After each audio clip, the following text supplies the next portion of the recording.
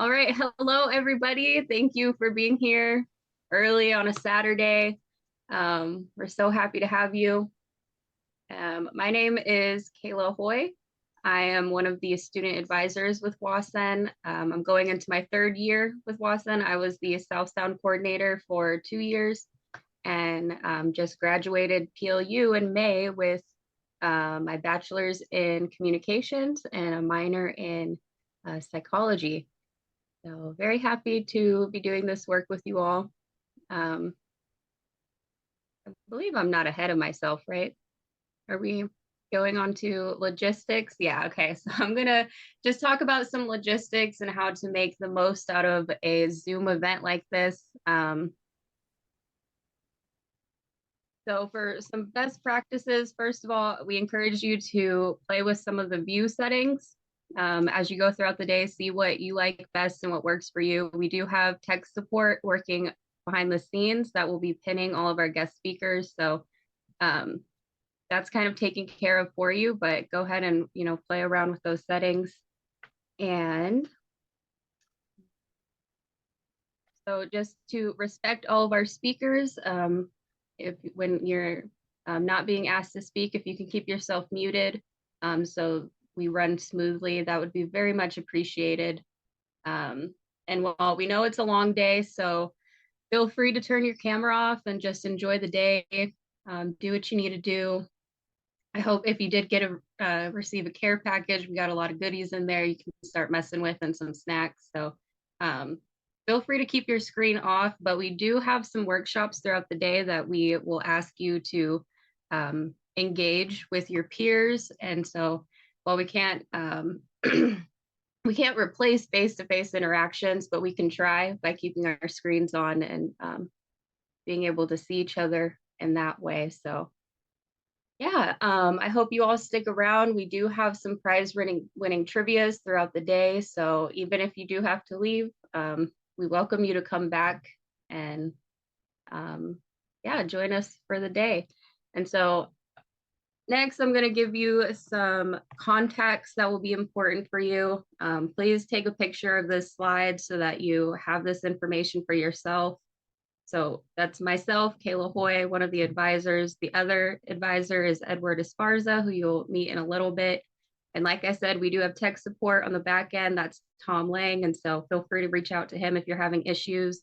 And Susie Scott is who sent out care packages and DoorDash codes. So I know that in our coffee chat breakout room, we've already found some people that can't find their codes. And we just refer you over to Susie and she's going to help you out with that stuff. So I'll linger a little bit, make sure you all have time to take your pictures and have that information.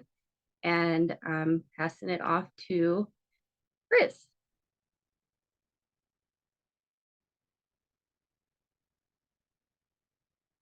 Thank you. Let's see, where are we? Are we good? Tech support. Welcome introductions. I think it's welcome introductions. And that's Edward. Okay. Welcome, everyone. My name is Dr. Edward Esparza, he, him. And I want to just say thank you all for participating this morning. I know it's early to get up on a Saturday. And we're very, very happy that you're here. I have the pleasure of working with my colleague, Kayla Hoy, who is one of our student advisors here along with myself.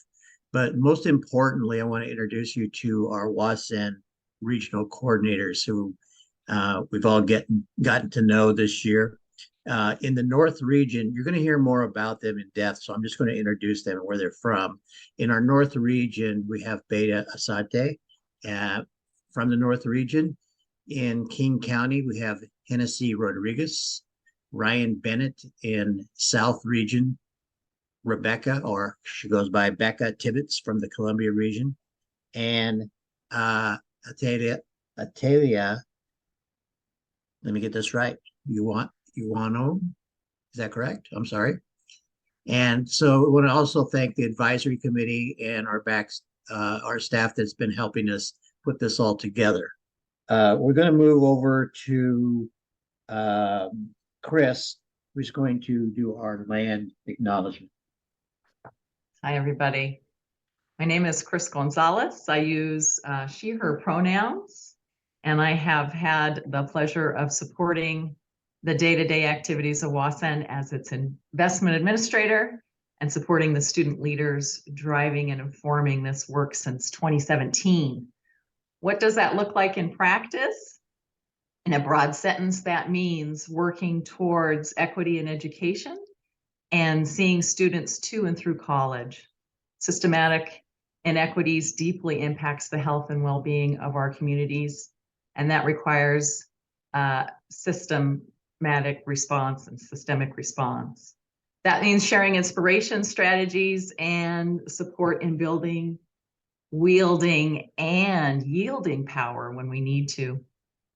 Know that U.S. students vote the state legislators in to represent you in policy decisions that affect you and your community. And all the work we talk about today, please focus on relationships. This work is not transactional. Your education and what every campus in this network hopes you achieve after 2 or 4 years is the richness of the experience. That's not transactional. Your journey, your story has meaning. I hope one of your takeaways today is how much of you is woven into the fabric of this work. We are all a collection of individual pieces building a mosaic of different shapes, sizes, and colors and experiences. Let's spend the next 5 hours celebrating that and celebrating you. With that, I'm honored to lead the first audience participation exercise for today in the land acknowledgement. The land acknowledgements are good, provided there's more work behind them. It is a step toward, it is a step toward removing colonized structures and a way to acknowledge structural racism in this country and being good stewards of the spaces we inhabit. But that's just one piece. Land acknowledgements are also about doing the research, recognizing the history and the people past and present. It's also about not just depending on Indigenous peoples to do the work, but have allies and accomplices holding the establishment accountable.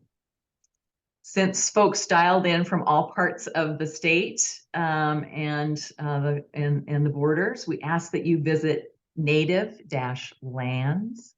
Excuse me, is it native-land.ca or native-now I don't know if it's plural or singular .ca. And enter the address on the left nav when you get to that page where you live, work, school, or share in the chat the Indigenous land you inhabit. As those come across the chat, I will share that I am coming to you on the Indigenous lands of the first people of Seattle, the Duwamish people, past and present, and honor with gratitude the land itself and the Duwamish tribe. In recognizing the learning piece of this gesture, I offer several resource links in this slide, which I will also drop in the chat for you to refer back to at your leisure. Links include acknowledgement that of the 34 tribes in our state, 5 are still not federally recognized.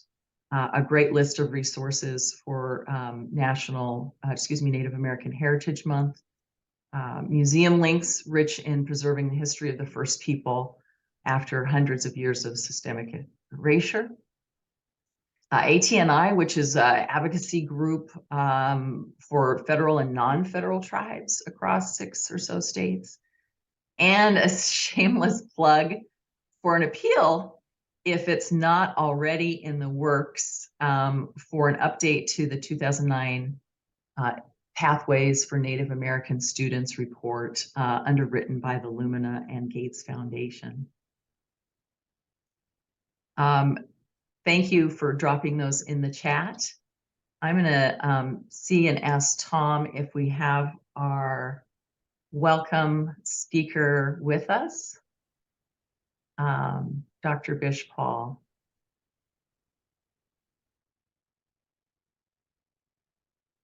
Hello, Bish.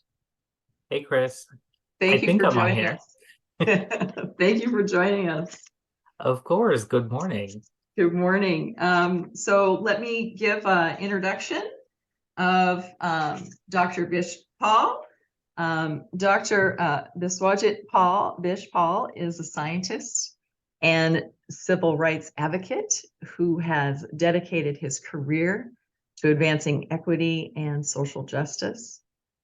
He currently serves as the policy lead for Washington State Bill and Melinda Gates Foundation initiative, where he invests in quality early learning, K through 12, and post-secondary programs and policies in both district and public charter schools. Bish's passion for equity and social justice is rooted in his intersectional lived experiences as a queer person of color, first-generation student from low-income immigrant household. Throughout his career, he has straddled legislative advocacy, policymaking, research, analytics, education reform, and community activism, all in service of rewriting inequitable laws. Previously, he founded and led the statewide Washington STEM Advocacy Coalition, catalyzed cross-industry collaboration with, as a global head of DEI at SNAP Inc., served in the California State Legislature, and managed 50 state tech policy for trade association. Bish has a bachelor's and doctoral degrees in cell molecular biology from the University of Washington. Go Huskies. In his dissertation, Bish successfully demonstrated that genome editing can be used to engineer T cells in the immune system so that they become resistant to HIV entry. A fun fact about Bish: for self-care, he likes to garden and to explore the Pacific Northwest outdoors with his husband Theo and their pit bull Vay. Bish, welcome. Thank you. Thanks, Chris. Absolutely. And it's always awkward to hear the introduction. So I feel humbled and honored to be here. And I'm also joining you from the ancient lands of the Nuamish. I'm located in Seattle right now. Bish Paul, he, him pronouns. Thank you, Bish. So Bish, I'd love to help folks get to know you and the work of the foundation a little bit better. So the Q&A sounds like a good way to go about doing that. And I want to start with a first question, which is really at the root, brings us to the power of personal journey and stories. Mm-hmm. Let's take a couple minutes for you, if we can, to please share, to the degree you're comfortable, your journey to and through education and where you are today. Sure. Thank you for the opportunity, and welcome students and welcome youth who are here joining us on this, at least on this side of the mountains, rainy Saturday. And also happy Diwali to folks who celebrate today.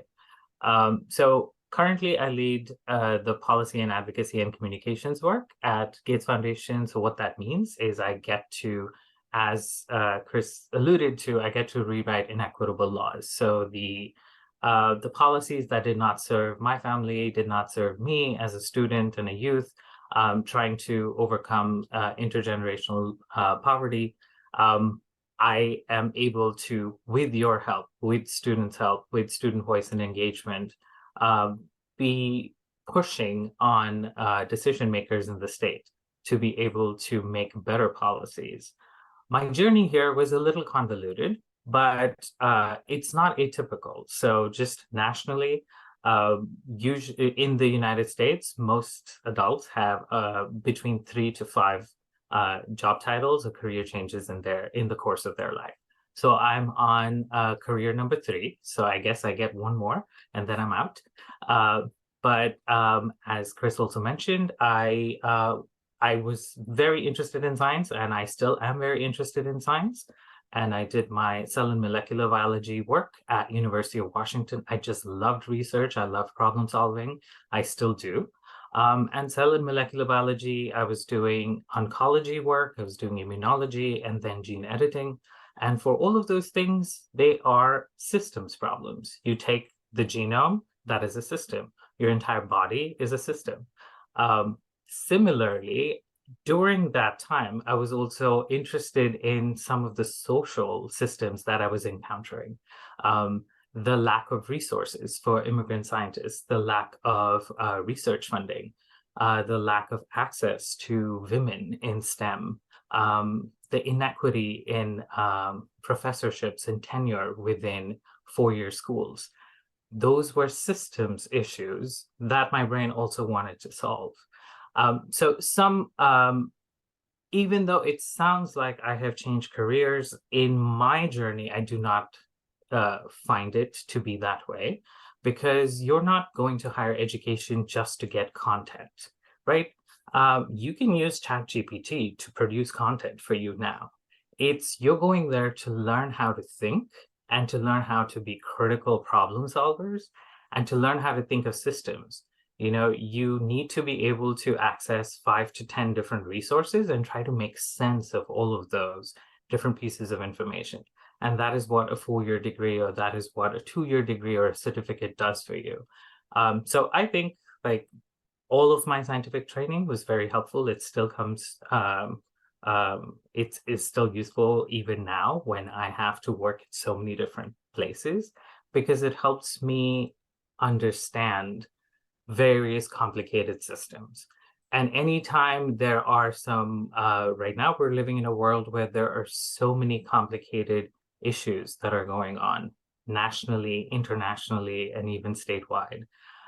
Every time I feel like, how will we ever move forward across this? I'm able to think about scientific advances and how even 10 years ago, we had no such thing as an mRNA vaccine. And I worked on mRNA in my dissertation in 2016. And just 4 years later, the entire world changed, and we were able to get 2 billion people vaccinated with a technology that did not exist, because people were thinking in a systems way. So even with social systems, yes, sometimes it feels like it could be overwhelming, but it gives me the confidence and the optimism that we will find ways we're really great humans. When we come together, we can find systemic solutions. Thank you. I understand the Foundation's Washington State team, walking alongside the leadership of Angela Jones, has made a significant commitment to the audience before you today, and the aspiring students that will follow. Can you share with us at a high level the Foundation's priorities and commitment to the state's educational attainment goals? What does that mean in student speak? Sure, of course. We are trying to focus on helping students go from high school to post-secondary, whatever post-secondary pathway you choose to go. I know that there is some talk about post-secondary is not for everyone, and I believe in that. Maybe it is not for everyone, but we do believe that you need to get that choice. So if you choose not to go, that's up to you. But we need to create all of the pathways possible, really well-lit pathways that can help you go to and through, and also completion. So the ways that we're focusing on that is, how can we get you dual credit access while you're still in high school, so that you can save some money in college, and you can also get a taste for, do I like this class? Do I not like this class? Right? And I had to do a lot of that after I went into 4-year. And imagine if you could do that just in high school itself. You can try out a couple of things and then see what really excites you. So dual credit is one.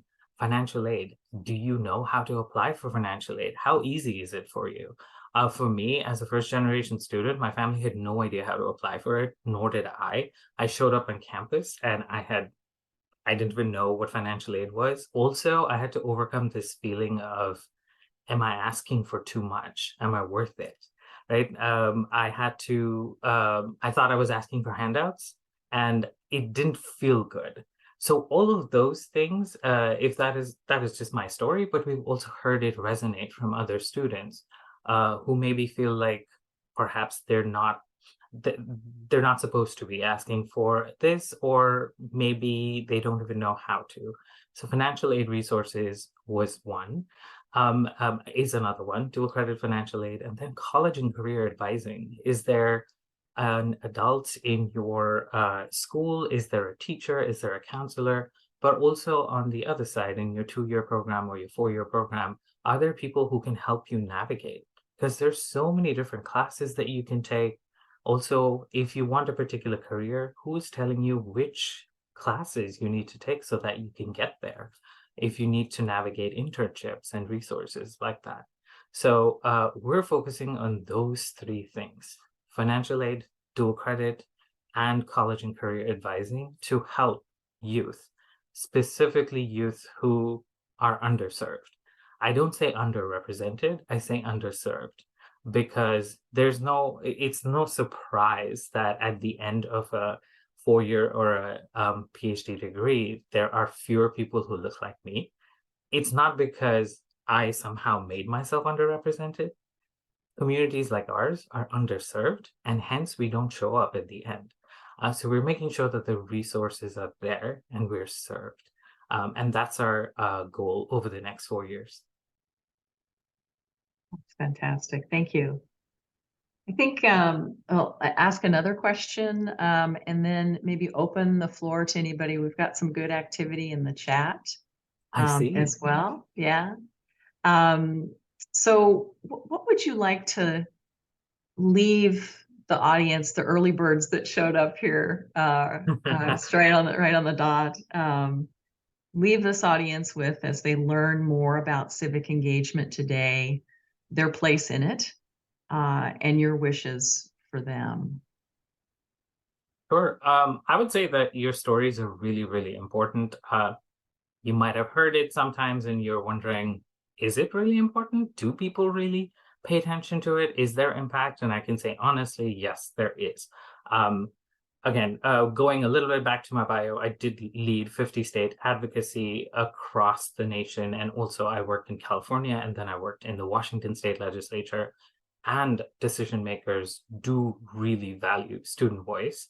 The cool thing is with WA-SEN, you get to experiment, right? They're providing the safe space for you. And this is where you can find your voice and then try to see if using your voice is something that is empowering to you. It might be. For me, it was very empowering. When I first started college, I was very self-conscious about my accent as an immigrant. I was very self-conscious about being queer. And that confidence came through student advocacy and community leadership. And that is why I feel so strongly and I'm inspired that there's so many of you who are participating in this program right now. But honestly, legislators do lean in when they hear from students directly. And WA-SEN is a really great place for you to experiment to see it's a safe space. And that is on the statewide level. But once you build your chops there, you might then realize that there is an issue that is closer to your heart, that is closer to your community. And maybe you can go to your city and you can advocate for resources there because a member in your community or some folks and your faith-based place of worship, they need resources. So you will learn how to do that for your community. And that happened for me too. I was able to, in graduate school, advocate the leadership to be able to create a scholarship for women and immigrants who are non-US citizens who could get STEM research funding because there was no government funding for us. So that was a skill that I learned from student advocacy, and then I was able to implement it within my particular community. But also smaller, just you can learn how to advocate for yourself and also for your family, maybe. So a couple of years ago, my mom, who's an immigrant, limited English language, I helped her advocate for herself when she had a nervous breakdown and her doctors were not treating her in the way that was needed. So I needed to learn the medical system And again, the resources from student advocacy and student training helped me advocate for my mother and actually saved her life because I knew how to do this work. But also now I can advocate for myself. You will need these resources too, because you're going to go into a job, you're going to go into a career. There's going to be some time when some supervisors like, well, I'm not sure if you deserve a raise yet. And that is when you will look back on your training here and figure out how to advocate for yourself so that you can get the wages that you deserve, so that you can support your family, so you can follow your dreams. So there's lots of spaces where this training will help you. Right now, you're helping us advocate to the state level, but it can come back to community, it can come back to family, and then lastly, even to you, individual advocacy. Fantastic. We do have a couple questions, so I'm going to squeeze some in, Bish. Sure. From Miguel Blancas. Hi, Miguel. He's a student, Yakima student, transferred to Gonzaga University. He's a lovely friend of ours. He says, how do you find the courage to continue when you struggle to find safe space to grow? That is a very, that can be a tough spot to be in. I found some of my community online initially because, especially if you live in different parts of the state, that you may not find people who are your tribe. So as LGBTQ folks, we often use the term chosen family. So you do have to find your chosen family. It could just be some folks who you meet on online somewhere. Maybe you don't meet them here. The other space that I found was also trying to apply to and go to student conferences. But WA-SEN could be one of those spaces, right? Where you bring people together and you find that like-minded person. And you only need maybe one or two of them initially, right? It doesn't have to be an entire tribe, but there is strength in numbers. So for me, I did have to intentionally find those communities. Another life hack that I use was I would go and volunteer in spaces that I was very passionate about, because you're more likely to find people who think like you and who are also more wanting to invest in the community. And that really helped me find spaces. That's great. We've got quite a few questions. We're not going to be able to get to them, but we're going to grab them and circle back with you on these, Bish. But Sure. Katrina asked from Grace Harbor College, what types of change can we even ask for? That's a very big question. I would say some of that would show up in conversations that you're having in your community. Also, you should ask yourself, what change are you passionate about? If there is food insecurity on your campus, like, is that what you want to address? If there is LGBTQ advocacy, is that what you want to be doing? If there's lack of resources for Native students, is that what you want to go for? And as far as I know, like, usually whenever I find a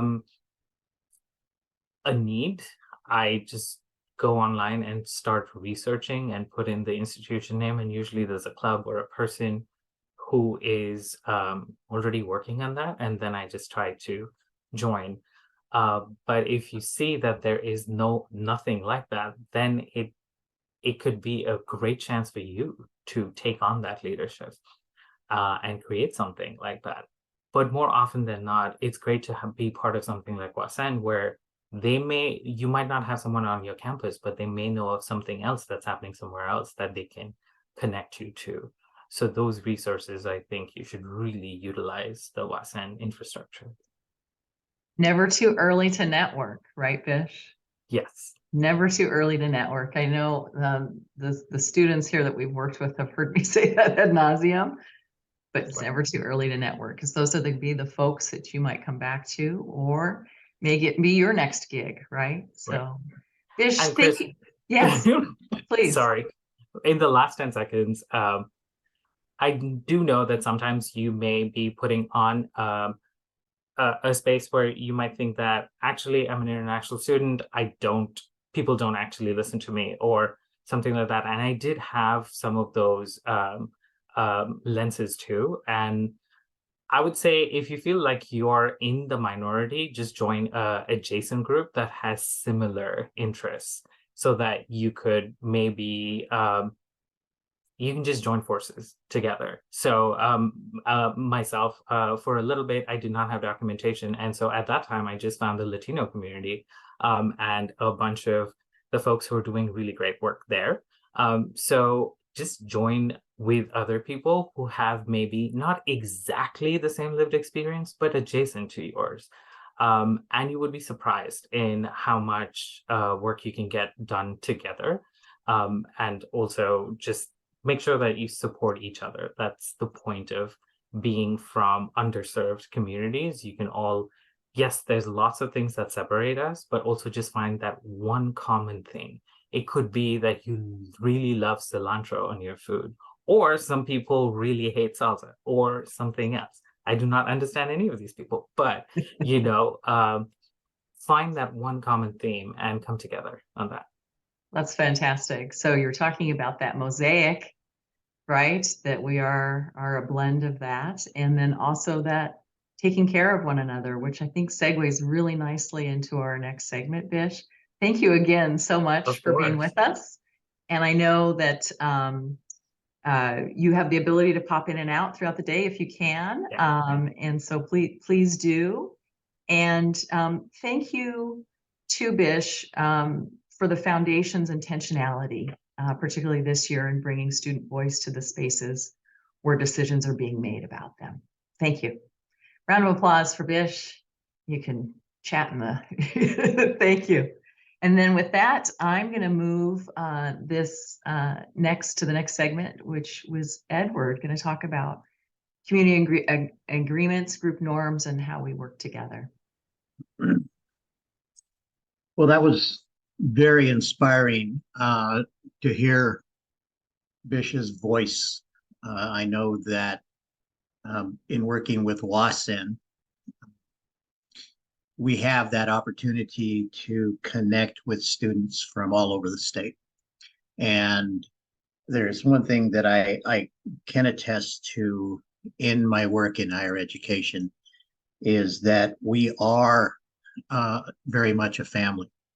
And I want to recognize our coordinators, our regional coordinators, who are the individuals that have your back, who are willing to support you as you move forward in your educational journey.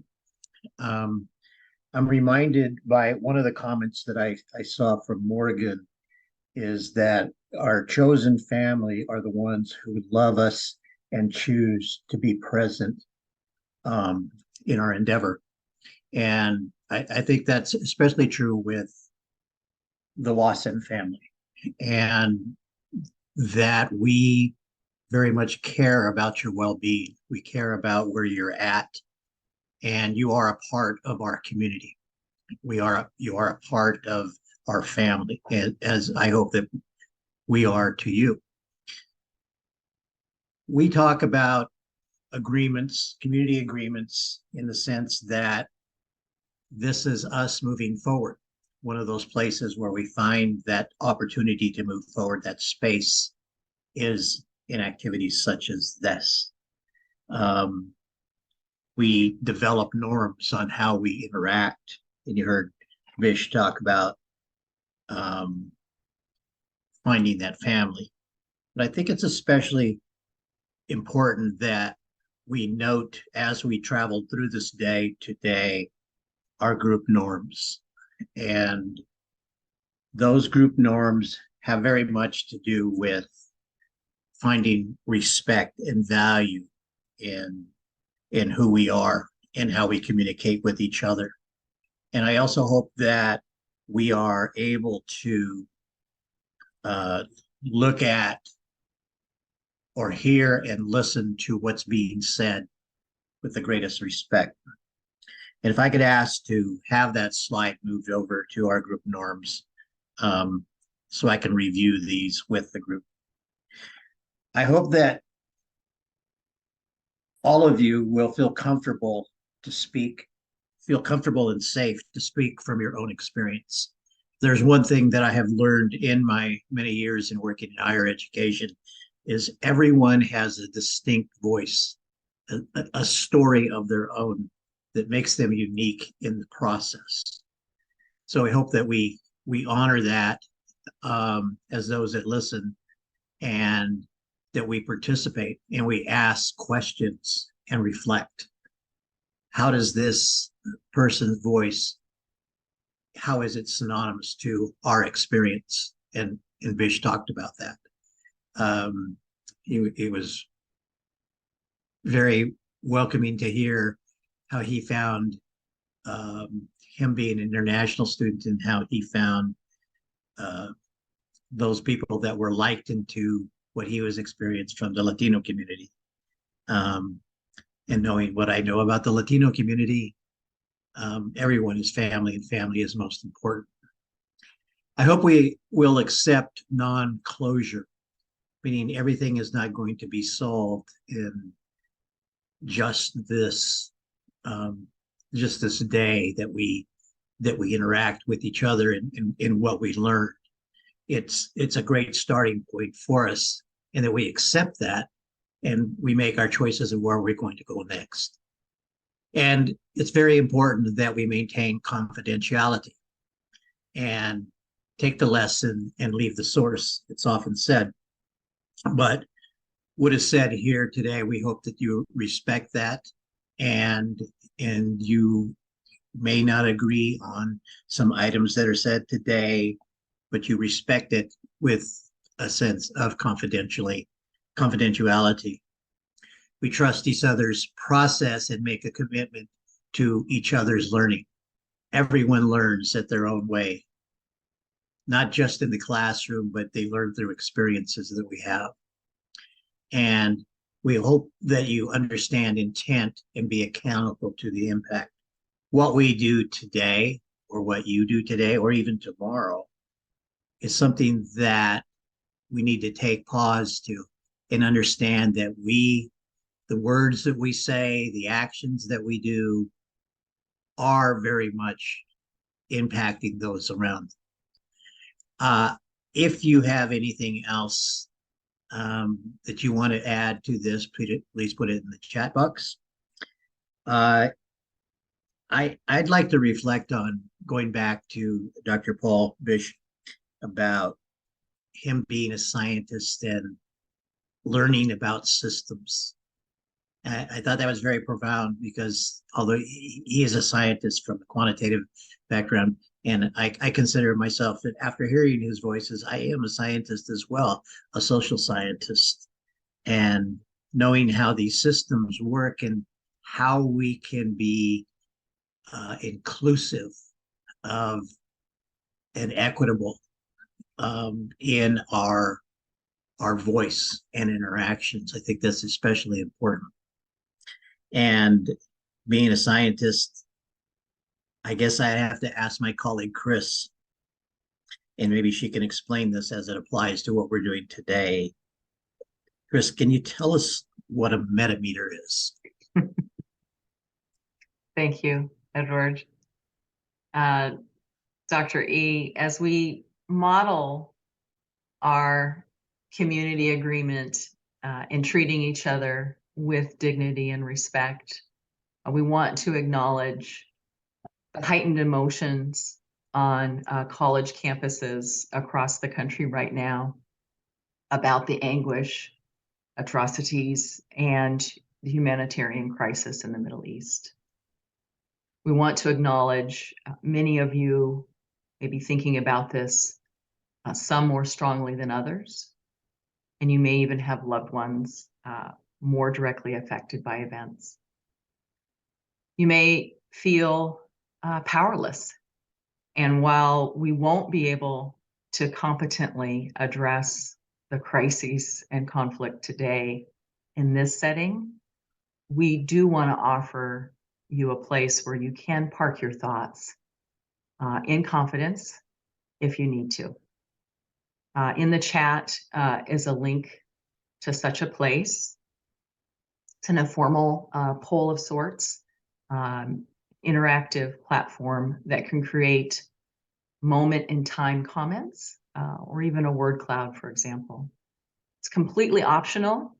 Most of all, during this time, please take care of yourself so you can take care of others if you are called to do so. Thank you, Tom, for putting that in the chat. With that, we'll ground ourselves in the space of learning kind of the nuts and bolts and a good 101 about WA-SEN. And I'm going to refer to my colleague Hennessy to present an overview. Hennessy, thank you, my friend. Thank you so much. Hi, everyone. My name is Hennessy Rodriguez. I am the King Regional Coordinator. I am currently a senior in Community Environmental Planning at the University of Washington, and I am originally from Sunnyside, Washington. Thank you all for joining us on this rainy fall Saturday. All right. So what is WA-SEN? For those of you who don't know, WA-SEN is an advocacy-focused nonprofit bridging the gap between college students and policymakers. Our mission statement is to increase educational attainment and advance equity by creating an inclusive, unified student voice across all sectors to engage and educate policymakers about the importance of supporting higher education for all Washingtonians. WA-SEN was founded and funded by the Bill and Melinda Gates Foundation. We are the student arm of the College of Promise Coalition and set our yearly priorities. Our network consists of more than 50 campuses across Washington that advocate for the affordability and equitability of higher education in our state. We mobilize the student voice across 34 public 2-year community colleges, the 6 public 4-year baccalaureate institutions, and the 10 private not-for-profit college campuses around issues of education attainment and equity. The primary function of WA-SEN is to frequently engage students with policymakers at the district level and annually engage students during the legislative process. Our flavor of advocacy is through storytelling and educating.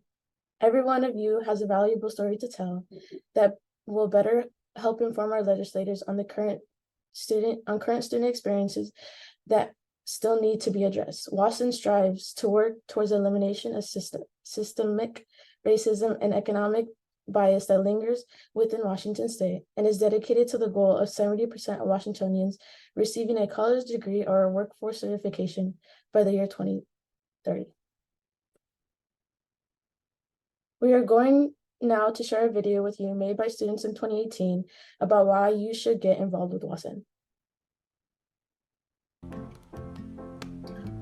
Higher education is a part of the American success story. For millions of students, our colleges and universities have served to equip students for healthy, productive lives. And then there's you. Walking this path to opportunity, you are a person with great potential to change the world. You just need direction on what you can do that's larger than a social media post. But even with people like you out there, the path to post-secondary education can be challenging. Participation and opportunities to earn a post-secondary degree disproportionately affects students who are of low income, first generation, non-traditional, and students of color. We all benefit when every aspiring student and future leader has a chance to pursue their dream.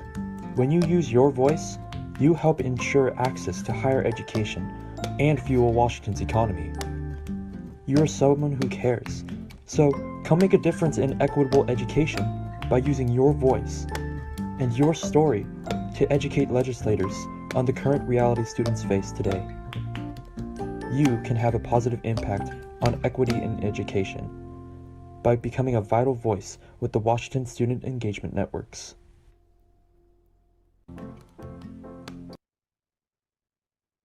So why be a part of WA-SEN?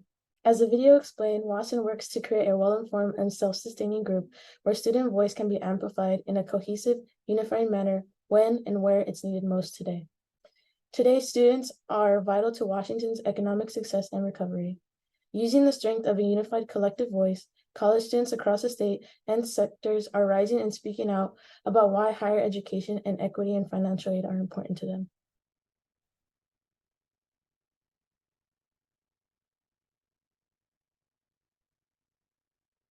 So, who are we advocating for? Well, we are advocating to create more equitable and increase access to higher education for all Washingtonians, with a specific address to the barriers for students of color, low-income students, and other historically marginalized students.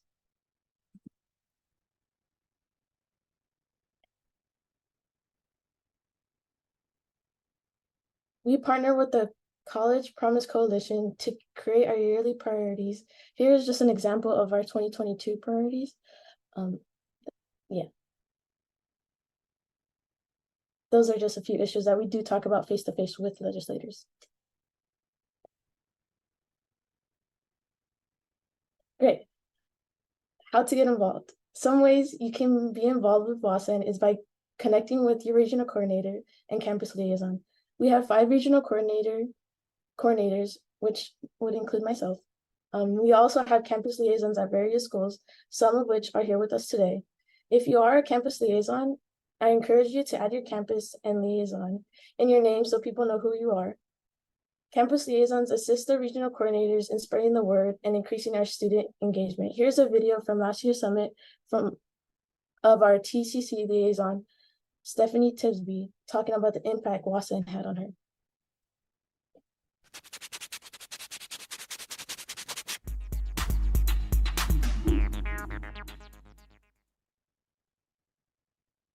I learned so much about legislation from WA-SEN, so I have to commend them, and it just built my leadership skills up, my confidence up.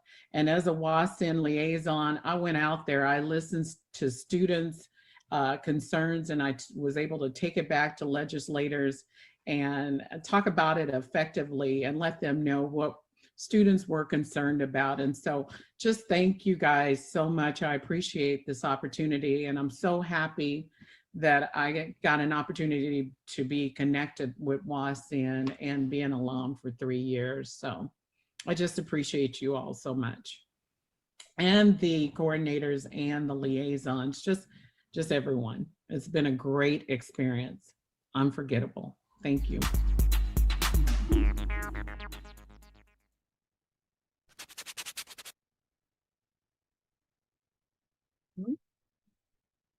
Some other ways you can get involved is to join us for our local and regional events, which include the Student Summit, where you are right now. And so basically you're halfway there. You can also join us for Olympia Days, which is in February, which we'll talk a little bit about more later, but includes in-person appointments with legislators from your district, where you and other Washington students will share your personal story and experiences getting to and through college. Another ways you can engage is by joining us in meetings and town halls with legislators throughout the year. Again, your voice is vital and your story is impactful. You should be a part of the decision-making process with policies that affect you directly or your peers who will come after you. We want to amplify your voice and give you the platform to express the needs you see throughout your campus. If you would like to learn more, visit our website at wasen.org and reach out to your regional coordinator after this event. Also, follow us on social media to stay up to date on all things WA-SEN, and please enjoy the rest of the summit. We have some exciting things lined up, like prize-winning trivia, which I will hand off to Chris to talk about something else, and then hand off to trivia. Excellent, Hennessy. Fantastic. So thank you so much for that. So here is an opportunity. I think we were supposed to hear some music, but maybe we'll hear a little later. Anytime we're gonna, oh, here it goes. Okay, here it goes. So anytime we're in a space where maybe there'll be some cha-ching, you'll hear that. So, and that'll be throughout the day, and then it increases exponentially. So I want to introduce the $15 questions. These are super easy. And all the folks that complete this poll, which will take about 1 to 2 minutes, and you don't have to do it now, but around lunchtime, we'll remind you as well. And also, as a reminder, if you haven't ordered your lunch already, you got your code, probably do so now. As part of our work of elevating student voice, here is your first opportunity to contribute to a statewide survey about attitudes around higher education, access, affordability, and attainment. I think we've dropped the link in the chat. Yes, we have. Again, anyone that fills this out, you will get a $15 gift card to apply to any place that you want of your choosing. And that will come to you after the summit. So please mark that, put it in your saved or whatever, so you can actually complete that later. Now, we're going to take a little break for 5 minutes so folks can complete the questions if they want to now, and be back here in 3 minutes, let's say 11, for trivia. Hello. My name is Ryan Bennett. I use they, them pronouns. I am the South Sound Regional Coordinator, so that's the general Tacoma area. I am a fourth year senior this year at the University of Puget Sound, and will be graduating in May with a degree in theater with a minor in politics and government. So if you all will check out the group chat that is just to the right here, I've just dropped a link to a word wall. So that is just going to be a quick quiz, kind of going over a bunch of the information that Hennessy so eloquently laid out for us this morning, just kind of about WA-SEN and what WA-SEN is. So yes, at the end of this, I will be sharing my screen so that we will have a leaderboard to see who completed the quiz the most quickly and the most accurately, and then we will have a winner selected.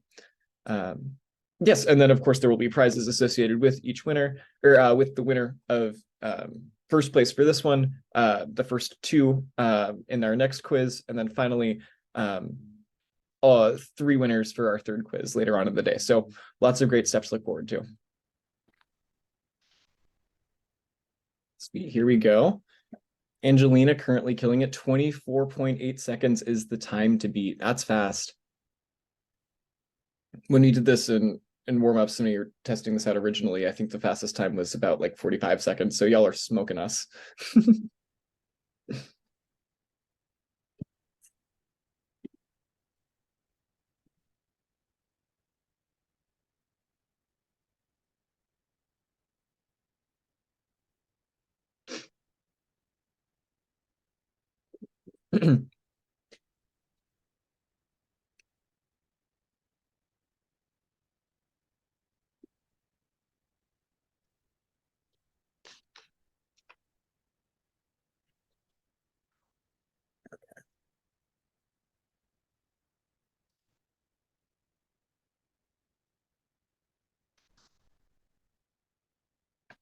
And then let's give that just, I don't know, like 30 more seconds to get in those final answers to complete that question finally.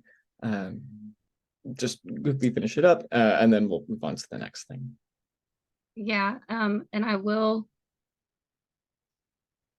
Yeah, so the link, it was the wrong link. The right link for the $15 survey will say 2023-15 Oh, in the link that we send. So sorry about that. The first link that went out, first couple ones just weren't the right one, but we do have that in the chat now. My bad. All my fault. I take full responsibility. You know, it's been a long week, long nights, early mornings. okay. One final refresh. Our big winner is Tammy with the come behind win. Oh, Oh, last second. Well done. 15.3 seconds. That's huge. Well done. Excellent. congratulations, Tammy. What does she win, Ryan? Hey, She's Phil. Oh, God bless America. Okay. Sweet. Sorry, I just had my computer froze for a little bit. She is our first place winner, so she, I believe, wins a care package, something along those lines. $50 gift card. That was it. That was it. $50. $50 gift card for the place of your choosing. Yay! And where, what college?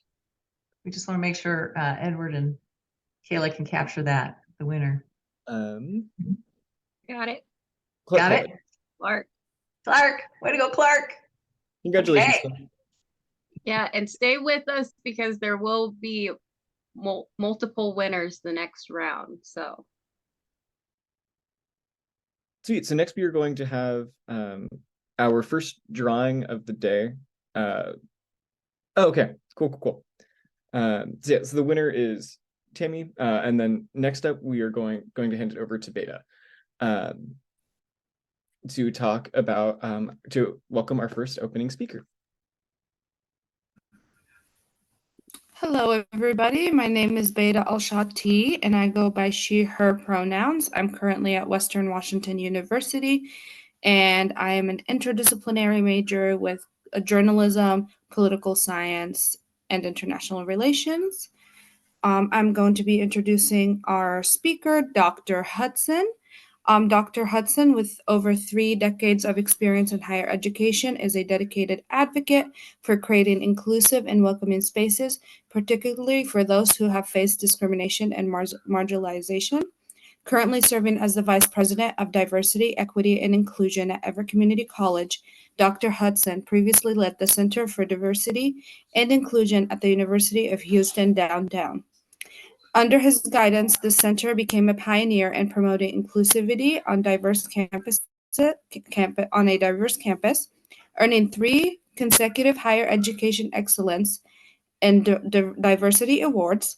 Dr. Hudson's academic journey and research focuses on LGBTQ and minority representation, emphasizing on the importance of anti-bias and inclusive education.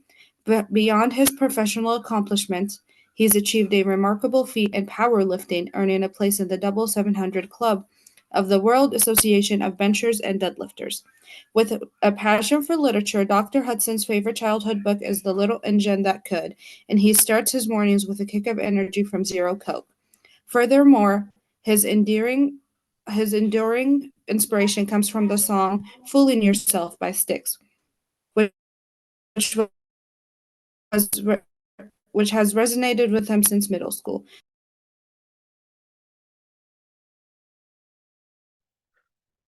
Thank you for that introduction. Good morning, everyone.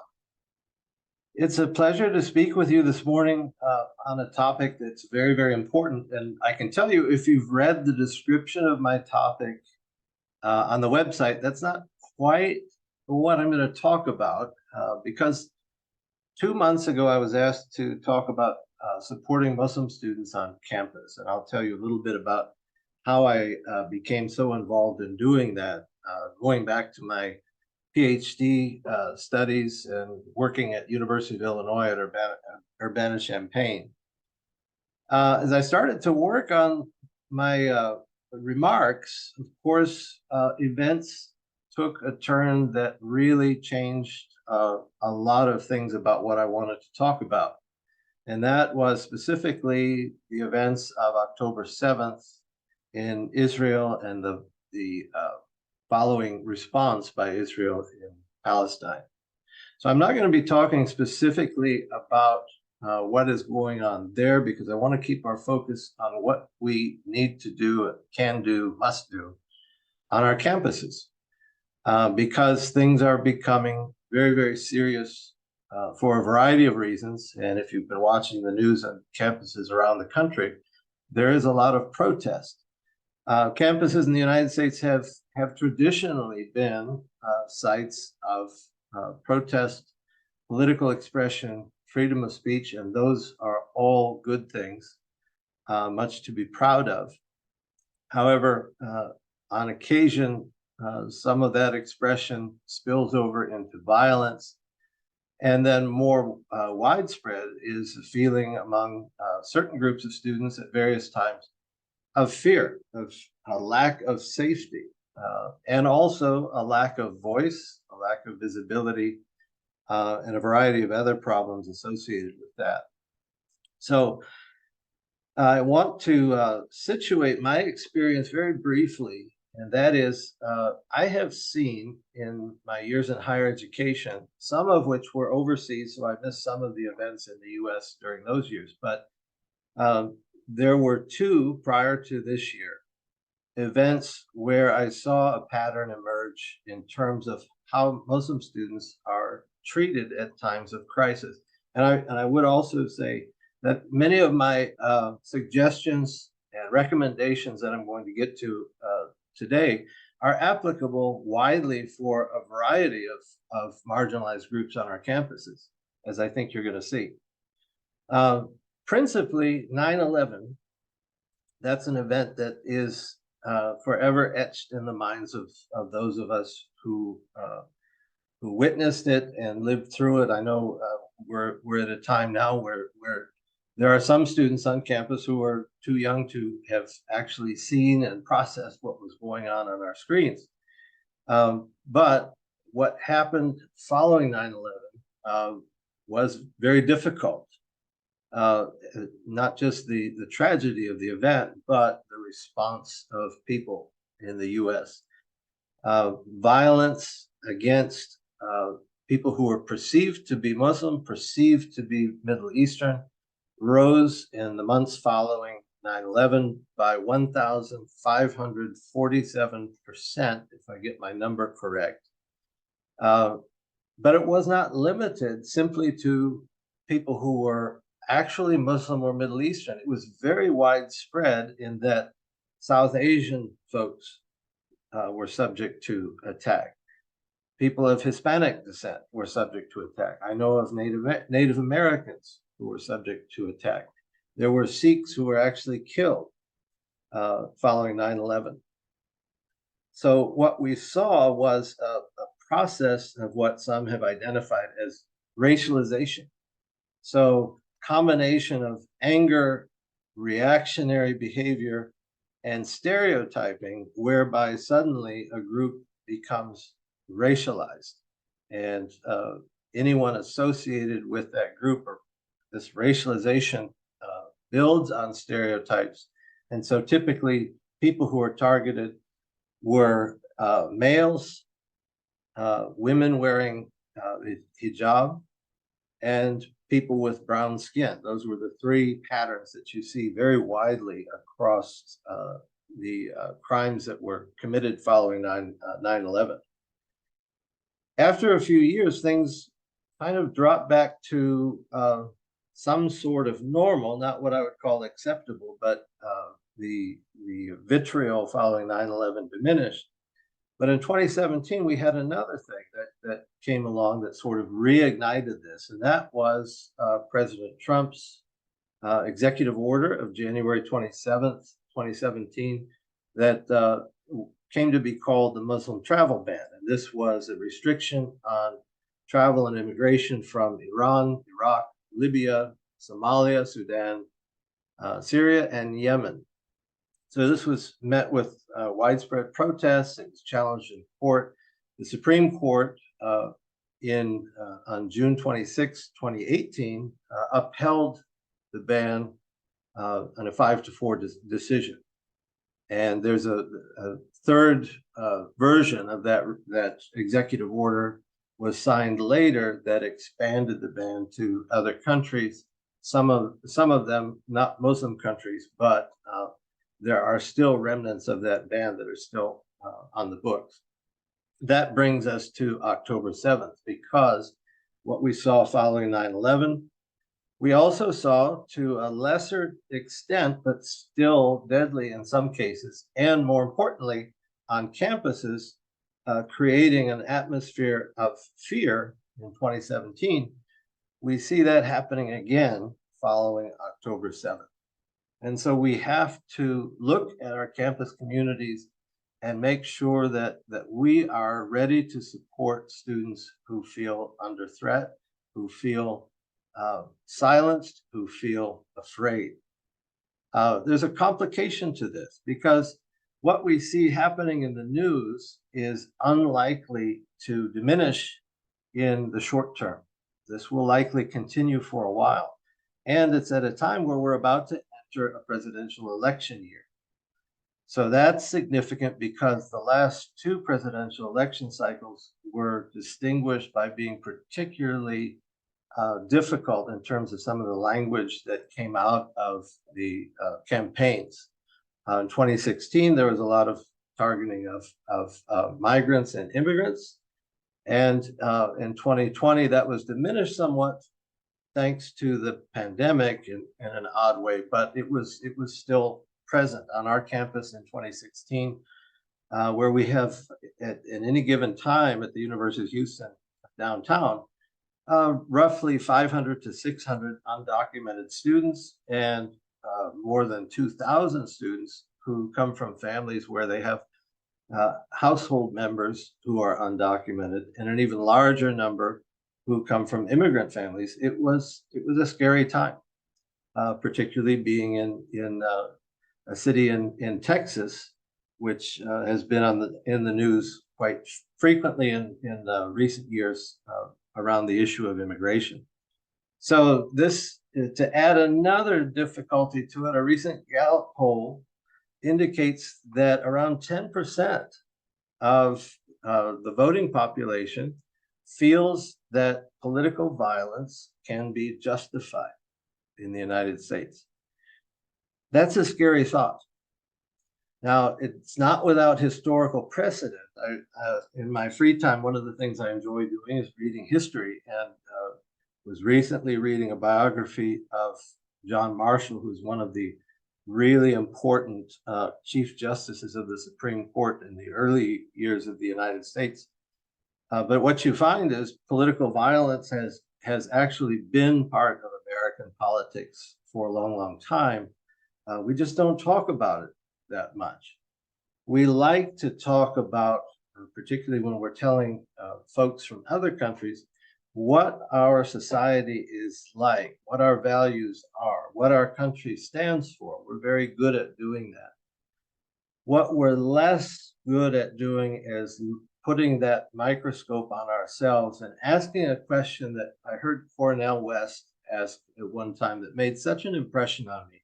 He asked, what kind of a society are we really? And he asked that question, and there was dead silence.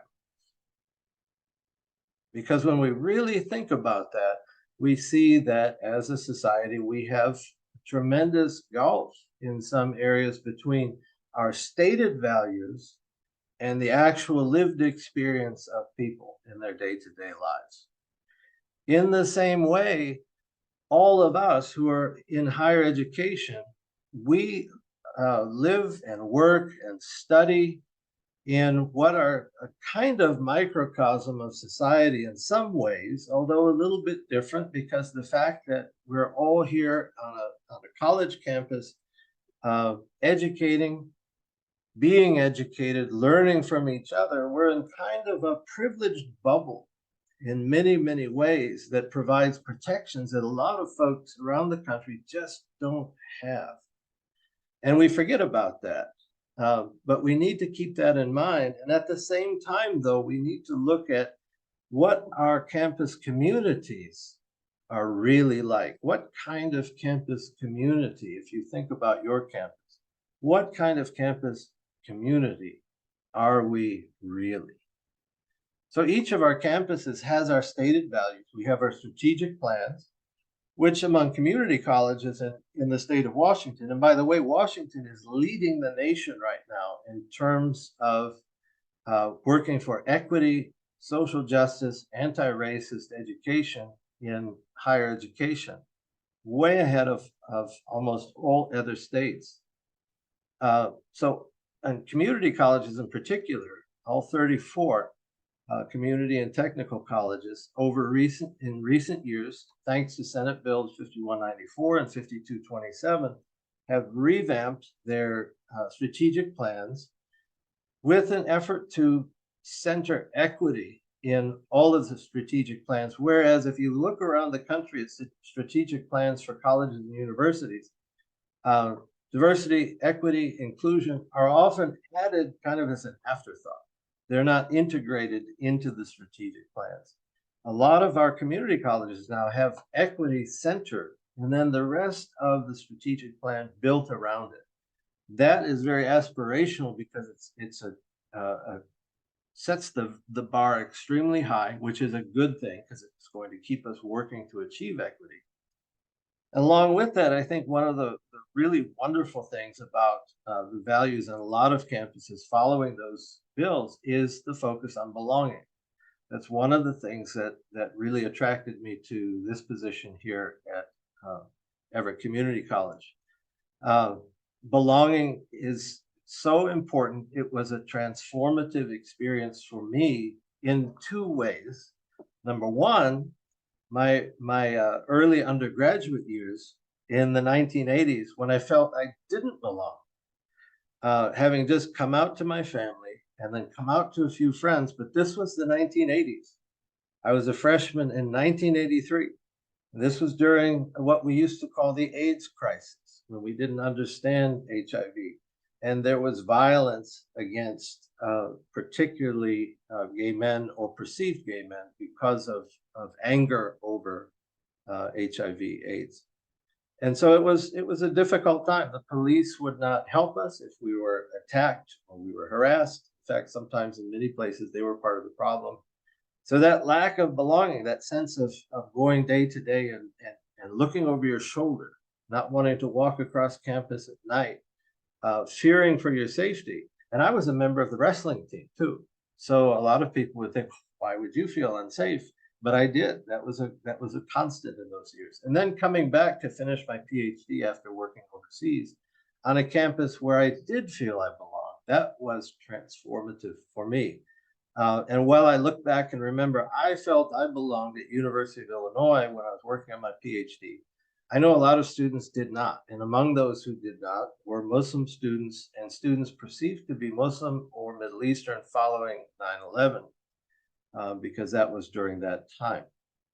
So when we look at our campuses, what do we need to do to be prepared, not just now, but going into this election cycle, when we can be pretty sure that there's going to be some unfortunate use of language and stereotypes in the media, and we want to be proactive and also supportive and responsive to help kind of alleviate as much of that burden as we can while keeping our campuses not just safe, but trying our best to make sure our campus community members can study, can work, can live in free from fear. There's a big difference between making a space safe and being free from fear. You can be in a safe space and still experience fear.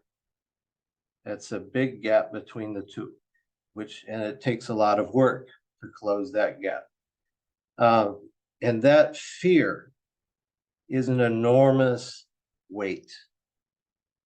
And I think many of you would agree with me that everyone on our campuses are entitled to be free from fear. And that too is aspirational. For us to actually achieve that in practice is difficult, but good things, positive things, worthwhile things are seldom easy. So this is something we really need to put our shoulders to and work together to achieve. So what are some of the things that we could do as we look at what's happening now and going into the presidential election year? And then, on my news feed this morning when I woke up, this article came up from the Washington Post that was published October 31st. The headline is "Colleges Braced for Anti-Semitism and Violence. It's Happening," with this subline that somebody says, "I had Jewish blood on my hands," a Tulane student said after aiding a classmate who was assaulted at a pro-Palestinian rally. So other than some of the possible problems with the way the title comes across, the article itself is actually quite good and identifies that it's not just anti-Semitism, but it's Islamophobia, it's anti-immigrant sentiment. It is that's particularly directed at people who are perceived to be from the Middle East, as well as violence between people of different opinions about what they see in the news. So violence simply has no place on our campuses.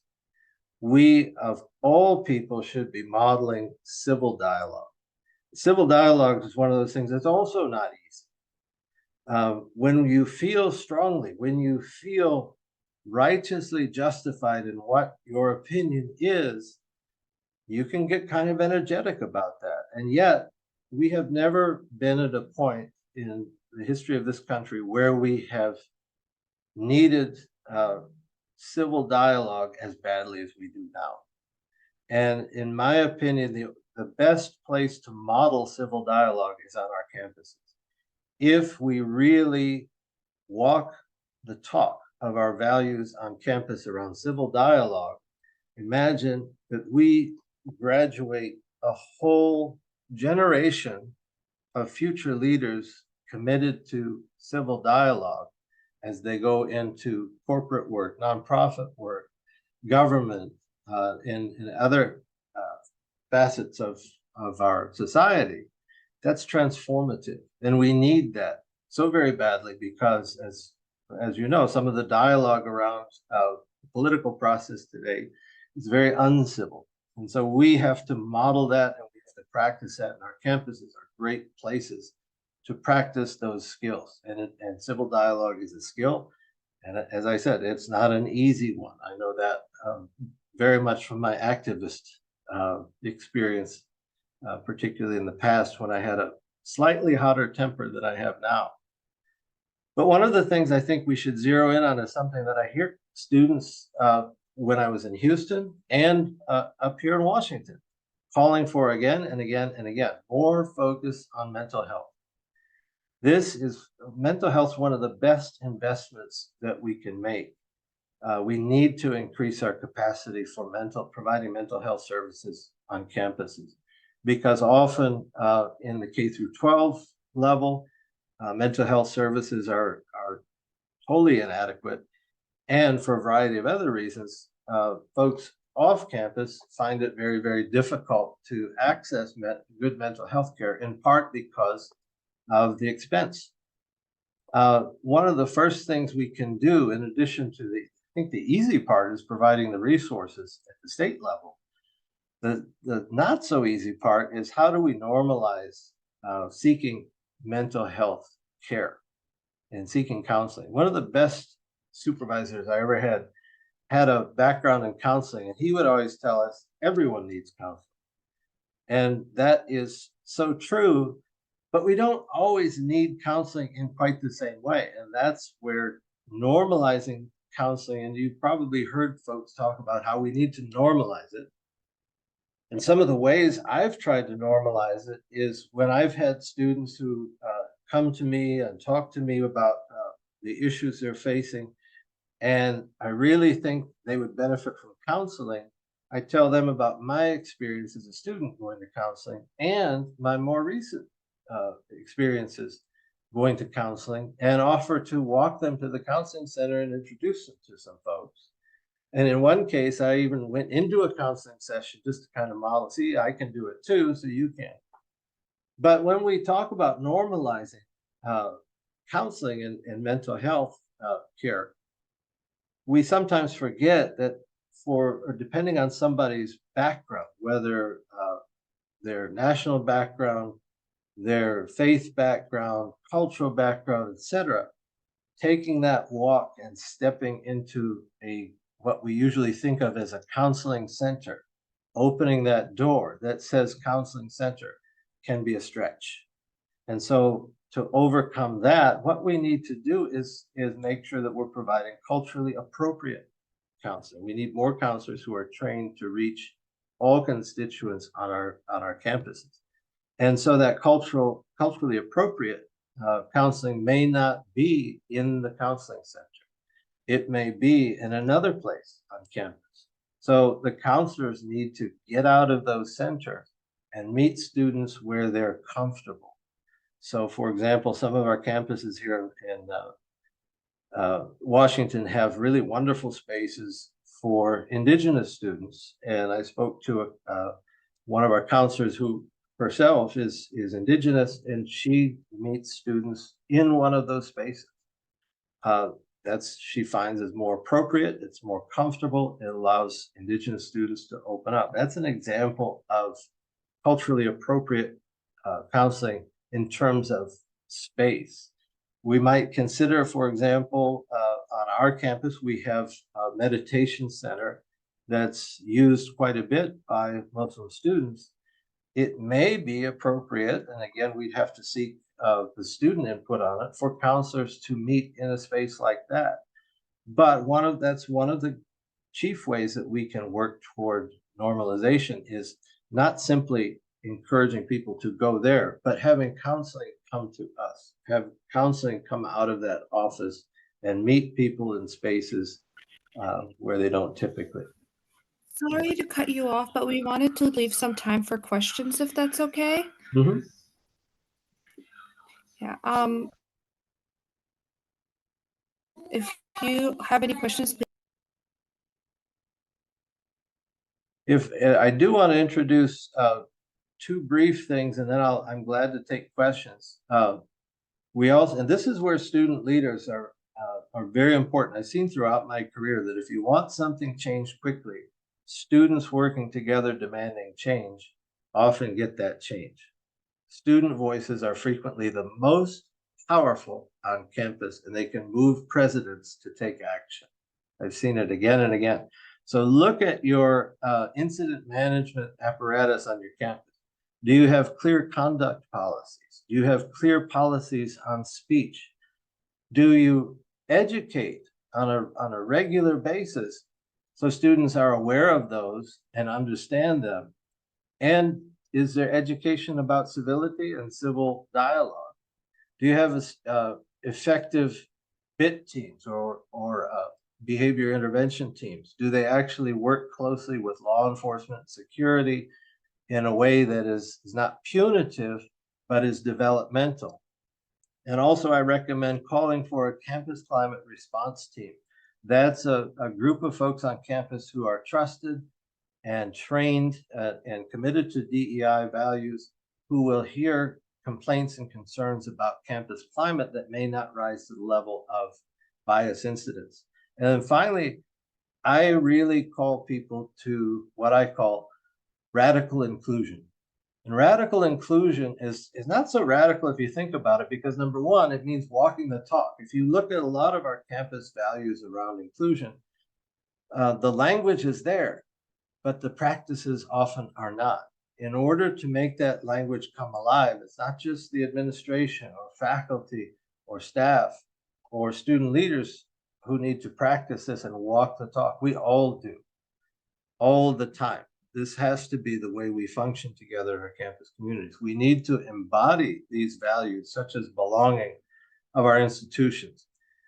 Also, we need to do the hard work of inclusion, and that means embracing and connecting with the most difficult folks that we sometimes run into, the folks that we really would rather not, engage and embrace, because we know it's going to be a challenge, and maybe there's some incivility there, but we respond with civility. We respond with compassion, and we always seek to make people feel that they belong, even when it's difficult for us, because that's going to move the needle on belonging for everyone.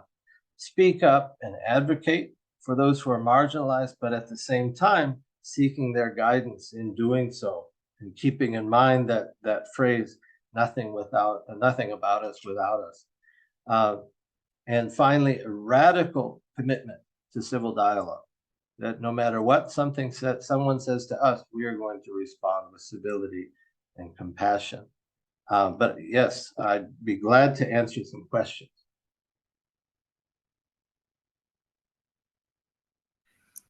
If you have any questions, please drop them in the chat.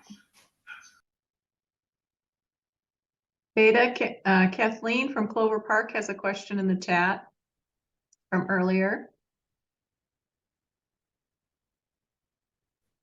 Sorry, I'm just trying to find it. Let me share it. What can we do to make our campus feel safe for everyone during the presidential election season for different cultures? That's a tall order, but it's doable. Number one, keep in mind the difference between making a space safe and then helping people get to a point where they are free from fear. There's always that gap.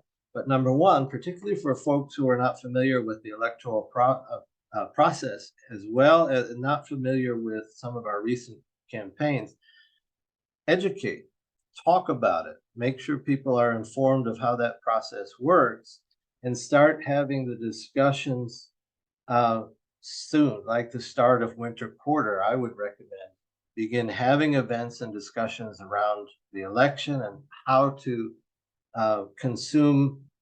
be a critical consumer of media, for one thing, but also how to be supportive when you hear or you see some material in the media that you know is going to be hurtful for others.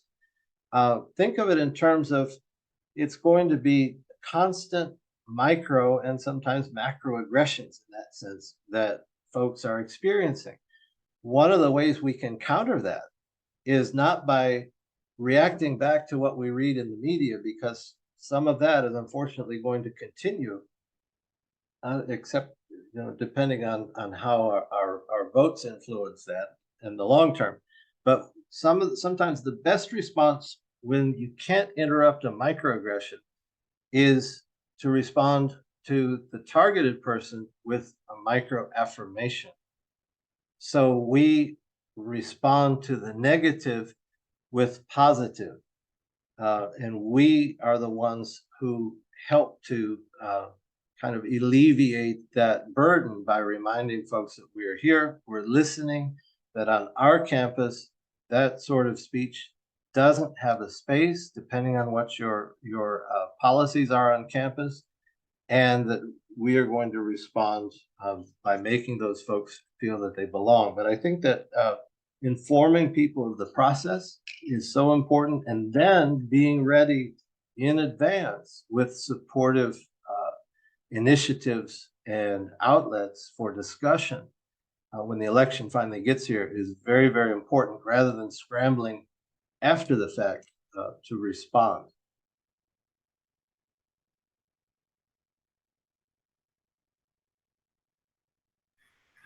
Alrighty, thank you so much. That was a great presentation. Thank you for joining us. Thank you very, very much. There's one question. How do we make people feel and heard and understood, even if it might make us feel uncomfortable at times?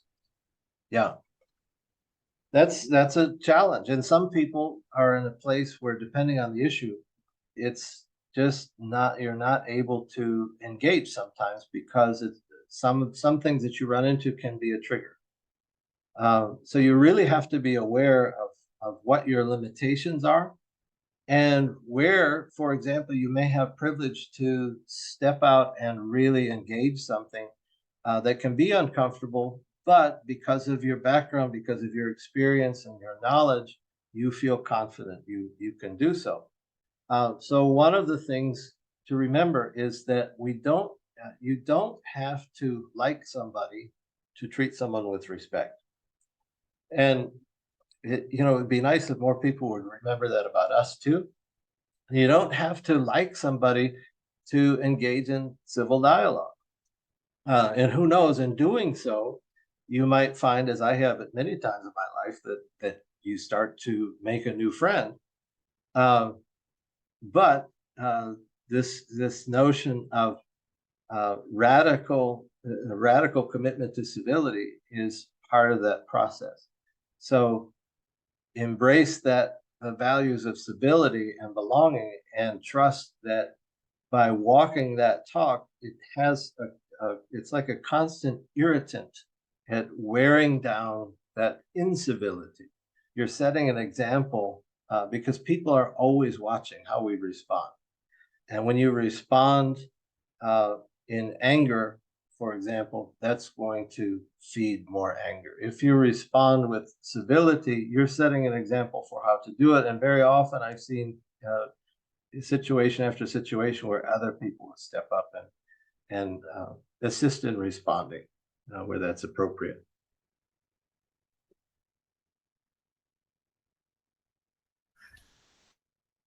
Thank you so much. All right, thank you for your time and your presentation. Everyone give a round of applause, please. Thank you. Thank you, everybody. Have a great weekend.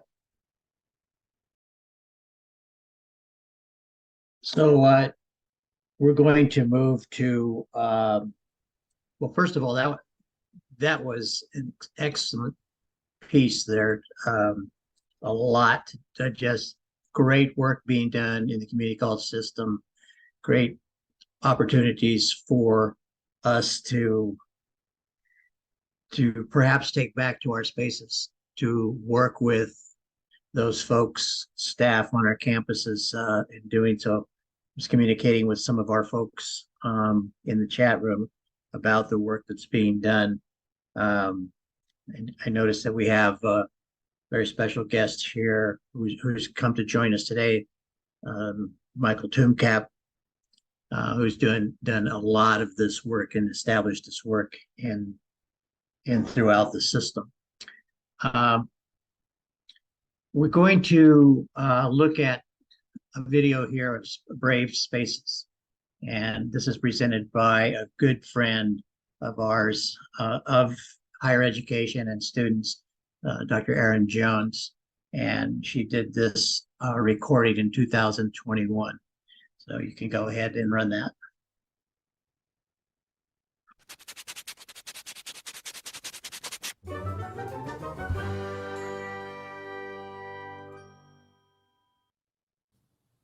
Brave spaces means creating the kind of environment wherever you are, where you can be your best and bravest self, where the people around you can be their best and bravest selves. And so the next time you go out to advocate, the next time you're with your team, I want you to ask one another, what do we need to be our best and bravest self? I'm going to start by offering what I commit to myself. In my brave space, I am number one, vulnerable. You know, there's nothing better than sharing stories with legislators and lawmakers and decision makers. They love a personal story. And so I share stories from my own life, stories of my own personal journey, stories of my children. Because I've done work in education for so long, I have a million stories of my own children, of students that I've taught.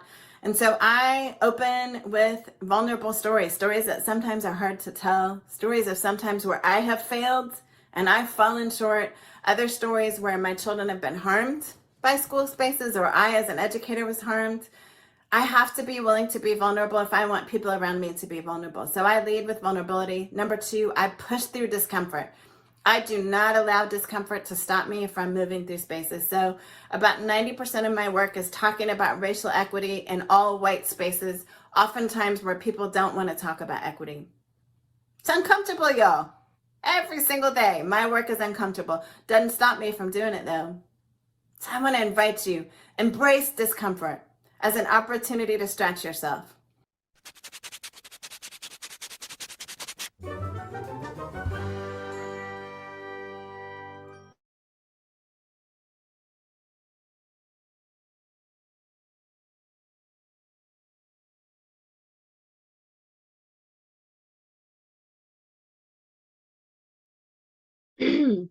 All right. Yeah, I hope everyone can take some time to reflect on what brave spaces mean to them and what they need to feel comfortable and be their best selves. And we can take that food for thought into lunch. We are going to have 2 different rooms that you can go into for lunch. So one will be just music with Becca. Not just music, it's an awesome playlist. If you feel like having something to jam out to. The other option is a relaxation room, which I will be in, playing some guided meditation. If you feel a little too amped up right now, come join me for that and practice some breathing techniques and all that good stuff. And yeah, I hope everyone's DoorDash codes have been working nicely. If you do have any questions, again, Susie, or you can reach out to any of our coordinators or myself, and we can help guide you in the right place. And yeah, another reminder for that summit, not the summit, the $15 survey. If you haven't completed it, I'm watching the entries and we're getting up there. So this is really good stuff, and I'll drop that in the chat again for you all.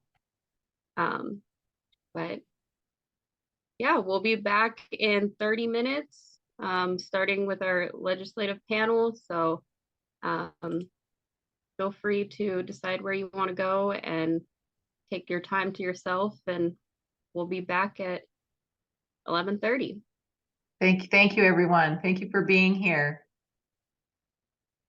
We have over 100 registrants for the summit, and so you all are our flowers. So thank you for being here. I think we've got some more people coming in the afternoon, and it's a great lineup for those elected officials. Yay, you. Okay, welcome back. Hope everyone had a good lunch, and as we progress through the day, our windy, rainy, blustery, crazy end of nice weather and lots of leaves on my yard. We're going to take a stab at looking at what we call future self. And the instructions for this are type future, which is area of study or profession in the chat room. So for instance, Richie is a future cybersecurity manager. Yay! Future astronauts? Do we have any future astronauts out there?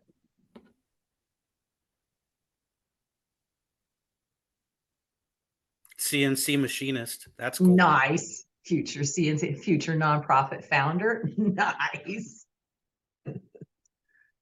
Law enforcement over. Great. Oh, there we go. Go, Tammy. That's awesome. Awesome. Should we let our guests in too? Oh, nice. Future civil engineer. Great lists.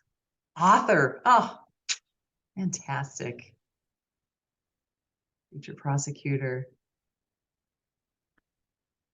Nice. Folks are taking over the planet. They are. And rightfully so. Future public speaker. Go, Shelley. Future lawyer. Future mayor. Go, Myra. Myra, good to see you. I'm loving this. Hey, don't forget to vote for me, guys. We will vote for you. My election's Tuesday, so make sure you call me, Chris. I put my signs are up already. I will be an elected official Tuesday. Get out!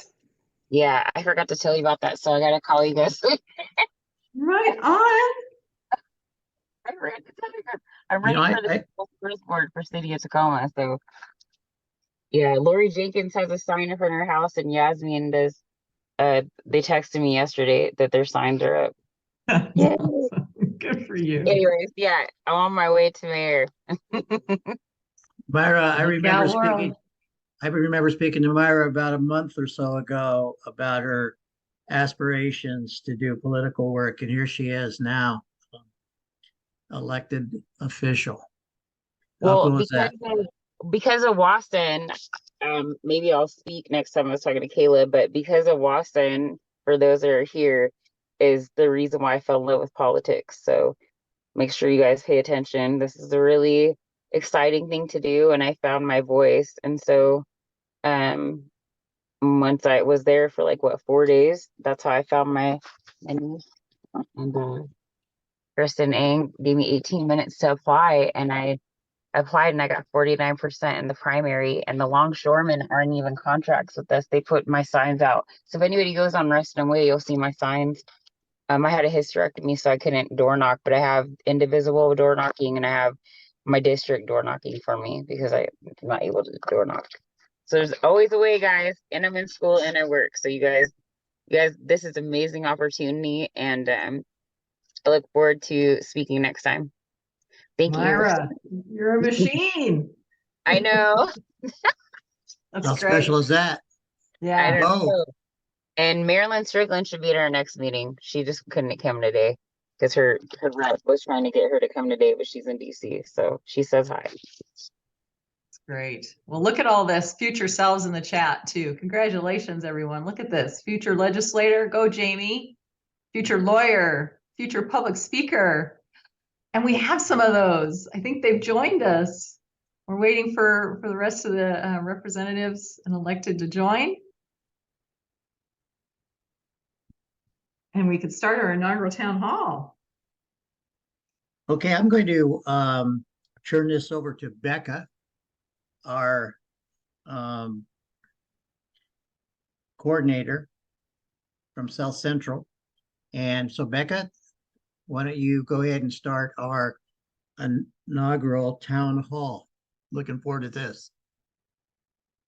Hi, everyone. Thank you for coming to the legislative panel of the virtual summit of 2023. My name is Rebecca Tibbetts. I use she, her pronouns. I am the Columbia Regional Coordinator, and I'm a graduate from the Walla Walla Community College. My degree is in the Bachelor of Applied Science in Business Management. I moved to Walla Walla in 2016 from Warren, Pennsylvania. We are excited to introduce our legislative panel and glad you have come to the summit. Since we have 4 panelists, I will introduce them in pairs as they will move to 2 different breakout rooms to answer questions we have prepared, shedding light on their perspectives of higher education and how it affects us students. Our first panelist comes from the House side of our legislature, Representative Julio Cortez from the 38th District. After graduating from Wapato High School, Cortez started his college journey at Walla Walla Community College before finishing his 4-year degree at Western Washington University. He now lives in Everett, Washington. His committee work with the legislators includes Vice Chair in Human Services, Youth and Early Learning, Innovation, Community and Economic Development, and Veterans Transportation. Welcome and thank you, Representative Cortez, for spending time with us today. Our second panelist represents the 34th District, Senator Joe Wen. Born and raised in the 34th Legislative District, he was elected to the state Senate in 2019. He has spent his tenure advocating for working families and community members who historically have been left out of the political process. His priorities mirror the committee he serves on. Senator Wen is the chair of the Environment, Energy, and Technology Committee. He also serves on the Ways and Means Committee, Human Service Committee, and is the Senate Democratic Assistant Floor Leader. Welcome and thank you, Senator Wen, for spending time with us today. Representative Cortez and Senator Wen will share a room to address our questions. Our second set of legislative panelists are Representative, I'm sorry if I say this incorrectly, Vandana Slatter from the 48th Legislative District. She is no stranger to public service, having served with the Bellevue City Council in 2016 and represented the council on the East Side Transportation Partnership. Her public service also includes advocacy for access to medicine, healthcare, and education. She currently serves on the UW Evans School Advisory Board. Prior to being elected to the Bellevue City Council in 2015, she worked for over 20 years as a clinical scientist. Representative Slatter chairs the House Post-Secondary Education and Workforce Committee and serves on the Environment and Energy and the Appropriations Committee. She is also co-chair of the Science, Technology, and Innovation Caucus and serves on the Future of Work Task Force, the Electric Airplane Working Group, and the Sustainable Aviation Biofuels Work Group. Thank you, Representative Slater, for being here with us today. Our next panelist is an old friend of WA-SEN, representing the 29th House Representative Alex Ibarra. Initially appointed to the Washington legislature, he was later elected in 2019 as the state representative for the 13th district. Representative Ibarra legislative priorities include protecting taxpayers, amplify funding schools, creating more family wage jobs, finding solutions to water issues, and supporting agriculture. He is a powerful advocate for economic growth and wants to see more doors of opportunity open to the residents of the communities he serves. Representative Ibarra is the ranking member of the House Post-Secondary Education Workforce Committee, assistant ranking on the Environment and Energy Committee, and a member of the Innovation, Community Economic Development, and Veterans Committee. Although deeply committed to civil debate and willing to work across the aisle, he remains true to his conservative roots. Welcome and thank you, Representative Ibarra, for spending time with us today. Representative Slater and Representative Ibarra will share another room to address our questions. WA-SEN is grateful to have our esteemed legislative panel. Welcome. I am going to pass this over to one of our facilitators, Ryan, our South Sound Regional Coordinator for WA-SEN, to ask the first question as a group. Thank you, Ryan.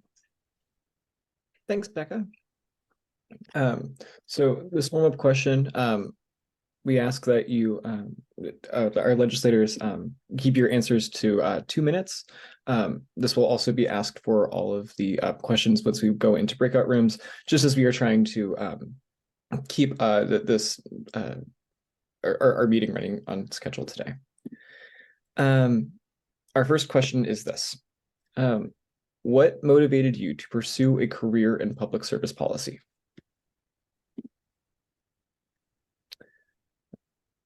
Let's start with Senator Wendt. Yeah. Oh, perfect. Thank you so much. Thank you so much for having me here today as well. I appreciate being included in these conversations. You know, like higher education and other things, oftentimes the communities that you want or need to be served don't reflect the leadership that is there. So oftentimes the systems of power tend to reflect the people who created them. So when you see a young person from an immigrant background in a low income community, oftentimes those folks are not included in the legislative process. So the main reason why I ran for office a few years ago was because I thought that we had communities being ignored. I thought that we had people who can do a good job that weren't necessarily there, and decided to throw my name in the hat. So, you know, I cared, I showed up, I wanted to be able to help folks that helped me growing up, and that's why I ran for office. Fantastic, thank you so much. Yeah, Representative Cortez. Great. Hey, well, thanks, first of all, to all of you for inviting me. I really appreciate the invite. For me, I think it was a combination of a few things, right? My parents and I, my sister immigrated from Mexico when I was about 5 years old. So being an immigrant and landing in Wapato, Washington, on the east side of the state, you know, we were farm workers, picking apples and pears and all that stuff, and then worked in the factories. So that experience kind of gave me a lot of insight onto what our populations still go through today. My whole entire career has been in public service. I spent about 10 years working with at-risk and homeless youth and families for an organization up here in Snohomish County. So that opened my eyes to a lot of the struggles and challenges that a lot of our families and youth were facing all over our state, really. And finally, you know, the last 6 years I've been working in the economic development realm for the city of Everett. So I've been doing a lot of work with small businesses, specifically BIPOC-owned businesses and the aerospace industry. And that kind of opened my eyes to another kind of struggles that we see in our business world. And so, you know, being in politics, to be 100% honest, has never really been in my plans. But, you know, I think, well-rounded. I thought I had ideas, a different perspective as a young Mexican immigrant to bring to the legislature. I'm very excited and proud to be working alongside my colleagues here to make sure that, you know, my community has a voice in the legislature, but also the youth that I saw on a daily basis that were experiencing some pretty traumatic experiences out in the streets. They have a voice, and our small business owners have a voice. So again, I felt well-rounded and excited to serve my community, and looking forward to continuing that work with my colleagues here. So thank you so much, Representative Cortez. Representative Slaughter. Thank you, Ryan. Thanks everyone for being here and for creating this amazing space. We really appreciate it. We need to hear from you and we need to understand what's happening around the state.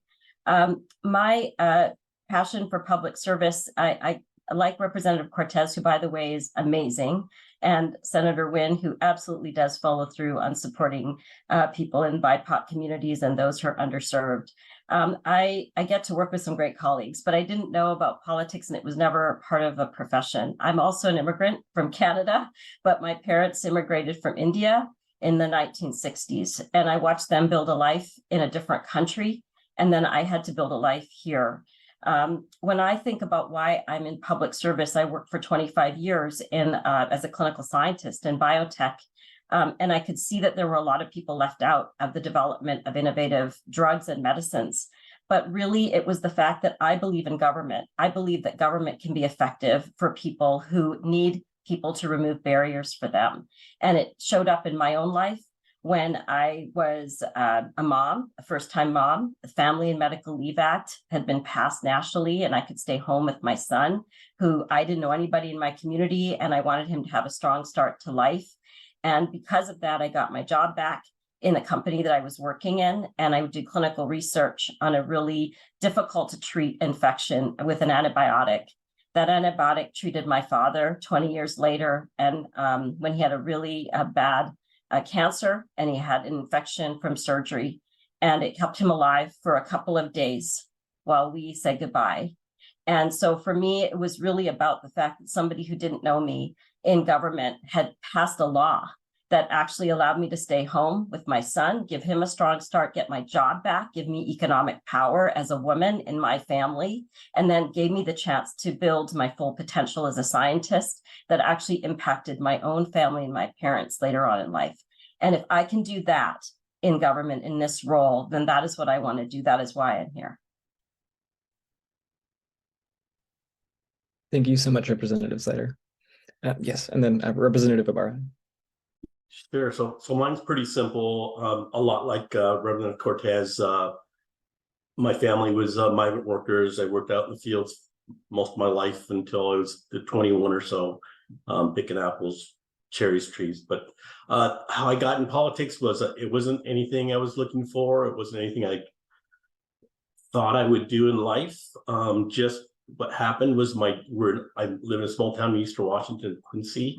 There was nothing for the little girls. My daughter was a first grader and she didn't have anything to do in the spring, neither did any of her friends. There was no AU basketball or soccer or anything for them to do. So I decided to form a softball team for my daughter and her friends and did that. And after about 6 weeks, I saw the progress that they made as ball players and as friends and things. And it was a joy. And so a little bit later, I did that for about 11 years. But during that time, I said, if I can do it for 11 or 12 little girls here, make improvements in their lives, then how about if I just be a school board member? And so I joined the school board in Quincy, Washington for 9 years and kind of looked at what the progress that we made in Quincy at the school district and, said, well, if I can do it in Quincy, I could probably do it for more people. And then next thing you know, there was a position open up in my district of the 13th, and I applied and got voted in, and here I am. So. Fantastic. Thank you to our entire panel. We're so happy to have you all here with all of your experience and fighting for our needs. So now we are going to split into two different breakout rooms. One is going to be with Representative Slater and Representative Ibarra, and that is going to be with Becca. Hi, Ryan. Just to clarify, sorry. I think Kayla was gonna give the instructions on the breakout, and we actually have Rep Slater and Rep Cortez in room 1, and Rep Ibarra and Senator Wynn in room 2. Kayla, do you have that? Yeah, I have my little spiel to go through. Thanks, Ryan. Can I just say it's so awesome to have all 4 of you here, and Whew, this is exciting. So yeah, we will break into 2 rooms with 2 legislators per room. The 2 rooms were determined and matched to elected officials based on regions covered by the student leaders and student registrants legislative district. There will be about 6 questions asked in the breakout room, about 3 per legislator, and each will have 5 minutes to respond. With the last questions, time split between the 2 elected officials. 5 minutes before the 2 concurrent breakout session ends, Tom will give us a 2-minute warning, and 2 breakout rooms will come back into the main room for our final question and any closing remarks. If there is time, we will open the floor to 1 or 2 questions from the audience.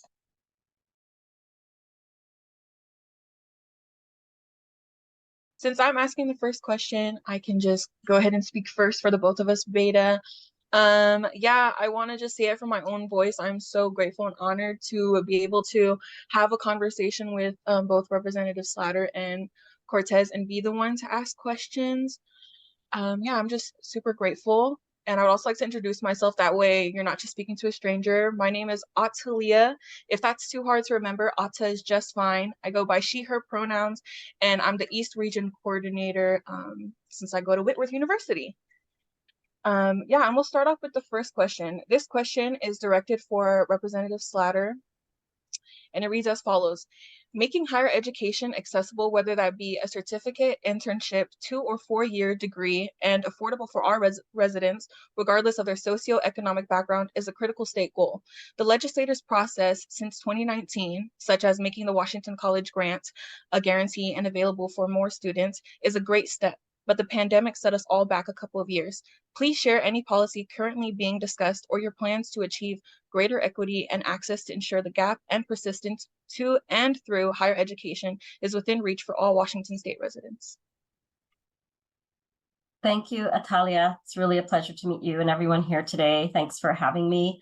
I feel like I'm in a pageant and there's this question.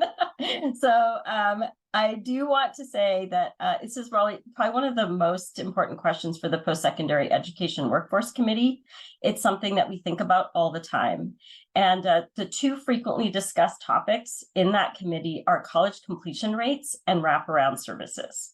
So, the fact that you can go and get a credential and a certificate or a degree, you should be able to see your way to that outcome in a way that does not have you have to be doing extraordinary things in order to get there in terms of your housing and your eating, your food and your life. So, and then how can we actually indicate that pathway is something that is sustainable, that can get you a job or a path to what it is you're looking for? So that's something we think about all the time. And Washington has one of the most generous, and people like to say equitable, I believe it is, financial aid programs in the nation, although a lot of people don't know about it. And we know that even covering or significantly reducing tuition, which is what this program does, is not always enough, particularly when it comes to our first generation, rural and underrepresented students, and those from historically marginalized communities. So there are a couple things that we've done in the past couple of years to address this. We've done something called a bridge grant, where we've added to our free college. I'll talk about that in a quick second, but I'm just going to mention these things. The bridge grant, a post-secondary basic needs act, childcare at community colleges. But we need to do more. And this year we're looking at sort of either passing these things, planting seeds, or putting money towards credential transparency, the Washington College Grant, Pell Grant alignment. So your money that comes from the federal government aligns with what you get here in the state. Mentorship programs for first generation students. So Washington College Grant, I know you are probably familiar with that if you're paying attention to what's happening at the state level, but to get, this is a B&O tax credit. Like, this is a B&O tax that we apply to companies that make $1 million or more over a year for, and that 0.25% B&O is fueled into something called the WA fund. That's a higher education fund.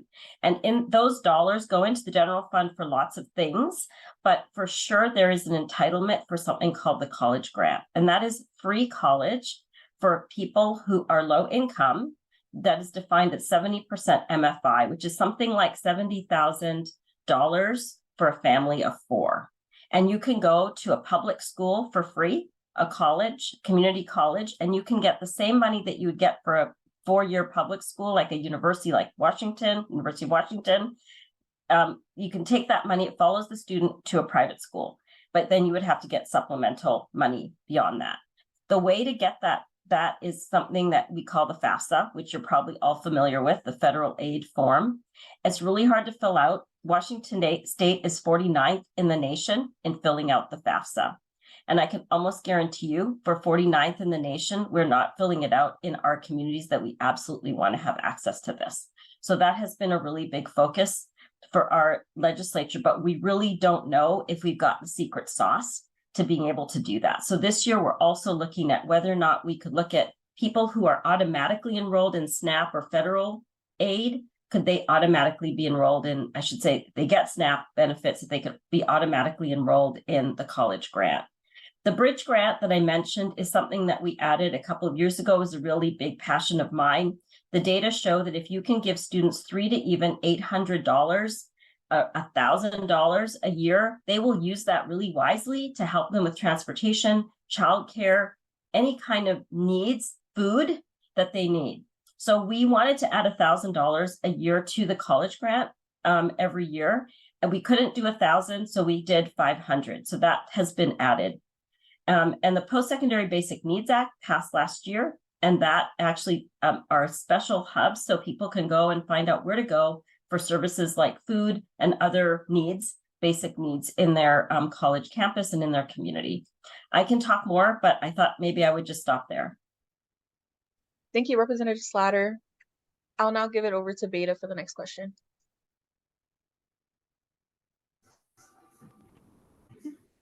Hello, my name is Beta. I go by she, her pronouns, and I'm a student at Western Washington and the North Region Coordinator. This question is for Representative Cortez. Student sustainability within areas of food, housing, safety, and financial aid continues to be a concern. While the cost of food and living is rising, and recent federal policy indicates a decrease in support of some of those resources, EBT, for example. What are your thoughts on how students who rely on that funding will be able to navigate the changes and complete their degree? The challenges.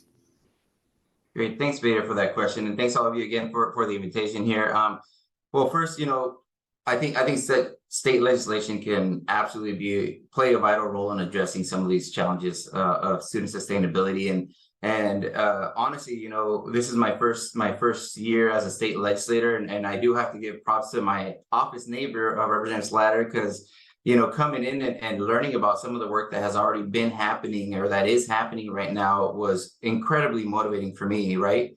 Financial aid, increasing financial aid, I think is something that we all kind of always go immediately towards. But, piggybacking on a point about FAFSA, that folks aren't doing it in certain areas. I grew up in Washington, very, very low income population there. And I mean, I didn't hear anything about FAFSA until pretty much absolutely the last minute, because my soccer coach, said, hey, you should go play college soccer. And he's the one that kind of brought it to me. And none of my other friends really knew about it. So a few of us were able to kind of complete it on time. But, my parents didn't speak any English. They didn't have experience with college. So that was a really, really big challenge for me. So I was happy to come to the legislature and know that we're already kind of having conversations on how to alleviate that specific issue. But as far as a student, being able to survive while trying to do their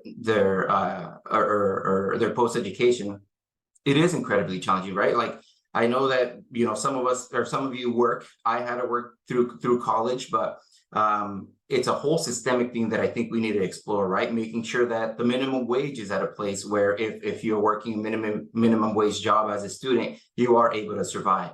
Tenant protections, right? Rents continuously increase in some areas upwards of 30% a year. As a college student, even if you have roommates, that gets very, very difficult. So tenant protections is another issue that we're already chatting about in the legislature, and we hope to make some movement on. There's a lot of food security initiatives, right? As you mentioned, Beta, the support is dwindling at the federal level. So as state representatives, I think we can advocate for our state a little bit more with our congressional partners or our federal partners and make sure that they are listening to the issues that we're experiencing. But supporting food banks, right? And a lot of students use food banks and EBT. So making sure that we support the food banks in our communities, I think, is also important. And other initiatives to reduce food insecurity can help students access afford the nutrition that they need in order to accomplish their educational goals. Because I can tell you, it's very difficult to study on an empty stomach. Student loan regulations is another one that we've had some conversations about.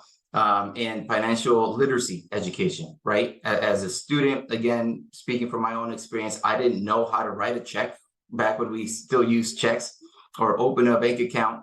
And that was very difficult for me, right? And so I think financial literacy education to our college students, and if we can do it before in high school, I think prepare us to kind of be in a better position to address some of our financial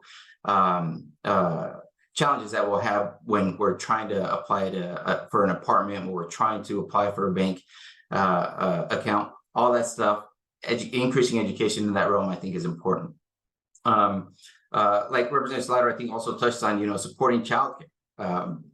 Having a job and a child is very difficult. Having classes and a child is very difficult. You're not going to be too successful if you're having the added challenge of childcare. And again, that's going to affect a certain population a little bit more than the other side of the population. So we need to make sure that we continuously support childcare, not only for our workforces, but also for our students, which I think sometimes that falls through the cracks.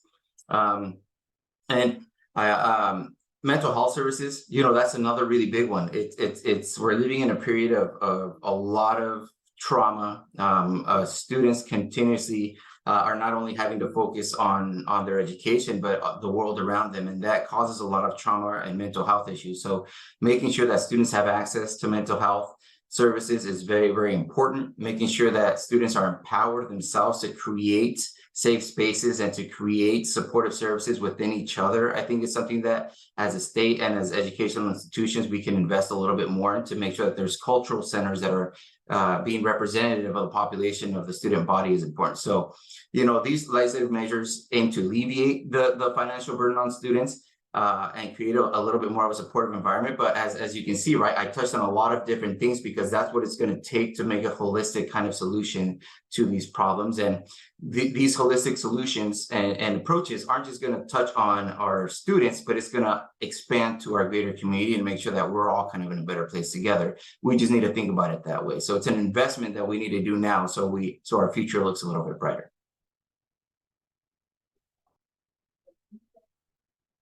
I just want to thank Rep. Cortez for mentioning mental health care, behavioral health. I just want to put a pin in that because that's one of the most crucial things that I hear about from students. And we've been doing a lot of investments in our past year, but we have to continue actually. And so we need your support in that. I also wanted to mention the WA-SEN, which is a form in Washington only that provides financial aid for undocumented students. So please make sure that people know about that. Yep.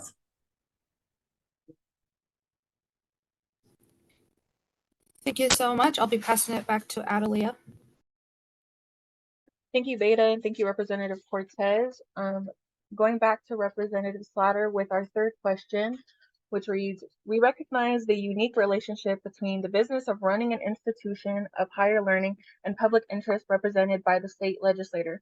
Some challenges students face are in the purview of the university or college itself to address. This might include college affordability, feeling of belonging for all students, basic needs, access to well-being, support or tools, and to feel safe on campus. What role do you see the legislator play in partnering with colleges to ensure students persist and complete their higher education aspirations? Thank you, Atalia. I just wanted to say too that my name is Vandana, and I did not say that earlier. I should actually get used to doing that, and I keep forgetting to do that, and I use she, her pronouns as well.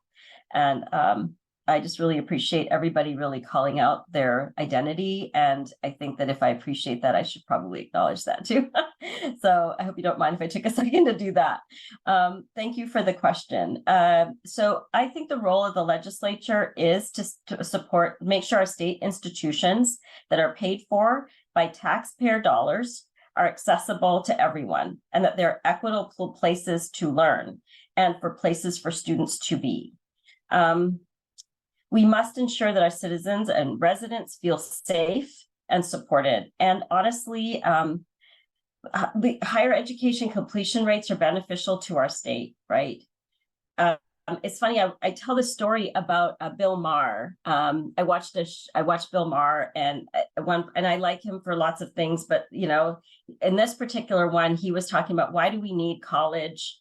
We shouldn't have to have college for people to be able to get jobs, and why should people have to go through all this struggle?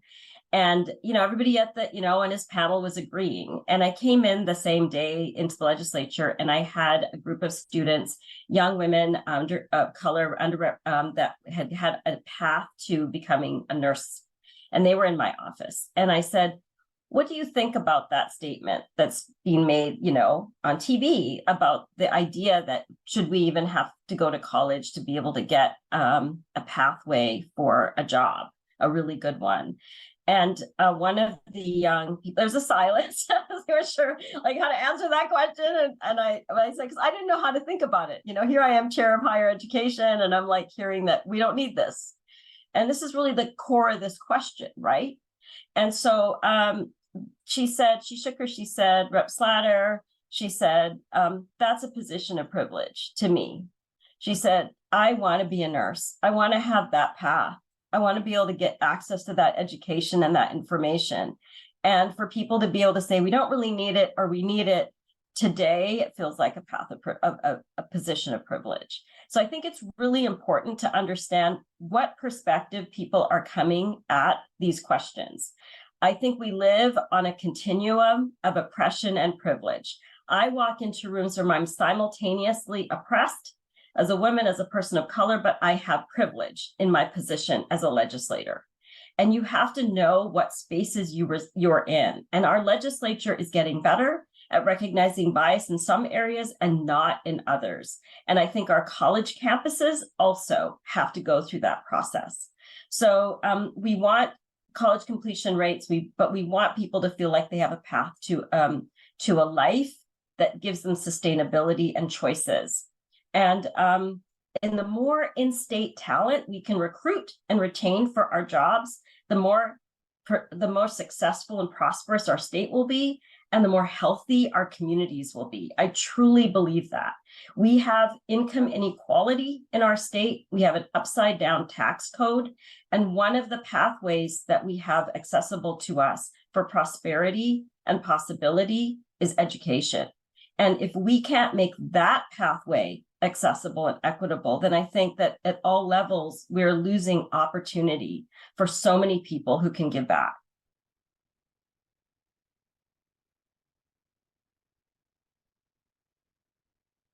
Yeah. Thank you, Representative Slatter, for speaking so well to this question. I'll go ahead and give it over to Beta.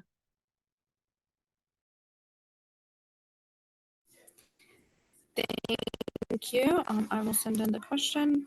Alrighty, my question is, we understand that the Senate bill passed in 2021 and signed into law 5227 that Senator Nguyen sponsored, that provides professional development focused on diversity, equity, and inclusion, and anti-racism for faculty and staff at public institutions. We also understand that independent colleges have committed investments, cabinet level posts, in DEI plus B. Given the threats to advancement in this work across the nation and recent Supreme Court rulings, we are worried and feel a sense of urgency. Is the law that passed addressing the achievement gap among students of different racial and ethnic backgrounds in our higher education system? If not, what more can be done? Yeah, that's a really good question, right? I think that bill sponsored by Senator Nguyen, who, you know, I give props to as well. It's definitely a positive step towards fostering a more inclusive higher education environment.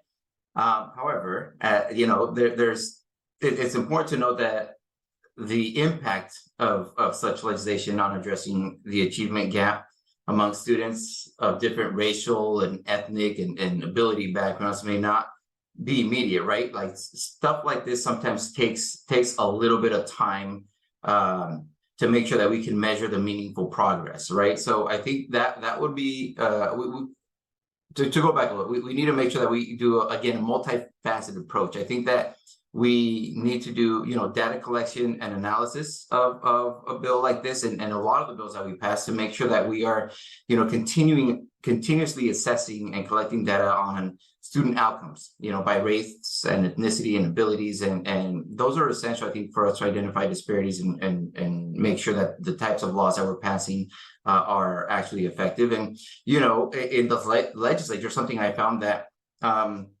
we can tweak laws, right? We can go back and see if something wasn't really working, or if something we find something through the data and analysis of a bill, we can go back and tweak stuff. So that's something that I was really kind of thinking in my mind that we can do with a bill like this. I think, also thinking about targeted support programs, implementing support programs and resources specifically designed to address the unique challenges faced by underrepresented populations, right? Because a person like me who grew up in Eastern Washington in a community that was highly Hispanic and Native American and Filipino, and then Walla Walla, which still had a pretty good diversity. And then, I loved Western and I loved Bellingham, but when I walked into Western, I was like, where are all the brown people, man? And it was a little bit of a mind shift that I had to make. So targeted support programs, I think, would be really important. I think they could definitely help close the achievement gap. And we need to think about language barriers, cultural barriers, religious barriers, folks with disabilities of all sorts, right? We need to make sure that we're being more thoughtful in some of those targeted programs. So again, going back to financial aid and scholarships, right? Expanding the need-based financial aid and scholarships, I think, would be really important. Culturally competent curriculum. We could also work on that a little bit. Ensuring that the curriculum are culturally relevant and inclusive and help students of all backgrounds succeed academically. I think Representative Slider touched on this a little bit, that we're mentoring and counseling, providing mentoring and counseling services that take into account the diverse needs of the students, even going down to the details of like the type of faculty that we hire in our higher educations, right? Encouraging diversity in the faculty and staff will create a more inclusive and supportive learning environment. You're going to see folks that are in a powerful and successful position that look and speak like you or come from the same background. That makes a big difference to folks. Community partnerships, right? Collaborating with local communities and organizations that can help address external factors affecting student success would be something great. But again, I think the continuing evaluation, right? Regularly assessing the impact of DEI initiatives and making necessary adjustments, I think, is critical. And so while the Senate bill by Senator Wynn is definitely a positive step, the work to address the achievement gap is going to be ongoing, right? It's essential for institutions and lawmakers like us to continuously assess the effectiveness of these policies and allocate resources accordingly to areas that need improvement, and I think that altogether, again, will ensure that all students have a more equitable opportunity to be successful in higher education. Sorry, I feel like I go on rants. I hope that was understandable.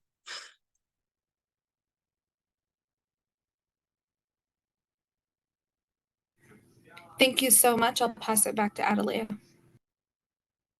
Thank you, Beta and Representative Cortez. Our next question will actually be asked by one of my campus liaisons, Zaira, and she can briefly introduce herself and ask her next question.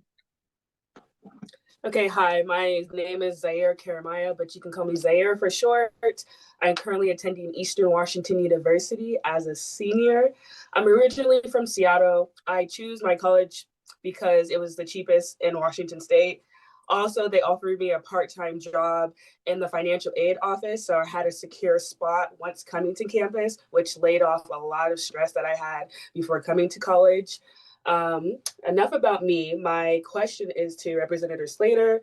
Policy changes are important to constituents to know and understand.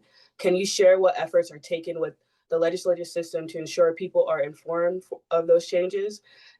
If there's, sorry, I cannot see. If there isn't any open sources that pushes out factual information that everyday citizens can follow, what suggestions do you have for constituents to be informed and be confident in the data? Thank you, Zaira. And by the way, we are visiting, the Pew Committee is visiting Spokane, and we'll be visiting Eastern Washington next week. So I don't know if you're around, but it would be great to meet you in person. And I so want to understand more about financial aid stuff, because for me, that is such an opaque black hole. There's only some people that are really expert at it. So if you have any advice for me, I would really gladly take it, and we can show our committee some of the stuff. But yeah, we'll be there. So if you're around, that'd be amazing to meet you. Okay, so yes, policy changes are very definitely important for people to know, and historically government totally sucks at getting information out. We do not do a good job at all. We don't know how to push it out. We can't get people interested. I took a few notes here because I wanted to make sure I hit all of the different things we do. One of my top goals as a representative is helping my constituents understand what's happening in Olympia. But when people vote in my district, I think the very first election when I was ran for council, it was like 9,000 people over the age of 60 and 20 that were between 20 and 24, it was like 100. And my son was one of them. I'm like, so when I'm really thinking about how we're putting information out there, do we know who's actually, we're going to be targeting people who are interested and engaged, but they're not necessarily the people who are asking me for the policies or are needing some of the policies in this particular space. So I will just say it because we have it. We do it through social media. We have e-newsletters, physical newsletters, town halls, and even one-on-one conversations.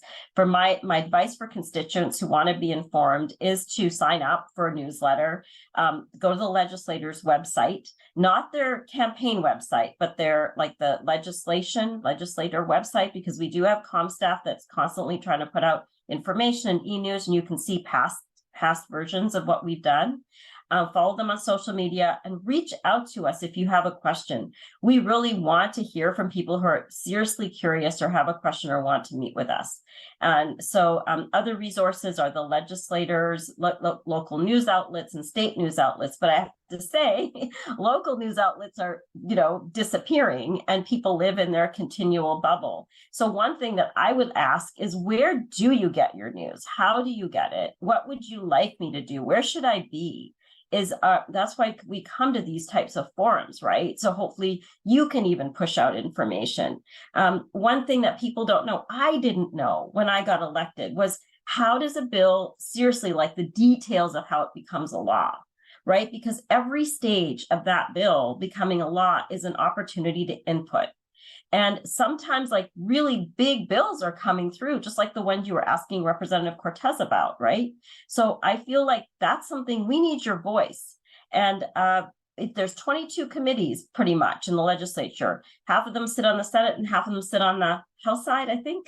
Anyway, about 3,000 bills come through those committees, and they flow through those committees, and there's testimony, and then they switch, they get to the floor, we vote, and then they switch to the other side of the chamber, like the other chamber.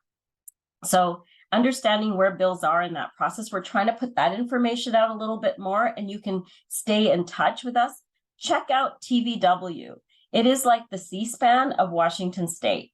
Everything is on there, all the committee hearings, all of that. And if you hear about a bill number, just Google it. It will pull up, and then you can read the details on the bill, the report on the bill, how we voted on that bill. And that's something that I notice people really find easy. I use it all the time. Does that help? Thanks.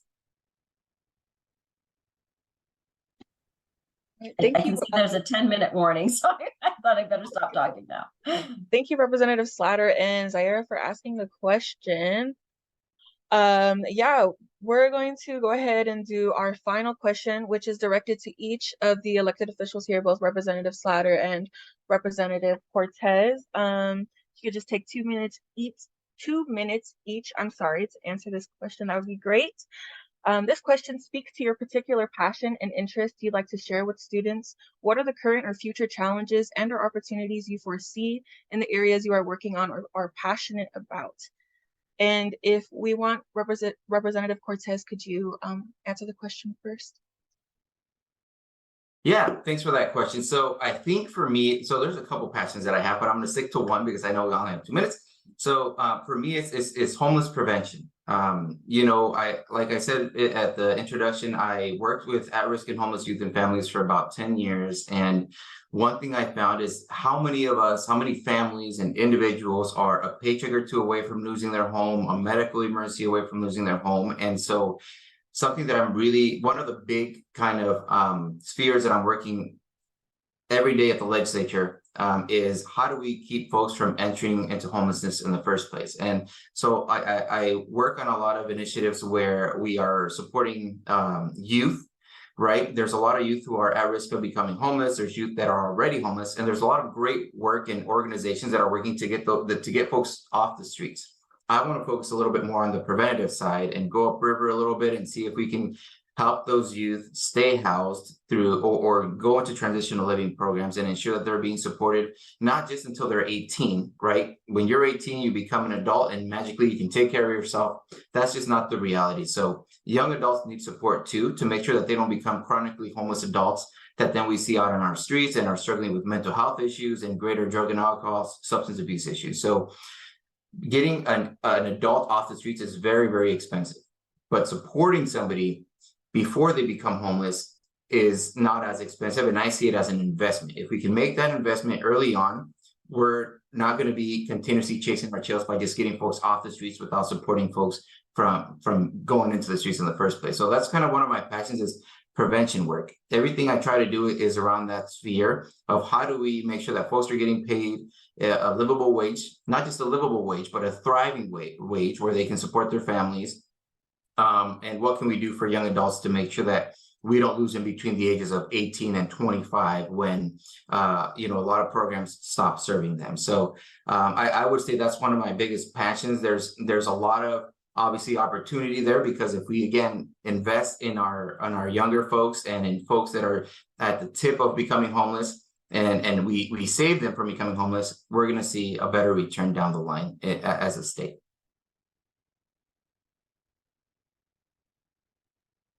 Thank you, Representative. Yes, thank you, Representative Cortez. Representative Sauter. I'm signing on to Representative Cortez's stuff. That sounds amazing to me. It's like breaking barriers and building pathways for people and getting them out of homelessness, but seeing how they could get support just as they're on that path. That's amazing. I think you've heard a lot about my passion and interests in the questions that I've answered. I think I would like to see more people who are scientists, more people who look like me in the legislature. I think that we need diversity in our government and diversity in our thinking and diversity in our solutions. It's a really big passion of mine.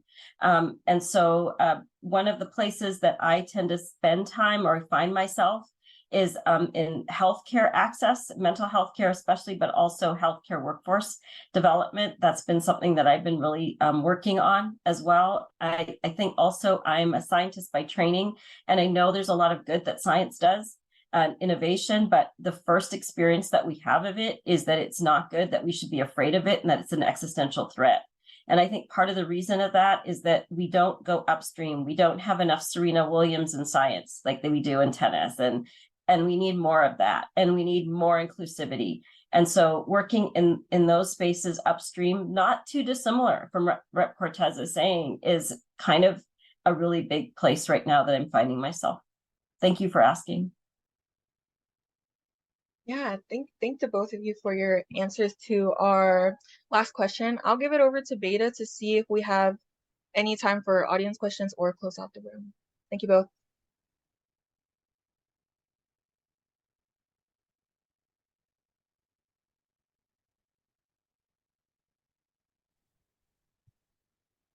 And we do have, I'll chime in. We do have a few more minutes, I think, before we're actually put back into the main room. So there were a couple questions that we just didn't think we'd get to because you've given such great responses and very timely. And I love the feedback that was coming from Better Future for All. Maybe a question, if there's one in the chat that's coming through, or the two of you can think about, how can we ensure the decisions made today do contribute to a better future for all?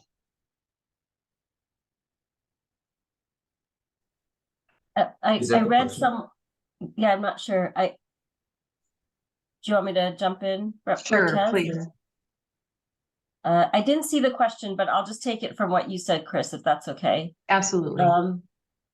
I read somewhere that, and I don't have the exact quote, but it was, we should not necessarily try to meet the needs of our of our ancestors, but of our descendants.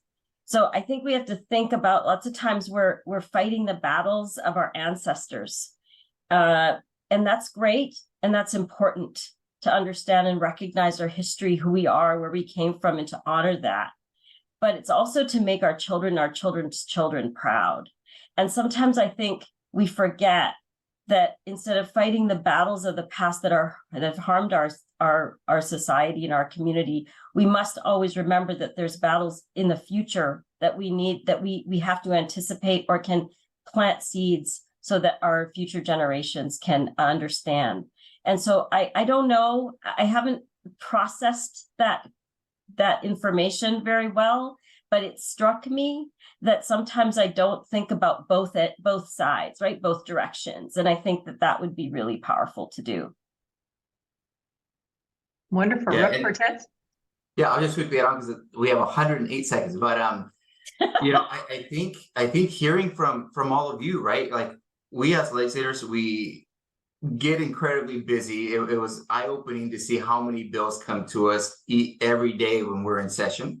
And it's a lot, right? And we have a lot of great conversations together, and our colleagues are incredibly smart on the specific things that they're doing. And so, we pass these laws, and one of the things that I'm finding is sometimes our constituents really don't have the information on how and why we passed the law, or that the law even passed sometimes. So I think getting folks like all of you here who are engaged to distribute information to your communities, but not only distribute it down, but also gather information and come to us, right? Hey, Representative Cortez, you passed this law last session and it was great, but X, Y, and Z kind of weren't working, and we're finding that this is a challenge.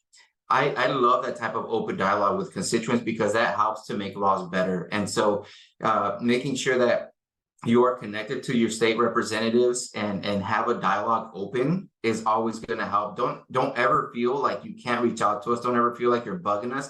We're here, we work for you. So we all want to hear from you as much as possible via email, calling, or through our newsletters. I think we always put out information on how to best reach us. So I think, again, talk to us, tell us what we're doing right, tell us what we're doing wrong, and tell us how we can do better. Well said. Does anybody have the countdown? 10 seconds. 10 seconds. That's great. Well, let's give a round of applause for our room one in the town hall. Thank you, Atalia. Thank you, Beta. Rep Slatter. Making higher education accessible, whether that be a certificate, internship, 2- or 4-year degree, and affordable for all residents, regardless of their socioeconomic background, is a critical state goal. The legislators' progress since 2019, for example, making the Washington College grant a guarantee and available to more students, is a great step, but the pandemic set us back a couple years. Please share any policy currently being discussed or your plans to achieve greater equity and access to ensure the gap and persistence to and through higher education is within reach for all Washington state residents. Sure. So, I don't know if there's any policy happening at the moment that may close that gap, but just in general, I think that the state probably pays more college education for most students than any other state in the country. So I think we're sitting really pretty well for our students that are getting out of high school and going off to college and doing what they would need to do. Again, we've got a very paid for probably the first couple of years of college for most students. And it doesn't matter what they want to do, if they want to be a trucker, or if they want to be a carpenter, or if they want to be a doctor or lawyer, whatever they want to do. I think that things have changed over time. And in the old days, we used to just think that being a doctor or going get a PhD is the best thing in life. But I think I found over time that whatever the student wants to do, that's what they should do. They'll be more passionate about what they want to do. And if they want to work with their hands, great. They want to pick apples, super. Whatever it takes to get that student to the next level and become a wonderful citizen for the state of Washington. Policy-wise, I think that there's some things that are floating around in my committee, the higher ed committee, trying to make college accessible to all, including the private colleges. I want to make sure that all colleges are on the same level. So if you live, for instance, good example, I've got a niece that lives in Spokane. She doesn't want to leave home, but the state doesn't pay as much money to students that want to go to Gonzaga, which is where she lives in Spokane. And so I'm going to try to close that gap where everybody gets the equal amount of funding to each college that they're going to go to. So that's one of the goals I've got is, if you live in the Yakima Reservation, Yakima Reservation has heritage. A lot of those Yakima Indian students want to stay home, want to go to heritage, but it's a private institution and the state doesn't pay as much money to go to heritage. So they're going somewhere else and leaving home. So I'm trying to make sure that students get access to any college that they want to go to. Perfect. Thank you so much, River Bar. I think what I'll add on is, there's a couple of things that we've done. And what's interesting is that we do have a fairly robust Washington grant program, but we've seen that enrollment and also graduation rates haven't been commensurate with the investments that we've made. So I don't think it's that hard to see the fact that cost is more than just tuition. We have to ensure that the whole student is able to show up and be successful in that case as well. One thing I will highlight was the Student Emergency Assistance Grant Program that we funded in 21-23 budget. And that's specifically for community and technical colleges. It was about $8 million. So for emergency things, right? Unexpected bills, basic living expenses, car repairs, medical bills, things like that, where those have a huge impact on somebody's life that can detrimentally impact their education experience as well. So I wanted to make sure that we have that budget. I think that's something that we could potentially expand. That one is specifically for CTCs and community colleges, and not for the four-year institutions. So we can look at expanding what that looks like right now as well. When we funded what's called the WEA, so it's the Workforce Education Investment Act, that's where we house a lot of our programs for the Washington College Grant Program. I think we have the opportunity to use that in a more creative way.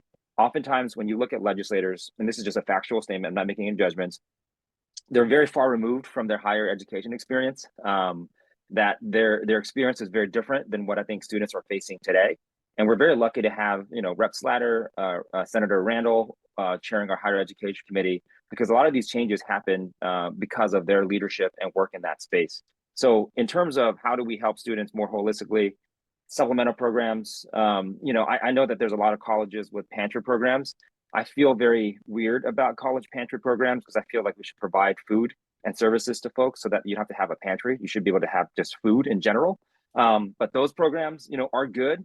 I just feel like as a society, we should have done a better job so that way they didn't have to exist. We need to have more affordable housing initiatives as well. I was just in Denmark visiting for some energy policy, meeting with labor leaders, meeting with workforce development folks. Part of college for them, which is free, includes housing. So housing is already included as part of your educational experience. So if we're able to do things like that, where we're able to put more resources towards educating the whole person, making sure that they can show up to be successful, I think that's one of the biggest things that we can do. And I see some in the comments as well. Childcare as well. if you look at the demographic that is most likely to seek a post-secondary education that are non-traditional, it's generally single women, moms who have young children that realize that they need a transition in their life and then they want to seek a higher education. Childcare would be transformative. So we have to think more creatively in terms of how do we best support our students, whether that's access to food, housing, childcare, shelter, things like that. That's how I think we do a better job. Thank you so much, Senator Nguyen. We need to go on to the next question. Thank you. Yeah. So this is question for Senator Nguyen. So student sustainability within areas of food, housing, safety, and financial aid continue to be a concern. While the cost of food and living is rising, recent federal policies indicate a decrease in support in some of those resources, EBT. What are your thoughts on how students who rely on that funding will be able to navigate the changes and complete their degree? Yeah, so Senate Bill 5227 specifically was around ensuring that we have educators who are mindful of the different perspectives and lived experiences of the students that come in. So that one is more after they come in. I think we can do a lot more in terms of preparing our students for that college experience as well. I visited an institution in my district that basically have navigators. So when you first come into middle school or even high school, they have mentors that they assign to you who work with you to create a plan, who help you understand kind of what the landscape looks like for potential higher education opportunities, and then who are also able to help you through kind of the application process. You know, I was fortunate enough, my sister was the first person that went to college, and I saw her go through that process. That was very tricky. That was very tough. And, you know, candidly, as a person where English was a second language in my home, I would spend a lot of time translating for my mother, oftentimes the resources that we would need. So imagine trying to do that by yourself. It's one of the hardest things to do as well. So I think if you acknowledge the fact that there are barriers that exist beyond the educational experience, that is one of the ways that we can do it. And candidly, just showing that there's an opportunity there for us to be able to engage. So that's probably one of the biggest things when I think through how we can prioritize, you know, DEI type efforts is making sure that that experience that wasn't necessarily built for people that didn't speak English, that didn't have a legacy of folks who were in higher education, making sure that they have the support they need to navigate that very complex process as well. So targeted support programs. I think inclusive curriculum is very important. Oftentimes, you know, I studied humanities in college, and if you look at the books that I read, it was generally very old white guys. So you don't necessarily see yourself in these spaces. So if you have a curriculum that actually reflects the people that are going to get their education, I think that there's more of an ingrained type of dynamic or partnership with that work as well.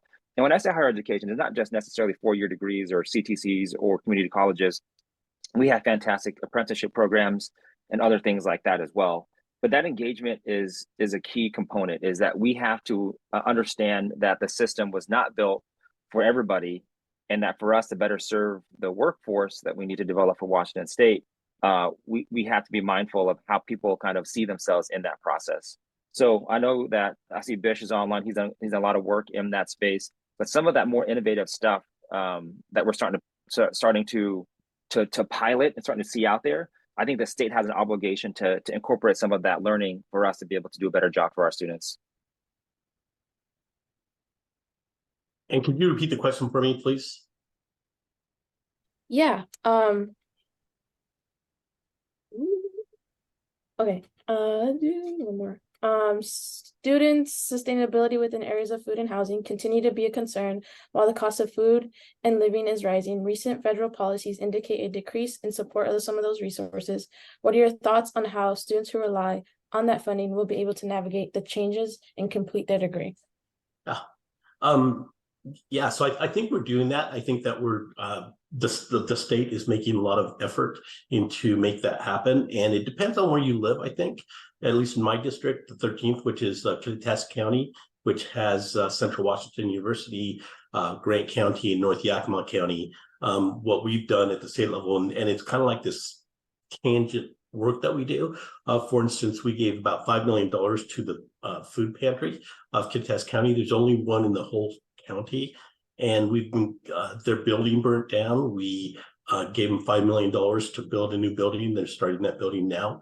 But they also serve all of the students of Central Washington University, including my daughter, who her husband and she are in Ellensburg and have used that pantry when they're low on funds.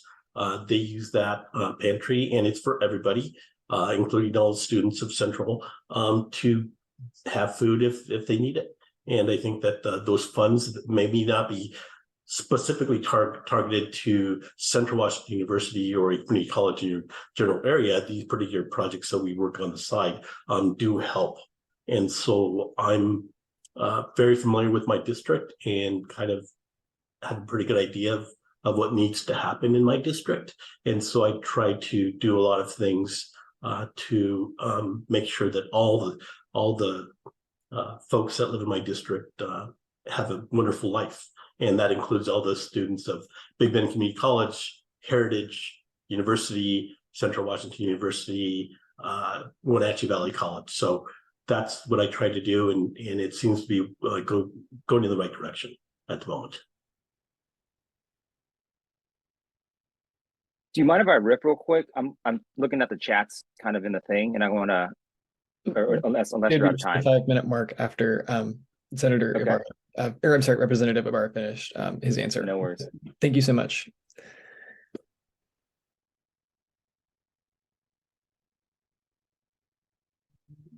I'm finished.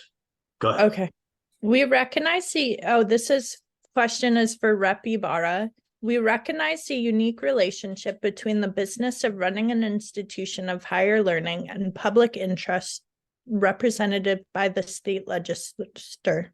Some challenges students face are in the purview of the university or college itself to address. This might include college affordability, feeling of belonging for all students, basic needs, access to well-being support tools, and to feel safe on campus. What role do you see the legislature playing in partnering with these colleges to ensure students persist and complete their higher education aspirations? Sure. So again, talking about my particular district, which is the 13th, at least in Central Washington, Yakima, Grant County mostly, we're probably about 60% Hispanic. And of those 60% Hispanics in my area, I'd say probably about 20% cannot speak English. Most of them are farm workers. Most of them are poor. So we have a lot of poverty that goes around in my district. So what I've been doing is working with Big Bend Community College in Moses Lake, working with Central Washington University to make sure that they have counselors, they have professors, they have staff that can help these folks navigate, as the senator was talking about earlier, navigate all of the things that the students have to do, including helping the parents writing things in English and Spanish, including one thing that we've done in my district is have everything translated in Spanish. So anything we write at the high school level always gets translated in Spanish. So every citizen, every student that needs support from our local high schools get it. And the same with Central and Big Bend Community College. I don't know exactly what they call them. They're Hispanic universities where they have such a high population of Hispanics in their population at the colleges that they are recognized as, again, don't remember the term, but it's called Hispanic colleges. And because they do such a good job of working with our mostly Hispanic communities in my district. So that would be my answer.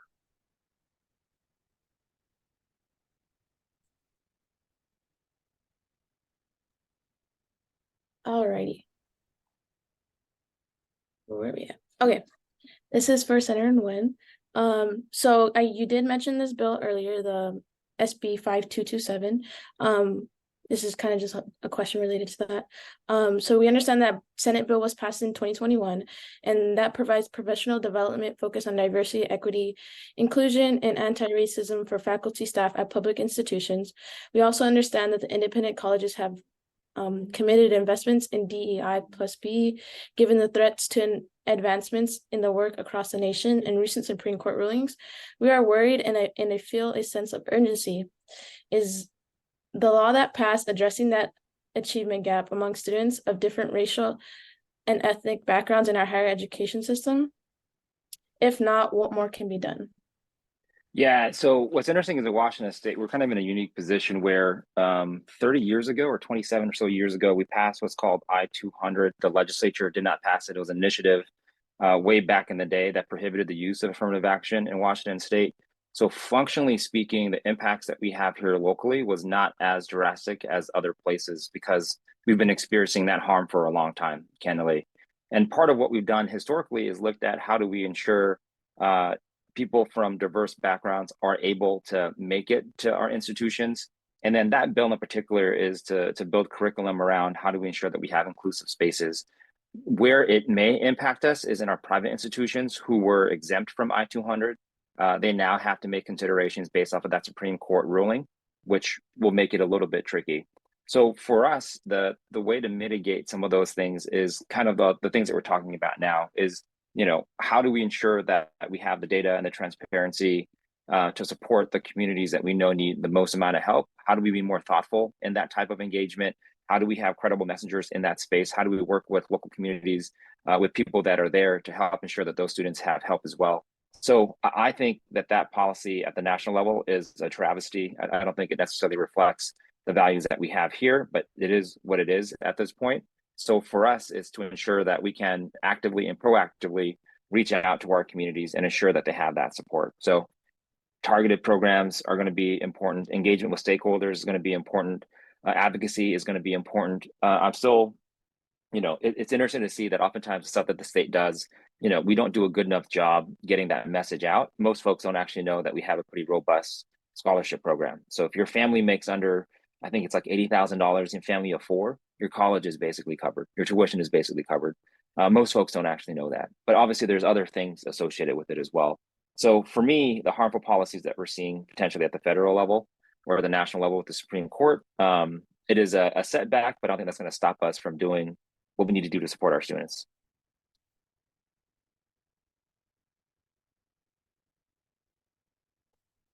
This question the Washington College grant. Sorry, I saw the tweet or the chat. Nope, you're good.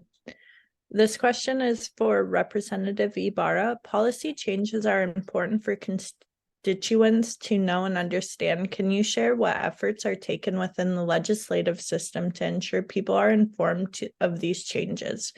If there isn't an open source that pushes out factual information that everyday citizens can follow, what suggestions do you have for constituents to be informed and be confident in the data? Sure. So that's a big question, and it's something that we definitely need to work on in the legislature. Just as the senator knows, we went through 2,000 bills in about 3 months. And with all those bills, I bet you I probably was able to put my eyes on maybe a couple hundred, maybe more than that. A lot of the bills go through each committee and then they get dropped from those particular committees. And we don't even see lots of those bills until they come to the floor, the House floor or the Senate floor. So there's a lot of data that goes on, a lot of things that happen that people aren't even aware of unless you really get on your internet, start looking at every bill that went through and try to find out what happened to those particular bills. But of the bills that do pass and get to the floor and get to the Senate and get signed as laws, lots of data goes in a really quick manner. And so what happens when those bills come out, what I do for my constituents in my district, that I send out like a quarterly mailer about the particular bills that passed and how it would affect the folks in my communities on a regular basis. And if anybody calls me, emails me, asks me any questions, I answer as best I can. We try to publish as much as we can in the newspapers, on social media, as I see somebody in the grocery store, they ask me. So those are the kind of things that we do. Again, we could always do a better job of that, but we're doing the best we can with the information, the time we have to do that. So that's what I try to do in my district. Thank you both. We did have a question in the chat. Either one of you could answer this. What are resources and financial aid available to assist undocumented and non-resident students to afford college education?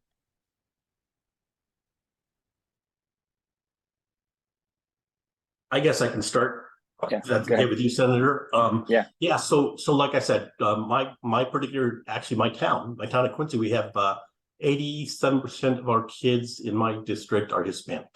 And again, of those, probably about 25% can't speak English. And the ones that are going to go to college, obviously they do, most of them speak English, but not very well.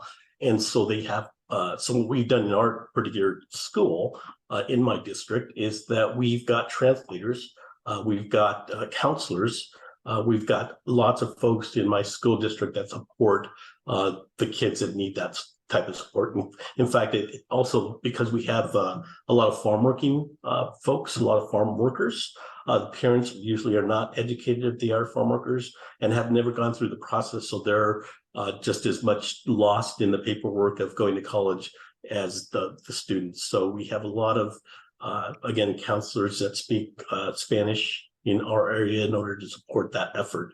And we do a lot of things in Spanish for our Spanish speakers and the folks that are learning to speak English, and also for their parents. So we have lots of classes. In fact, my daughter taught Spanish-speaking families in Quincy for the last couple summers, and was helping with their scholarships and how do you fill out the scholarship forms and how do you fill out your financial aid forms and doing those kind of things. So that happens a lot in my district just because of the demographics of where I live. And so that's what we do in my particular district to support those kind of things. Yeah, and to be clear too, undocumented students are still welcomed in our community technical colleges and our universities as well. You just have to apply on the WA-FASA or the WA-FASA, Washington application for state federal aid. So you still have access to the college grants, you have access to the college-bound scholarships, you have access to the state work study. So the eligibility is based off of the criteria associated for that, but your documentation status is not included. So those are the resources that you also have as well.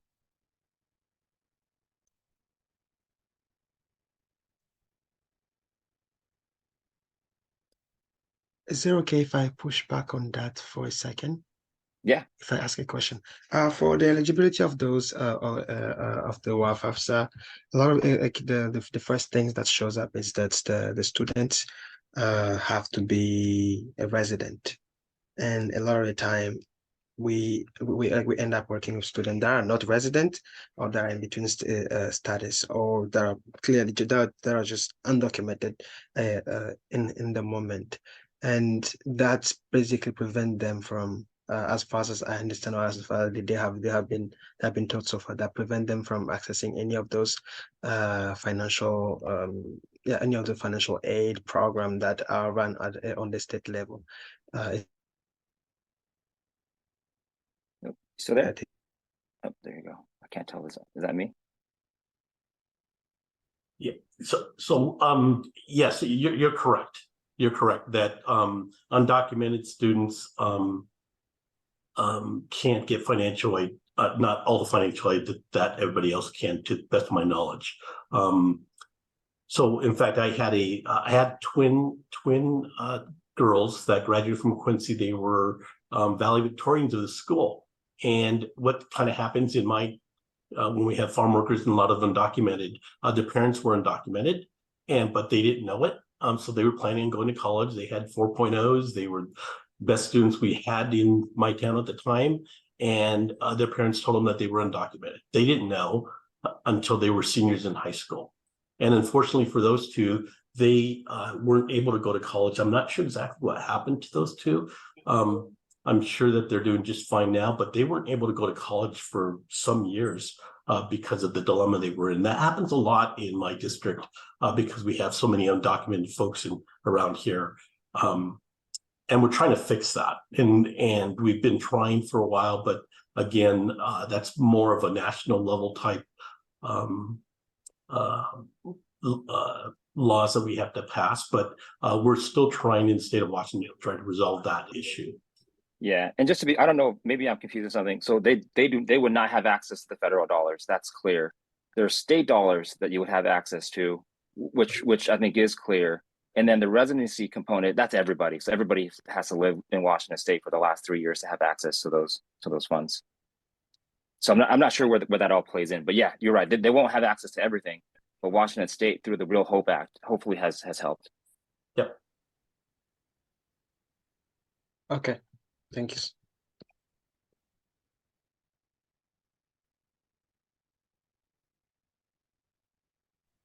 Okay, I'm going to go to the final question, and this is directed toward each official. This question speaks to your particular passion and interest you'd like to share with students. What are your current or future challenges and/or opportunities you foresee in the areas you are working on or are passionate about?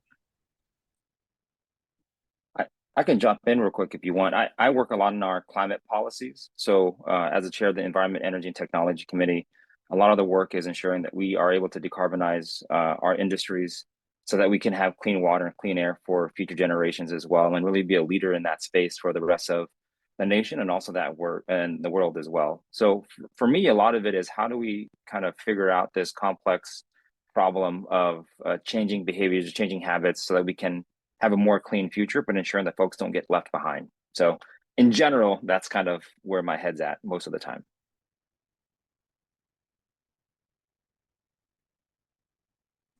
Can you repeat that question again, please? Yes, I can. This question speaks to your particular passion and interest you'd like to share with students. What are the current or future challenges and/or opportunities you foresee in the areas you are working on or are passionate about? Well, I'm going to have to basically just state what the center said. So I'm an energy guy. I worked for a PUD, a public utility district, for 17 years. So my passion is to make sure that the laws that are being passed, the climate laws change that make sense. And some of them do and some of them don't. And so I think my job is having worked in the industry for many years and understanding how it does works and doesn't work, is to help pass laws that make sense. And sometimes it doesn't. For instance, a law passed some years ago, about 5-6 years ago, where every university would have to get rid of their natural gas plants for their heating that they use, including Central, Western, UW, Wazoo. And the particular law that came through was basically said, if you don't get rid of your natural gas, you will be fined. And so Central Washington University could, because they depend on state dollars to make capital changes, for instance, get rid of the natural gas plant, they have to get funding from the state of Washington in order to make capital improvements, like getting rid of their natural gas. Well, we didn't give them the money. The state didn't give them the money, so they're still using natural gas. So the state, because we didn't fund them to get rid of their natural gas, the state's fining Central Washington University $400,000 because they're still using natural gas.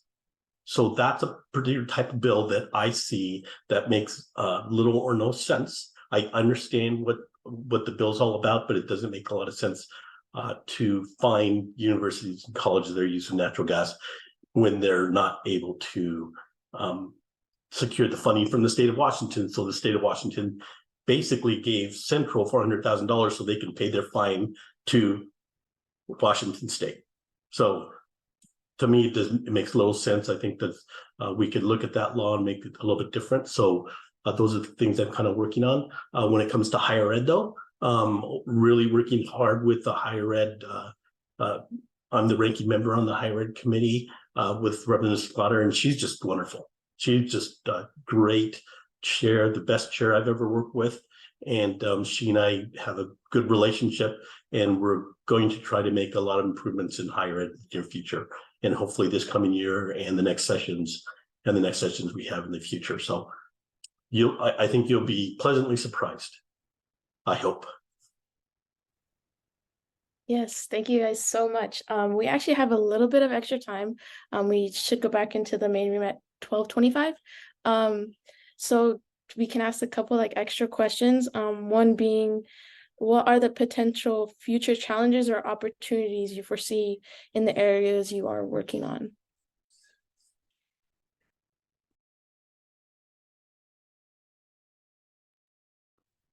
Go ahead, Senator. Yeah, I think at least for us in Washington State, you know, we oftentimes will have the root causes of funding. Oftentimes you'll see where people say, hey, there's not enough funding for this, there's not funding for that. Our tax structure is one where it's not the most progressive in terms of how it's funded. And also the way that we allocate our funding is based off of, you know, a budget process where the people who are in charge get to decide kind of how and where it goes. One thing I will say is that one of the systemic things about the legislature, Representative Barr mentioned this earlier, we see about 2,000 or 3,000 bills in any given year, yet we only pass 200 or 300. So oftentimes people think that policy is good or bad, right or wrong. It doesn't actually matter. They're just making sure the issue is worthy of being discussed. So taking a lot of steps back, I think some of the most important things that I want to work on that can make sure that we are a bit more fair and just is having people like Alex come give perspectives on things that we don't know about in Seattle, ensuring that young people are involved in the political process, ensuring that the budget makers also reflect the communities that they serve as well. So from a high level, I think our tax structure is broken and that representation, it doesn't work. And that's some of the things that we want to fix. And again, always, it's easy to agree with the senator because he always says a lot of very good things and a lot of very important things. So I would agree. Again, it's really, really, really, really hard to make those changes. When we talk about tax structure, it's just super hard to do. It's like, you know, taking the engine out of your car and putting a new one in. It seems like a simple statement, but it's not. It's really, really difficult. And so changing tax structure is something that will take long, I think many years in order to make it happen. But I think that most legislators are aware that something needs to happen. The sooner the better, but it's going to be really hard to do. Again, a lot of things that I think were need of improvement. I really enjoy coming to these events, talking to Senator Wynn, talking to Representative Cortez, and they're on the side of the other side of the aisle of me. But what we do during summertime, when we're not in session, we do go to different events like this one, and we do talk about what the issues are in Seattle, the issues in Quincy, and discuss how we can work together to make those things better. And so that's the really good thing that I like about working with the other senators and representatives is they're great folks, and we want what's best for everybody in the state of Washington across the board. I would say that it's just how we do it is the difference. Do we tax? Do we not tax? Do we do this? Do we do that? And that's the only difference. But we all want what's best for our students, for our citizens in the state of Washington. Thank you again. And then I think we maybe have one more question. How can we work together to address these needs and priorities effectively? Well, I think I might have just answered your question there a little bit ago. I think the more I speak with senators and representatives from both sides of the aisle, the more we can get done. Because I think, like I said, I think that most of us really believe that we want to help and support all our citizens in the state of Washington, from babies to the oldest person in the state. Doesn't matter. I think most of us really want what's best for all, and we're going to try to achieve that. And again, I think that meeting in these types of events and meeting in person and having discussions about things that we, may be polarized. I may be thinking this and they're thinking that. But at least we get to talk about it and decide, how we can solve a particular problem if possible. So just more talking, more discussing what those issues are and how can we solve those things. So. Yeah, I think part of it is a two-way street, right? So oftentimes, if you see systems of power that don't reflect you or your values, it's hard to engage because it can be kind of tough. I think part of it is that folks in positions of power need to be proactive and then figure out who is not at the table and ensure that their voices are also being represented. I think the other part too is, working with the community and stakeholders to ensure that the feedback that we're getting is representative of what the work they're trying to do as well. So, there's kind of two ways to go about doing that. This is a great opportunity for us to engage. And I think one of the most important things that I'll mention is that you're probably more powerful than you even realize. The fact that you're here, the fact that you have the privilege to be able to speak together and kind of have a unified voice, that's huge. So just know that you have way more power than you realize in this process. And that's how we're going to make change as well. Thank you guys again. Really great hearing from you guys. Representative Ybarra, I'm from Sunnyside, Washington. So I'm right there, and this is great to hear you talk. Great to know that, we have somebody up there, representation for us in our community. We will be headed to the main room in a couple of minutes. Feel free to go there now, and we'll be closing out with an overall main question for all the legislators. Thank you guys. Okay, thank you so much to all of our representatives and senator for coming out to our event today. I have just one final question. We ask that you guys keep your answers to about 2 minutes on these. This final question is this.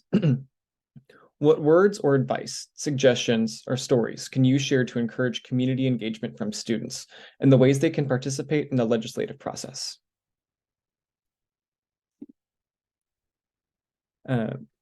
I'll give it a go. I think, one suggestion and a piece of advice that I would give is really getting involved is scary sometimes, but my piece of advice is just say yes, even if it's scary. If somebody asks you to join a board or to get involved in something specific to your talents, or whether or even if it's not a talent that you have, just do it. Get involved. When I was about 15 years ago, I was working for the nonprofit that I was serving, and I got asked to join a couple boards, and I was like, oh, I don't have anything to add, in a board. But I did some really deep thinking about it, and I just said, you know what, my motto from now on is I'm just going to say yes to these type of invitations. And once I started doing that, I not only found myself being able to contribute a lot to some of these organizations, but I was learning more and more. I was making more and more connections. And that helped my career quite a bit. So that's the piece of advice that I would give to all of you is say yes, even if it's scary, and get involved. Though specifically in the legislative process, I think, I said it in the breakout room, but don't ever feel like you're bugging your legislator or like you're putting us in a weird position. We work for all of you. We want to hear from you. And I think I can speak for all my colleagues, the more we hear from you, the better decisions we can make as legislators, right? We have certain perspectives, certain life experiences, certain professional experiences that we bring to Olympia to make sure that our constituents' voices are heard, but we are not subject matter experts on everything. We don't have the same life experiences that you all have. So hearing from you is invaluable to me. It makes me make better decisions. So always feel free to reach out to all of us. Yeah, and I'll jump in real quick too. To piggyback off of that, I think to that point, you're more powerful than you actually realize. We mentioned this in the last breakout room. But the fact that you care, the fact that you show up, the fact that you have a lived experience that reflects the values of your community, that is very, very powerful. And just to give you context, I think most of the people that I speak with from a legislative perspective, they're paid to talk to us, right? So most of the folks who are there don't care about the broader state of Washington so much as they care about their particular interests. So when you see young people who are dedicated, motivated, and involved in their communities, we actively want to partner with you to figure out these solutions as well. So feel free to reach out. Your voice is very valuable. Your experience is very valuable. And like Rep. Cortez just said, show up, join certain things. We know that oftentimes it can be hard if you're going to school, working multiple jobs. So obviously, if you have the privilege to do so, that's fantastic. But just know that we care, and that there are people there who want to make sure that you do well.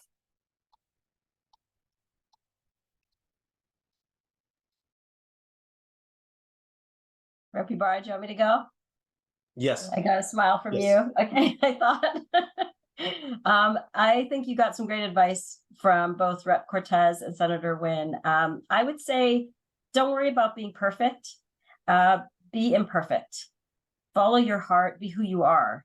And in terms of advocacy, if there's something that, your heart starts to beat fast in a room where you're hearing people talk and you're like, I really want to say this thing, but I just don't feel like no one's going to hear me. I'm going to make a fool of myself.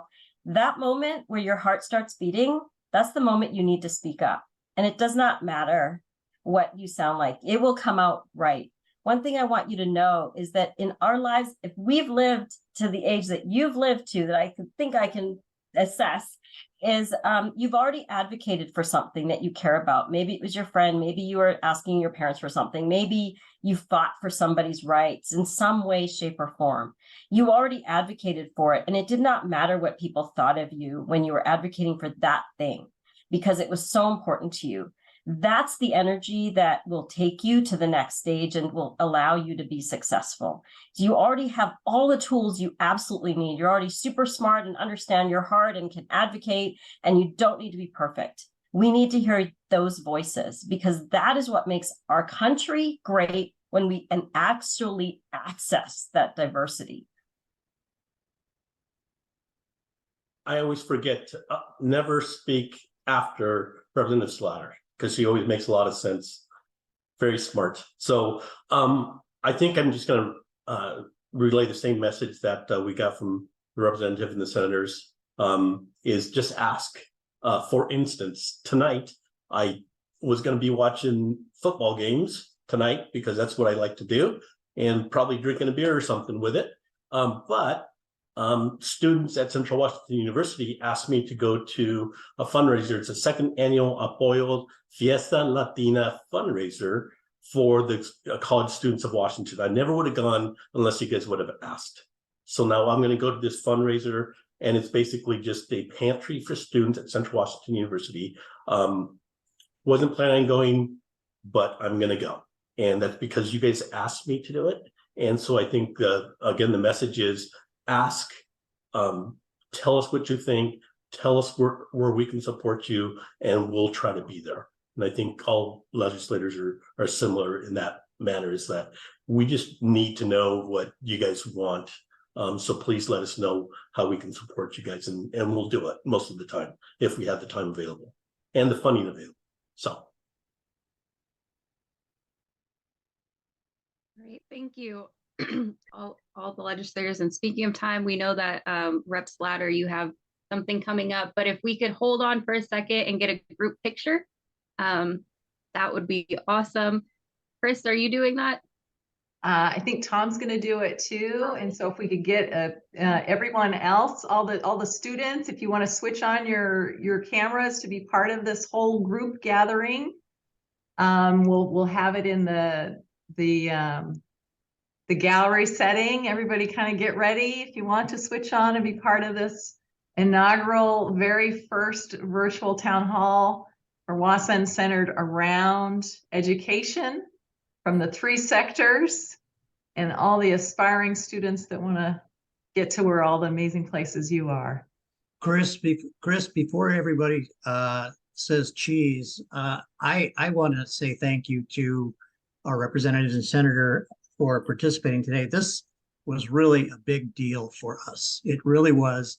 And it is a model for students in the work that we do to create civic engagement for students and have a relationship with our legislative representatives.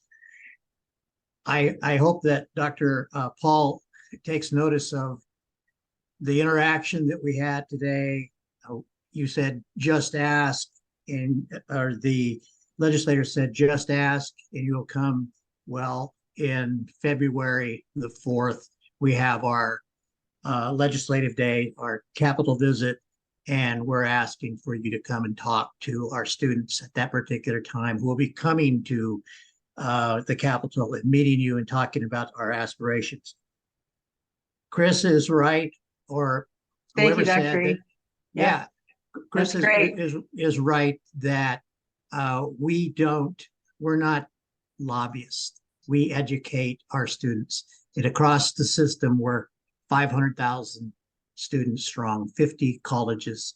So thank you very much. And I know that I'm on my soapbox here, but thank you very much. And we hope we'll see you in February. Great. Cameras on, everyone. Cameras on if you want them on. Thank you. Thank you. Professor T, good to see you. All right, here we go. Tom, you and me. All right. Thank you. 1, 2, 3. 2, 1, geez. Excellent. I got one. I hope some other people grabbed one too. Thank you so much. Fantastic. Round of applause. Thank you, thank you, thank you. Be well. Thanks, everyone. Stay strong. All right. That was awesome. Atalia, Beta, Yeah, you guys did a killed it. phenomenal job. I'm sure on the other side, you all were awesome as well. Rocking it, Hennessy. Becca, Ryan, well done. Okay, what's next? All right, I think we have another little break. Hello, welcome back, everybody. So this is just going to be running as people are kind of filtering back in. It's just kind of a reintroduction. So take all the time that you need with this. So this next one coming up, again, is going to be about accuracy and speed. I'm just dropping it in the chat now. It is the word wall link. Chat.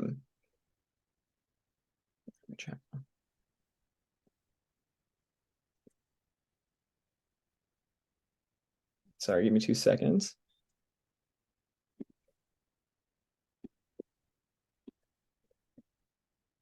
There we go. So that is the link for the next quiz. Again, 2 winners this time. So the 2 people who are the most fast and the most accurate are going to win $50 gift cards to whichever you would like. Awesome. So we've got our first time to beat with 6 out of 6 is Sky with 20.7.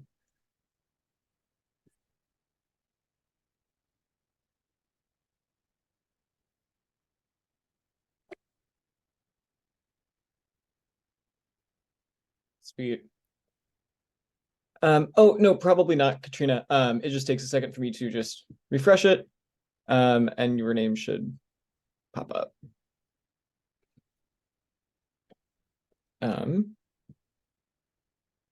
Once you submit your answers and you get the game complete box, if you press the leaderboard, then it will take you and it'll get sent to Ryan's list. Yeah, you have to put your name on that list and then it'll apply it to this. Leaderboard, type in your name.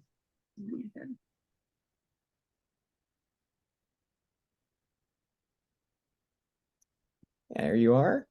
New time to beat 14.8, Bryce Nickel. Way to go, Bryce. Good to see your name.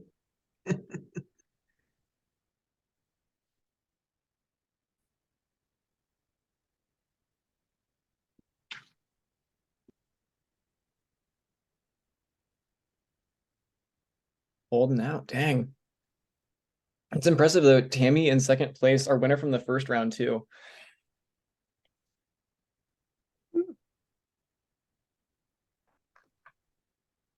Give it another minute or so to get in the responses.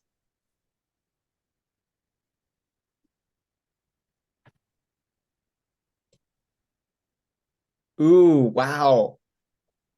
Angelina and Skylar.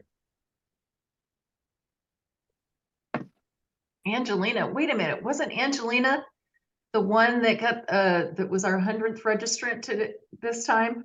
Oh yeah. Angelina, you're from Whitworth?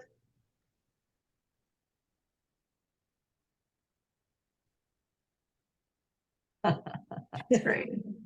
We're trying to figure out what kind of prize to get. And you know, it's a thing of chance, but number 100 is pretty impressive. Mm-hmm. Great. So I'm writing these names down. Skylar, what school are you from? Make sure I can find you after the event.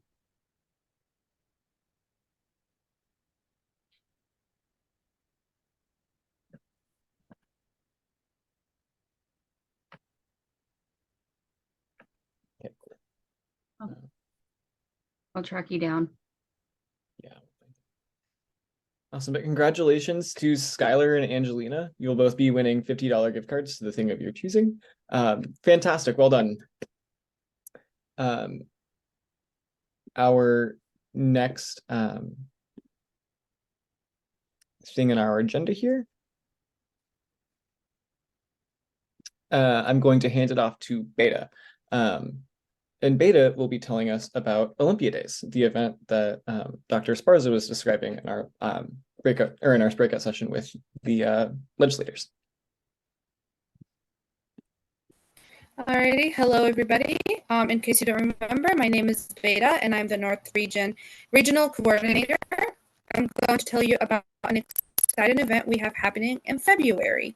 Every year during the session, we host a 2-day convening at the state's capital called Olympia Days, Ollie Days for short.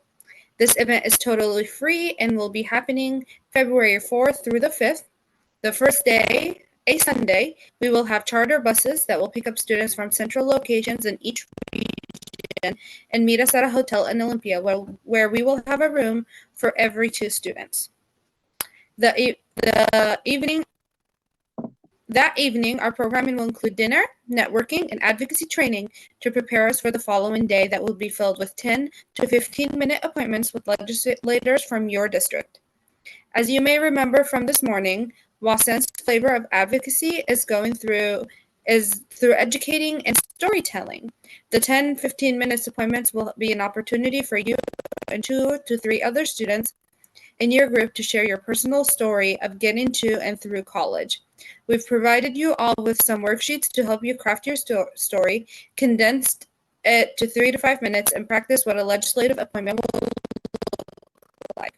Sharing your story, and finding your voice and role play worksheets. You can find these 3 worksheets in the green envelopes that were sent to you. We will provide a digital copy in the chat. If you need to, please download those now. For our next activity, we will go to the region's breakout room where you will be able to meet your regional coordinator, who will explain the activity in more details, and a community member who will be the proctor playing the role of the legislators. We'll come back together as a whole in about 30 minutes. If you have questions about what region you are in, our advisors will stay here to help you. Thank you. I have everyone pre-assigned, so if we're ready to open the breakout rooms, we can get started. Okay, perfect. All right. Everyone was able to chip away at their stories and feel more comfortable sharing in the breakout rooms. I know I was jumping around, and so I heard a lot of good conversation going on. And yeah, we hope you all can join us in February for Olympia Days. For right now, we're going to take another 5-minute break. Can be just a stretch, go use the bathroom, grab a cup of tea, whatever you need to do. We do have a slide on some stretching that you can do in your chair. Maybe try that out if you'd like. And we will be back at 1:30 for our alumni panel. Thank you, Kayla.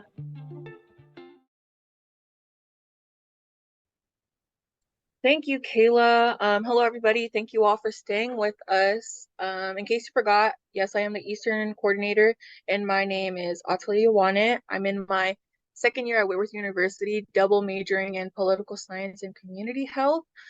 This is my 1st year working with WA-SEN, and I'm very happy to lead the student advocate panel for this year's summit. Our panelists attended the summit last year and participated in Olympia Days, so they can give you an idea of what working with WA-SEN is like from their experience. So we'll start off with some introductions and get straight into some of the questions that we have ready to ask our panelists. So from the panelists, if I could ask each of you to tell us your name, pronouns, school, majors, and the participation that you had with WA-SEN. And if any of the 3 panelists wanted to volunteer to go first, that's all right. Okay, I'll go first. My name is Richie Martinez. My pronouns are he, him. I go to Columbia-Basin College. I'm studying cybersecurity. I'm in my last year, and I'm also working as a cyber analyst intern at Pacific Northwest National Labs. I started with WA-SEN as a student like yourselves. And quickly I could see that I really liked what was going on with WA-SEN and what the vision was and the goal. I wanted to find out how I can get further involved. And so I became a I became a campus liaison for my school. And I enjoyed that work as well. And when the opportunity came to become a regional coordinator, I did that.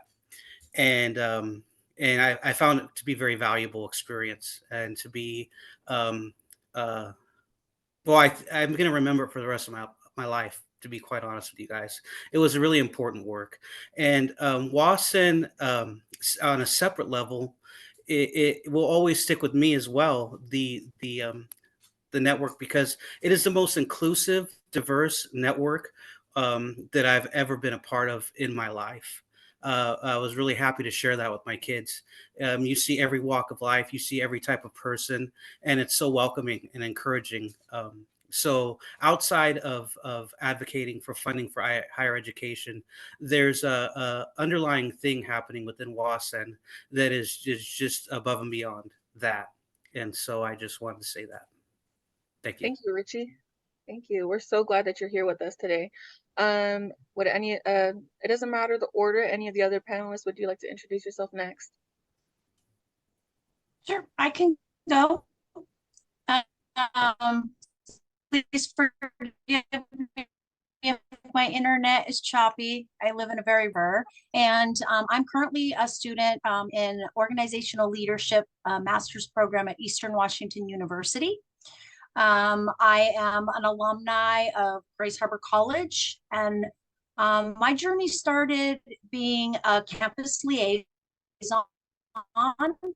for WA-SEN, moving into a regional coordinator position. And the experience has really taken me quite far.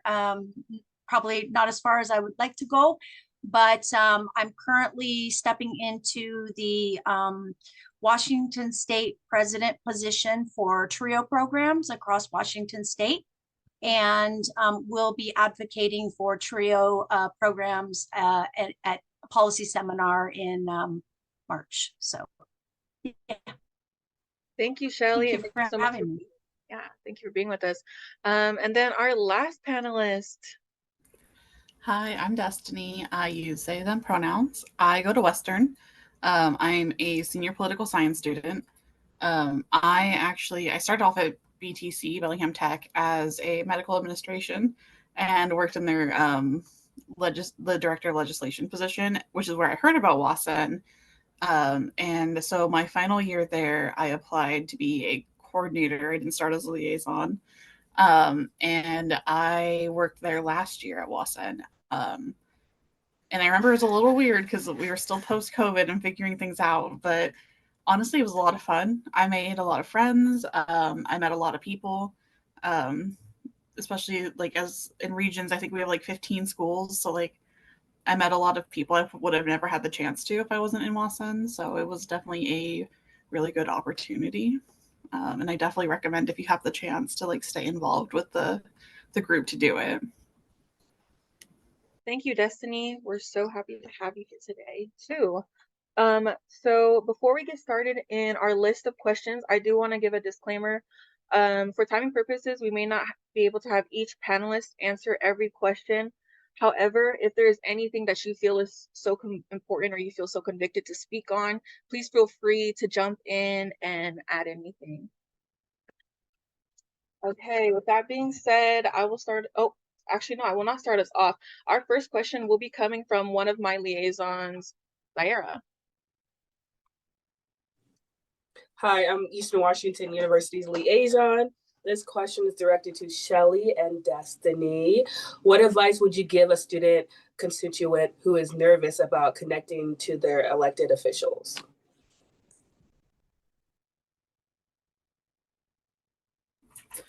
So I can start with that one. I think the biggest advice to remember is that they're just people. Honestly, the worst interaction I've ever had with a legislator was just some guy who was a little uninterested. For the most part, it's always been a really good experience. They really want to hear what you have to say. So, and it's okay to be nervous, I think is the other thing. Just practice. The more you do it, the easier it gets to talk to people. I think it's also practice, like it's a very vulnerable thing to be in this space and do this kind of advocacy work. But practice makes it a little bit easier to start. And once you start, it's easier to keep going. Thank you, Destiny. Shelly, what about you? What advice would you give a student constituent who is nervous about contacting their elected official? Every student is nervous. That is a given. Really just echoing what Destiny said, but also maybe adding that the risk is worth it, and stepping outside of your comfort zone is growth for you. So I think it's really important to just a little bit, and you never know what doors will open up for you and for other students in doing that. So just really just kind of embracing that discomfort, and the great thing about WA-SEN is that they have less stressed at that point. Thank you, Shelly. And furthermore to that question, do either of you have anything specific that you can say to a student who is questioning the importance of civic engagement? Yeah, so a lot of the people who are in these government positions are usually quite a bit removed from their time as a student. And our society moves very fast. What it's like for students now is completely different from what it was like for students 20 years ago. So I think it's really important to remember that currently you are the expert of what it's like to be a student, and the only person who's really qualified to talk about these situations with legislators. So that's why it's really important for us to be out there and talking to them about these issues. Thank you, Destiny. Is there anything that you would add, Shelly, or was that just perfect? Her answers are perfect. Good. Thank you. Yeah, I guess I would take the risk. It's worth it for you and everyone else that you go to school with. So that would be the one big thing I would say. Just take the risk and pay it forward. Thank you, Shelly. Thank you, Destiny. Going on over to Richie for our second question. Richie, what was your favorite part of engaging with legislators during Olympia Days? Do you have any specific stories you can share? And were there any perceptions or myths about interacting with legislators you had before meeting with them that changed? I'll start off with most memorable moment, which happened this last Olympia Days. This February. In my group, there was one lady in particular who was very nervous to share her story and didn't want to. She would practice. She'd practiced it. We practiced together, but she said straight out she really didn't want to unless she had to. She was just nervous, and but she when it came time to speak, she was brave, and she did. She spoke and shared her story, and by the end of the day, she was sharing her story. She kept sharing at each appointment, and she found her voice and she found her confidence, and I got to see it firsthand. I experienced that myself, but to see it happen to someone else was empowering. And it was an awesome experience. Um, and it was very important for us. Someone mentioned earlier today, I can't remember what speaker, about advocacy in general.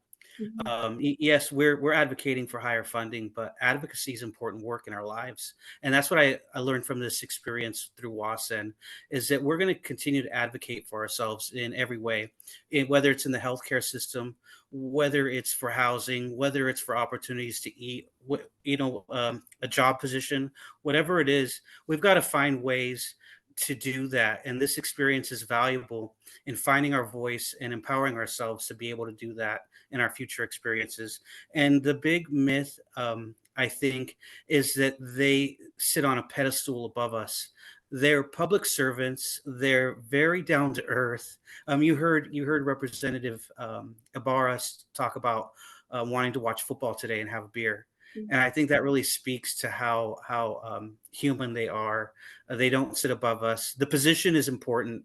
That it deserves respect. Our legislators deserve respect, but they are also people, and we are just as important when we share our stories as they are to hear them. Well put. Thank you, Richie. To further that question and also shine light on an opposite end, did you have any meetings that were more difficult? And if so, how did you navigate that? Good question. Yeah, I did. I was nervous like everyone else, and it's funny because it was my first meeting. I thought went really good. It was smooth. Somehow I was nervous and I just landed it, but then by my second one, I ruined it.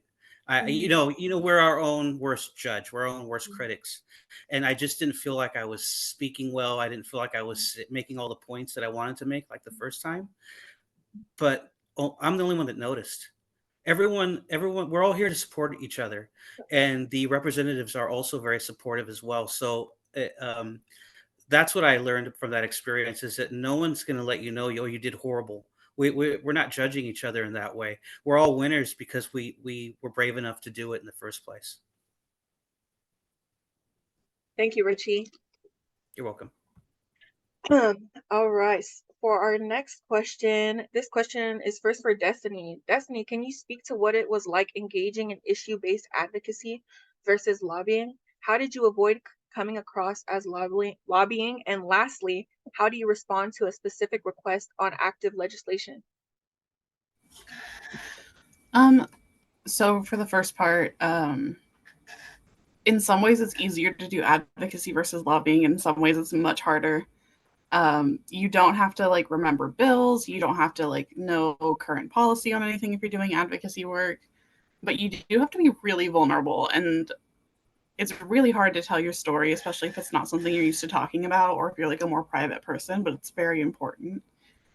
And especially the advocacy work that we do in Olympia with WA-SEN, it's a lot of it is like the importance of supporting students in their journey through higher education, which I think the best way to avoid coming across as lobbying is just to remember that it's just about the supporting them.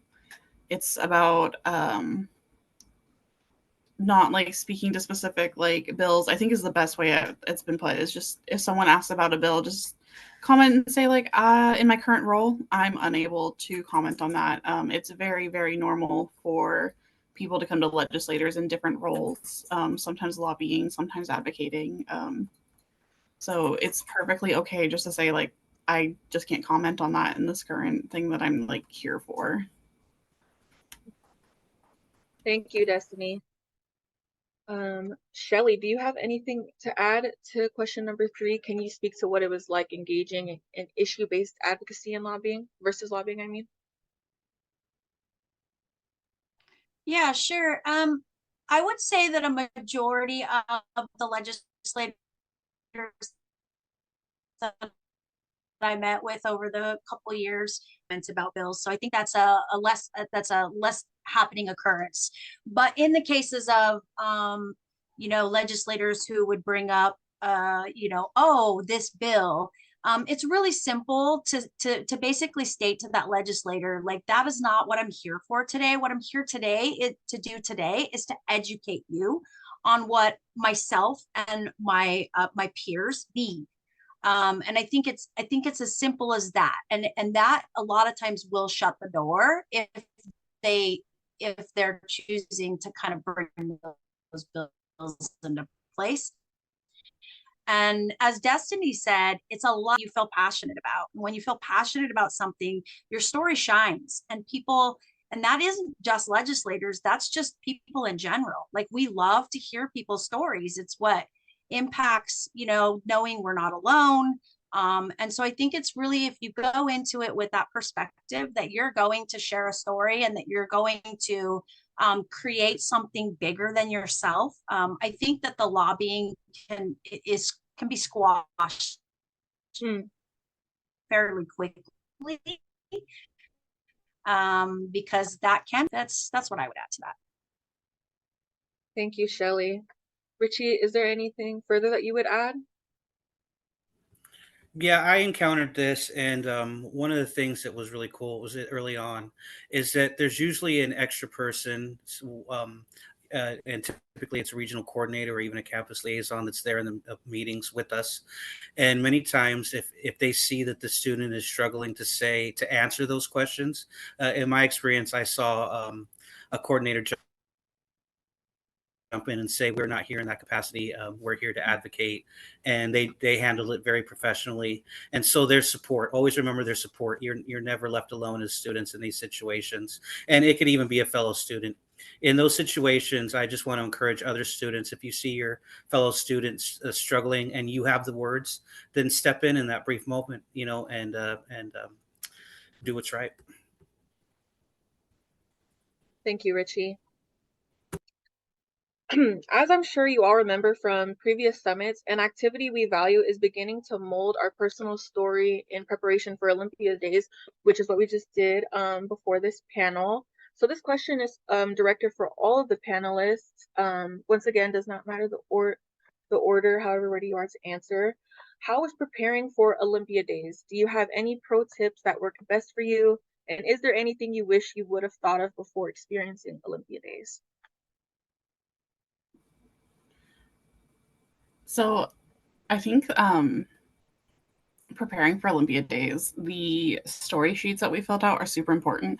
I wish I had mine from last year. I have my folder that we get from last year, and it's like covered in notes that I took while I was like talking to other people or listening to other students share their stories. The biggest thing is that the day before you will be put into your groups, you have the time to talk to people and like work on your stories together. And that's a really good time to like make friends and like discuss what you want to get out of this situation and like prepare. And I think one of the other things is that people work in different ways. So if you're the kind of person who works really good at just like, going off the bat and like talking about things, and that's perfectly fine for you. Some people, it helps if they write it down. Like we worked out a script in my group last year. So I think like taking the time to like coordinate and plan that with everybody. And then the other thing is that the night before Olympia, please go to sleep. Last year, like we made so many friends. I know North Region, especially, we had like a group of people who were just like best friends. They didn't sleep, and the next day they were so tired. There's so much walking. You're talking to so many people. So make sure you get some sleep the night before. Thank you, Destiny.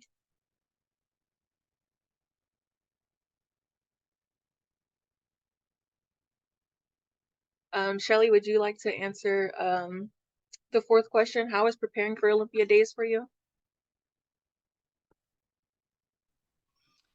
Lots of practice. And I know, as Destiny said, we all work differently. So finding that niche of what works for you, maybe that's videotaping yourself so you can kind of see how you're portraying yourself. Maybe that's practicing time a few minutes before, or however that setup looks. I think practicing is really a big part of that.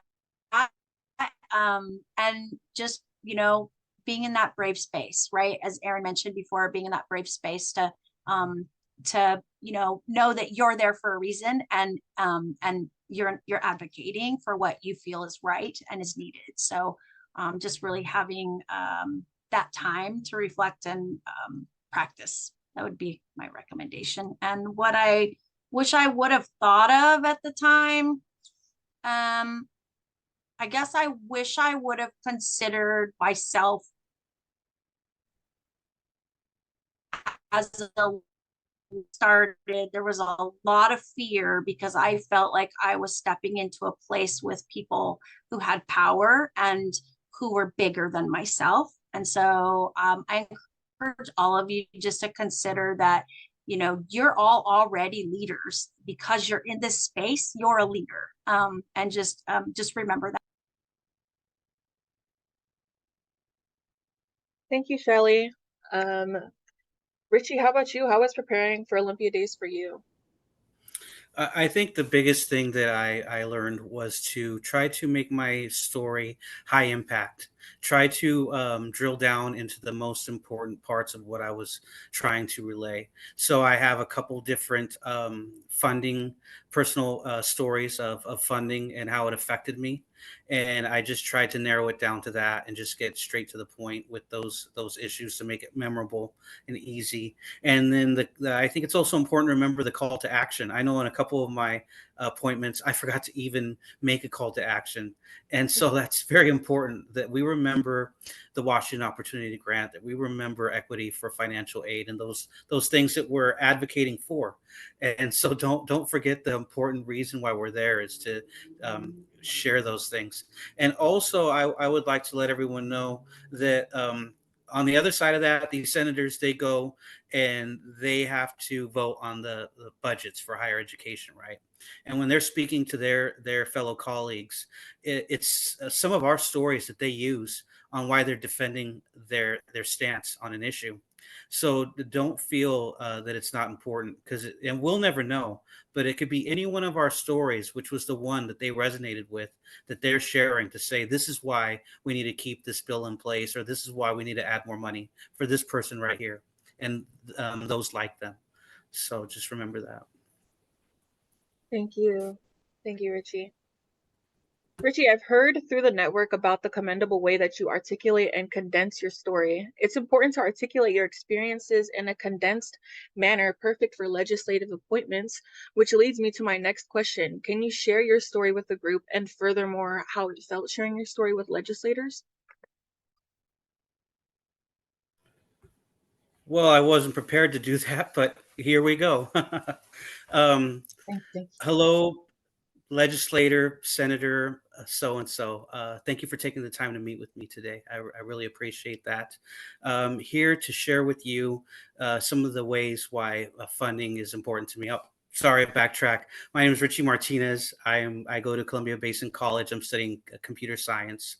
And I had a issue last fall where I applied for financial aid, and I didn't get it. It didn't go through in time. And luckily, I applied for some scholarships. And it was those scholarships that paid for last fall's quarter of school. And without it, I would have had to take time off of school. So that's what kept me in school for that time period, was those scholarships. And currently this year, I stopped receiving financial aid because I went to school about 10 years ago and dropped out.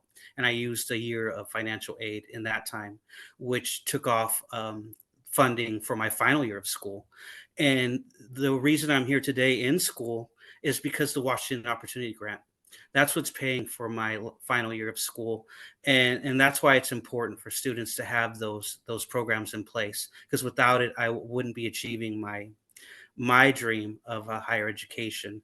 And that's why I want to impart to you as a call to action to continue funding for the Washington Opportunity Grant and look at ways that we can help grow it and add to that program, because it really does benefit a lot of people. Um, yeah, I guess I wasn't really prepped for that. So that's the really short, condensed version of it. Yeah. Thank you for sharing your story, Richie. I'm sorry to put you on the spot. I think you did No, great, that's though. no big deal. I think you did great. And we actually do have a good amount of time where we can take, I think, I'm looking at Chris and Kayla, questions from the chat, because I already see one question that we had, or we used to have. It disappeared, but I remember it, so I can ask it. If that's okay with Chris, Kayla, Dr. E. Okay. So the question I remember seeing in the chat was, what is the most important thing that you took away from your WA-SEN experience?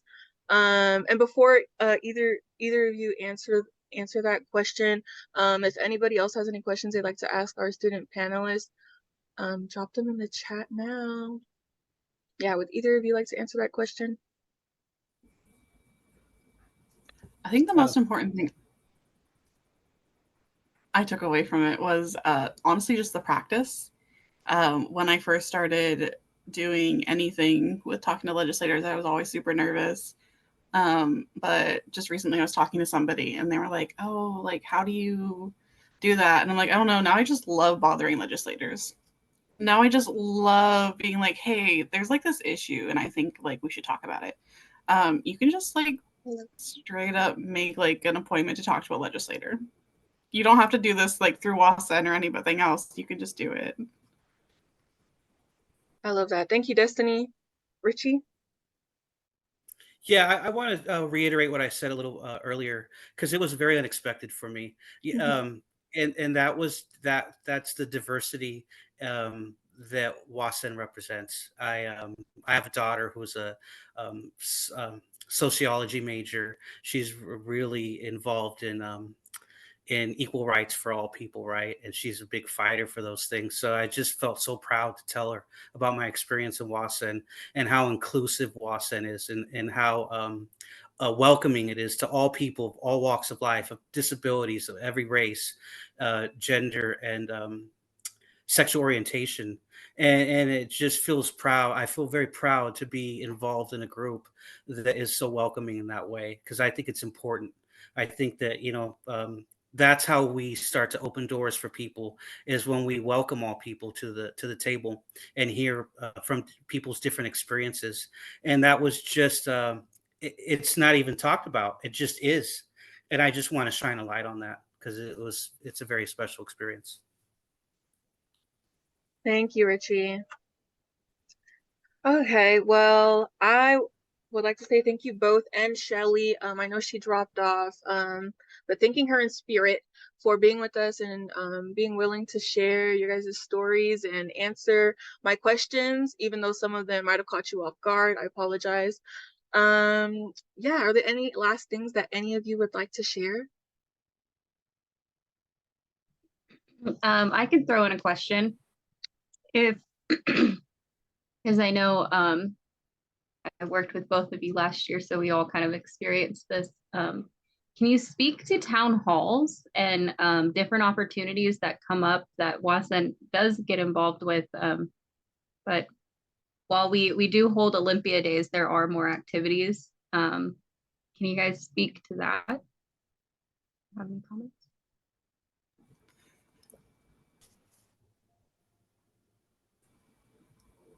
Okay. So after Olympia Days, I know from my experience as a coordinator last year, leading up to Olympia Days, it's super busy. And then like right after Olympia Days, we jump into doing like town halls. I think I went to 3 town halls. We had Denise back then who put together a list. And then I would reach out to people in my region and be like, hey, there's a town hall with these speakers. Like, do you want to go with me? And like, so we would just like get together and go to these town halls and like usually they're super packed and you don't always get to ask questions, but it's still a great chance to hear what your local legislator is doing. So it's definitely like WA-SEN isn't like a one and done thing. It like continues. So it's definitely important to like stay up to date with what people are doing for your like regional coordinator. I think it's a great question, Kayla, and it's really important because we had a conversation about this. I know that I didn't even understand the importance of town halls until most of them had already passed. I was lucky enough to attend a few, but I wasn't engaging the students in my network to get involved um, in the town halls, and I just want to impart because I learned this from Chris that WA-SEN is also a brand, right? And it's important to share that brand with legislators every opportunity we get. And those town halls are opportunities for us as students to share what our needs are with our legislators, another opportunity, but also to share the importance of WA-SEN to build the brand and let them know that we exist and we're out there and we care about higher education funding in all its forms for higher education. And so, yeah, this year I'm glad that we're starting off with the town hall right out the gate. And I want to encourage students to attend as many as you can and look for the town hall schedule as it comes out. And also, I don't know if you're aware, but many of your professors will give you extra credit for attending town halls. So, yeah, I encourage you to ask which ones will. I know I got a couple that do for me. So take advantage of that. Yeah. For the folks in the room that don't know, 3 or 4 months ago, we weren't really sure if we could do a town hall. We thought that we might be crossing lines or getting too close to lobbying. But because of all of your participation here and the outstanding participation that we had from our legislators, we proved today that we can produce our own town halls, and we don't necessarily have to be dependent upon the town hall that the legislator is doing in their specific district. And what I would say to every one of you from the sense of advocacy is that if your college is interested in doing that, I know that WA-SEN would be very interested in helping produce a town hall, whether it's virtual or live, at your college. And for the administration of colleges, they love the idea that a legislator is going to come to their campus. And we love the idea that a legislator is going to come to your campus and talk to issues that have to do with the needs of students, all the things that you talked about today. And that's extremely important. We represent across the state over 500,000 students and in all sectors. And this can be done. It's proven today that it can be done at a regional scale, individual scale. This is very much, we talked about this earlier today with, I talked about this with Chris earlier today, that this is a big part of our brand of who we are. Very, very grateful that everybody hung in there with that through that legislative piece, which I thought was just outstanding.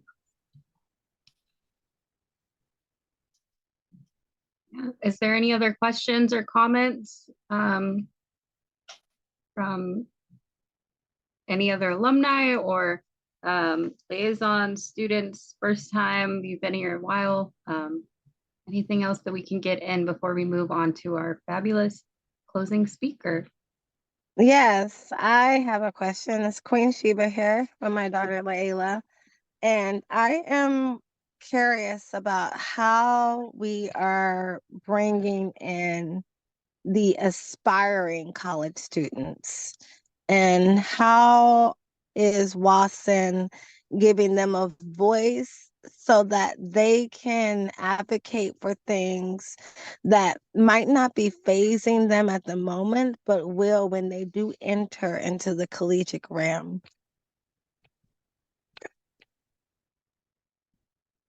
Queen Sheba, it's fantastic to see you, and if your daughter's with us too, thank you so much. I can take a stab at that first, and then maybe Dr. E can chime in as well. And when we first had the concept of WA-SEN, it was really the coalition and the handful of across the sector folks that cared about this whole pathway that you've heard Dr. Bish talk about and everybody else today. And the College Success Foundation was one of those because it was a structured, organized community org in the community working with high school students to get to and through the other side to P16, like the whole continuum, right? So that was our start point and our launch point in terms of how we can connect ourselves with another nonprofit out there doing that work. There's also other community-based orgs like Rainier Scholars, the folks that led Act 6, right? Atalia is an Act 6. Well, Kayla was too an Act 6 scholar.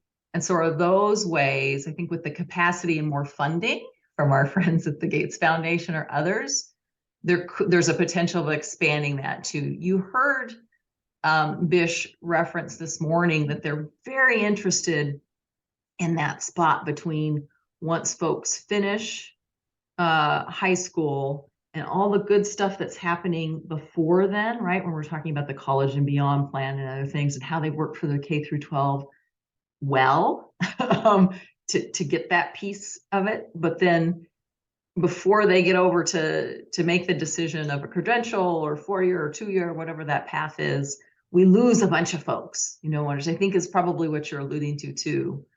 So how do we kind of shore up those bridges as well?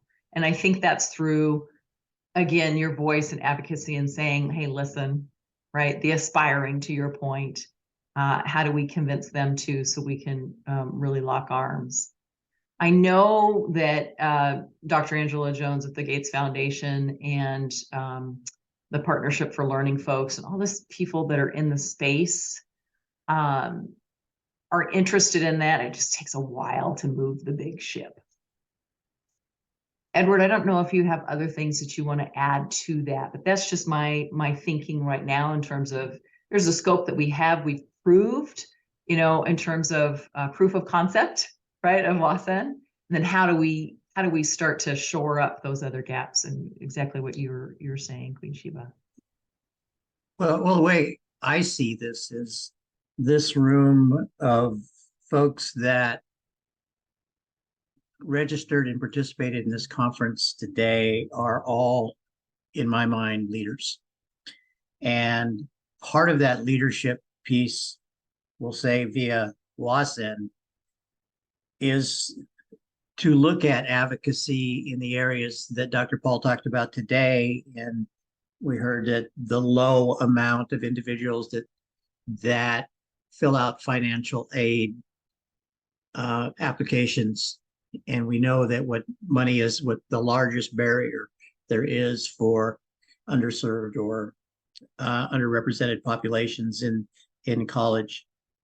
I see no reason why that we could not communicate with the K-12 system to be able to start that dialogue that says civic engagement is important for the following reasons. And part of that civic engagement can be participating in higher ed, whatever that means for you, whatever you want to do in higher ed, and to be a part of that. And to be a part of that is to look at one of those barriers in assisting with financial aid and peer mentoring students in communities that we know are not participating in higher ed, and peer mentoring them to filling out a FOSFA. Most of us did it. Most of us know how crazy it is. The state's working at making it simpler and or easier to do, but we have the goods in the sense that we are content experts about higher education.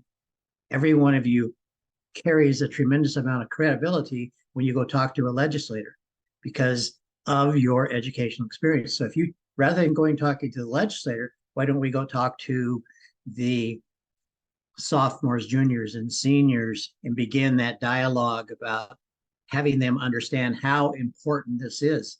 Just telling the story of students that are engaged in college activities like clubs, organizations, or have relationships with faculty or staff are twice as likely to succeed in college than those that don't. But unfortunately, the ones that are first generation don't have a sense of context that says, I know somebody in college that can help me. I know that there are clubs that I can participate in. I know that there are faculty that care. And I know that there's an organization called WA-SEN that can help us connect the dots for those. So it's very, very, very doable. But as Chris says, sometimes those initiatives take time to get the support that we need to expand that. But I don't, if all of these organizations, the Washington Initiative, Gates Foundation, our leaders at college, the administration say, we want the students, we want students to come and participate, or we don't have enough, there shouldn't be any reason why we couldn't be supported to do that. That's my take on it.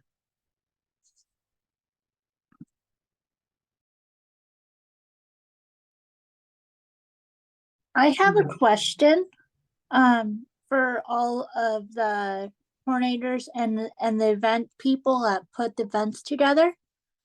Like what Queen Sheba said, I've heard this a lot on campus and around different places. Is there a way that we can do a guardian for these events for the high schoolers and so they feel more welcomed? Because I know that's a community that would really benefit from how the schools are run. Because we've been in high school, but it's been a while for a lot of us, and they can do a lot of good input on what would help them in the future. Is there a process for that? Have you guys thought about how that could work?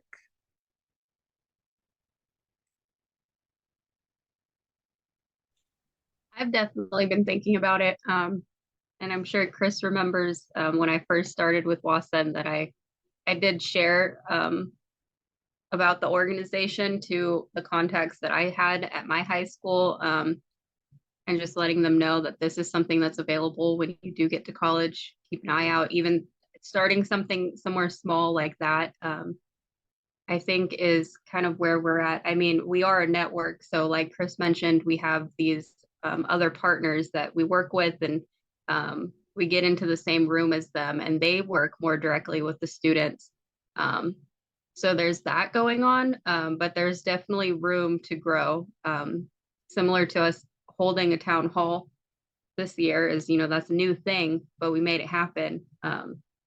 There's definitely talk about it, or, it comes up in conversation, and it's all just the process, I think, and figuring out how we can do that. But it is on our minds. Definitely been on my mind. But one area that that would help build that infrastructure, because the colleges are very, very close to the communities, is if you're really looking at building WA-SEN and the work that we do on your campus, I would encourage you to establish a WA-SEN club, an official club on your campus. And having a club has the support of the institution and entitles you to participate in these types of activities. And many clubs sponsor these types of activities, going to legislative day, using your college or your institutional's resources like transportation, those types of things, to be a part of that, to build your own WA-SEN chapter at your campus is one way of building WA-SEN and the work that it does in the outreach. I've advised in my travels clubs, usually Latino clubs on the campus, and one of the things that they always wanted to do was go into the community or go into the high schools and do like projects in the high schools. There's no reason that couldn't happen from a WA-SEN perspective. Thank you so much, everyone, for your questions and comments. And we do have our guest speaker in here, so I'm going to hand it off to Ryan to introduce. Hello, I'm here today to introduce Dr. Hernandez-Jarvis. Dr. Hernandez-Jarvis was born in Boston, Massachusetts. She grew up in Nayarit, Mexico. She's a proud bicultural, bilingual Mexican-American and is currently the Vice President of Institutional Equity and Diversity at the University of Puget Sound. Prior to joining Puget Sound, she served for 4 years as the Associate Vice Principal of Diversity, Equity, and Inclusion at Whitworth University. Dr. Hernandez is a cognitive psychologist with extensive publication records in the fields of biolinguistics, bilingualism, and the effects of acculturation on psychological well-being. She received her BA in psychology from the University of Akron and her master's and PhD in the psychology department at Hope College in Michigan for 24 years. While at Hope College, she served as the chair for the Department of Psychology and as the director of general education, as well as a leader in the faculty development program. She has facilitated workshops on intergroup dialogue and diversity education at institutions of higher learning across the nation, and has served on the Faculty Development Committee of the Leadership Institute for Women in Psychology and the American Psychological Association. She has also served on several organizations such as the Latin Americans United for Progress and as a member of the Human Rights Commission in Spokane. She used to be a professional ballet dancer, and her favorite book from childhood was Peter Rabbit. Dr. Hernandez-Jarvis's mornings are fueled by exercise before going to work, and the song giving her life is Limón y Sal by Julieta Venegas. Dr. Hernandez, you have the floor. Thank you very much, Ryan, for that introduction. Really appreciate it. And can't tell you how exciting it is for me to be here this afternoon with all of you. It always fills my heart with joy, and I really mean that, to see so many young people developing their leadership skills and really working towards gaining access to higher education and advocating for that for others. That is just such an amazing work and so needed.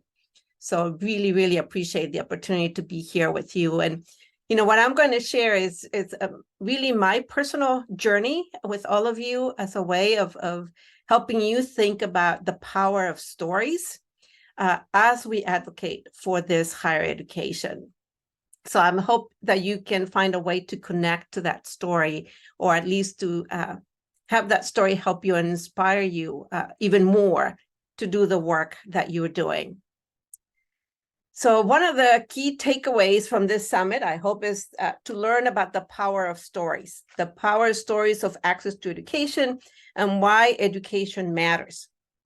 So I want to share with you my story of identity development. And your story may be very different, but I'm hoping that my story will inspire you to reflect on your own.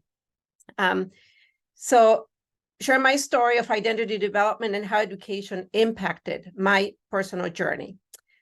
How education made a huge difference in my life and allowed me to be now in the position to advocate for access to education for future generations as the Vice President for Institutional Equity and Diversity at a private institution. I want to start by stating what might seem obvious to many of you. I am a woman of color. Yo soy mujer de color. As I was preparing for this talk, I was reminded of an essay a friend of mine shared with me some years back. Her essay began with those words: I'm a woman of color.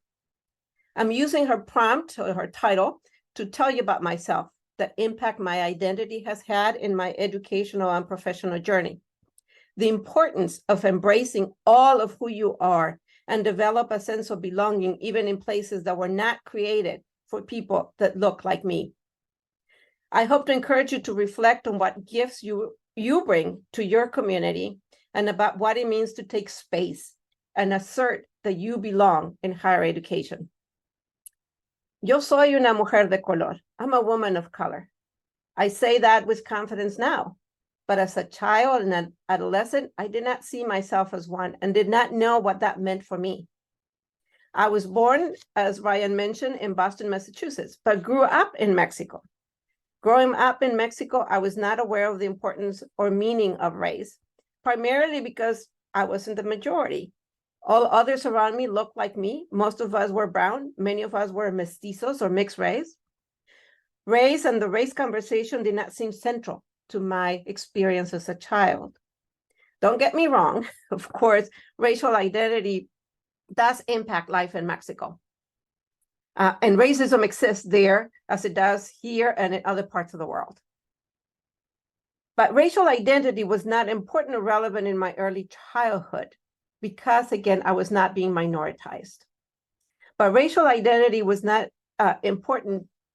Well, the reality is that race was important and certainly colorism was, but I was not aware of it. My mother was a white American woman and my father was Mexican. Sadly, it didn't really take that long for me to have my first experience with prejudice and stereotypes, and slowly, experience after experience taught me how race and ethnicity matter in our society. My first experience, at least when I can remember, was as a 6-year-old girl, pretty young. Here's the story. I was in first grade, living in Mexico. And at the end of the school day, kids had to line up by the door of the school until your parents came to get you, pick you up. I saw my mother walking towards the door of the school, and I said, oh, to the person at the door, I said, that's my mother, and pointed, to her. Some of the kids around me started laughing. And one kid said something like this, yeah, right, like that güera, which in Spanish, so you may know, means the white person. So this kid says, yeah, right, like that güera is your mom, as if.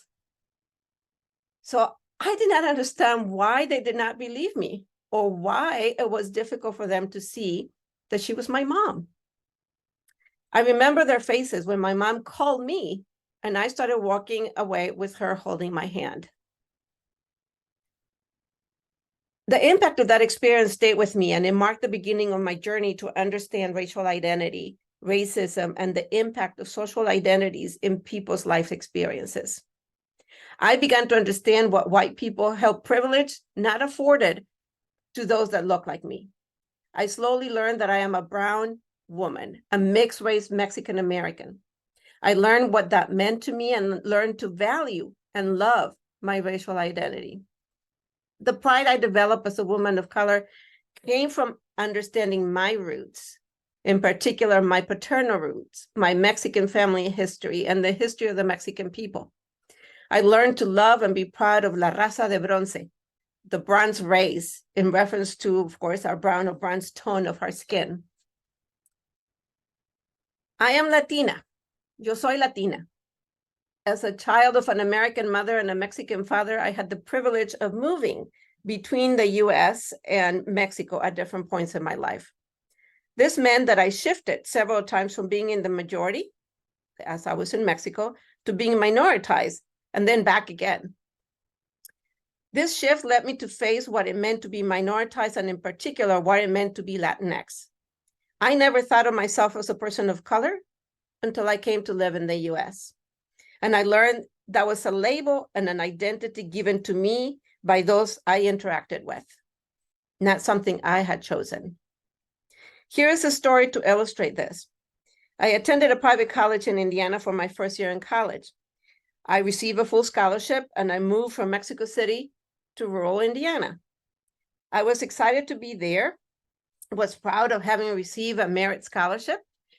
Imagine my cultural shock to move from one of the largest cities in the world to Richmond, Indiana, pretty rural at the time. During my second week on campus, I received an invitation to an event for Black students sponsored by the Black Student Union. I was surprised by the invitation. I was Latina. I could be considered an international student, perhaps. And these were identities that I claim.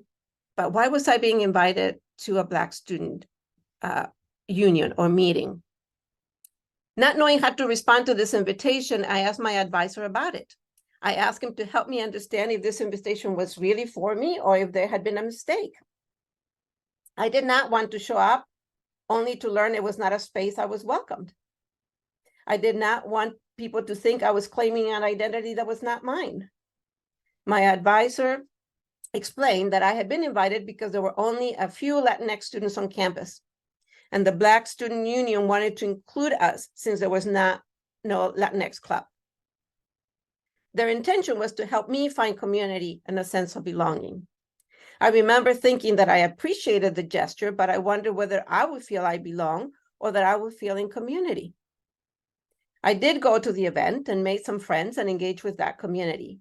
But the key point of that story is that that situation led me to think about what it meant to be Latinx in that context and what it meant to be Latinx in America and in higher education. It also highlighted for me that it was a space in which there were not many people that looked like me. Eventually, I connected with other Latinx students. Honestly, I count them for you. One from Puerto Rico, one from Colombia, 2 Mexican Americans, one from Texas, one from California. It was a small college, given that, but a small group of people. For the rest of the campus, we were the Latino students. Never mind that we were actually quite different culturally, that even the Spanish that we spoke was different. Among ourselves, we were keenly aware that we were very different culturally, but to the rest of campus, we were all the same and we were homogenized as Latinx. It was in this context and among those who were racially minoritized and homogenized that I developed my sense of what it meant for me to be Latinx, and furthermore, what it meant to be a Mexican American in the US. It was through questioning and reflecting and sharing that I learned that being Latinx was something I should define for myself and not let others define for me. For me, it meant a set of values, beliefs, shared experiences, and lenses that color my understanding of the world. Often expressed in Spanish, as English words seem at times insufficient and or imperfect. That experience also helped me understand what it meant to belong to a place, to a community, and how even though small in numbers, it was critical to be present rather than blend, to take space, participate, and make a difference to transform the space so others will have an easier time in the future.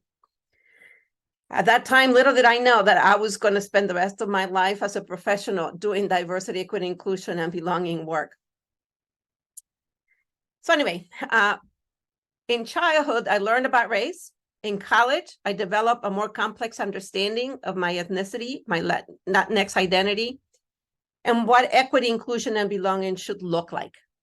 I began to explore and understand the social construction of race and ethnicity, to see and understand the difference between being ascribed a social identity and the expectations and stereotypes people held based on their perceptions of my identities, and my own definition and my social identity. I began to see myself as all of those concepts together in one. I also began to identify myself as a bicultural and bilingual and see the importance and value of it. I was raised bilingual and bicultural. Our home was full of English and Spanish, smell of chiles and ketchup, tacos, tamales, and pozole, as well as burgers and French fries. That was all part of me. But to me as a child, it was just life. I didn't think about the labels or what that meant. I never thought much of it. That was just how our family was. In college, I realized that was not a typical picture and had to reconceptualize what it meant to me that I was bicultural, what it meant that I could speak English with my American extended family and friends and speak Spanish with my Mexican relatives, mis primos, and Spanglish with my siblings and my parents. It meant that I could move from one environment to the next without a problem and that I have learned to function effectively in two environments. But it also meant that I had to think about which values were mine, which traditions I believe in and why. And it meant at times to be not fully one or the other. I was not fully American, I was not fully Mexican, but I was Mexican American, Latinx, and a woman of color. So again, being bilingual was also a gift and a challenge. And I'm sure some of you in this summit have had that experience and shared that experience with me. Being truly bilingual in an academic setting was really tough. How many times my professors asked for clarification on a paper and I explained what I was trying to say. And as I was doing it, realized that the idea was on target, but that I had not translated it into English in the right way. Or that when I put it in English words, some of the meaning of what I was trying to convey was lost or not clearly expressed. As a result, it always took me longer than my classmates to write my papers. Eventually, I was able to think, or to try to think always in English when doing academics, so that the writing will come easier. However, life always gives you surprises. I had a different experience when in graduate school, I was invited to give a research presentation at an international conference in Mexico. I was excited to be invited and offered to give not one, thinking, oh, this is great. Not just one talk, but two. I can do 2 talks. This is great. So a couple of weeks before the conference, I sat down to prepare the 2 30-minute presentations that I was actually going to give in Spanish in Mexico City. And let me tell you, panic hit big time. To my surprise, I had an incredible difficult time preparing those presentations in Spanish. It turns out that at that point, I had completed 2/3 of my undergraduate work and most of my graduate work all in English. So when it came to my profession as a psychologist, it was natural for me to think in English at that point. And now I had to translate that terminology and that language into Spanish. So it was quite challenging, even though Spanish was my mother tongue and my primary language.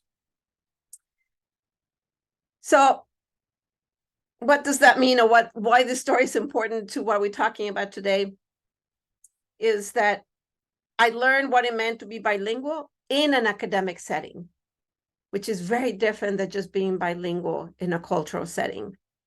And that the importance of being bilingual as a component of my identity as a professional. When I was in high school in Mexico, I read books about psychology and decided what I was going to do in my major was psychology. So I learned my major or decided on my major pretty early on. But in Mexico, some of you may know, after high school, you must actually select your profession and you go to a specialized school. So I had to go to the psychology school straight from high school.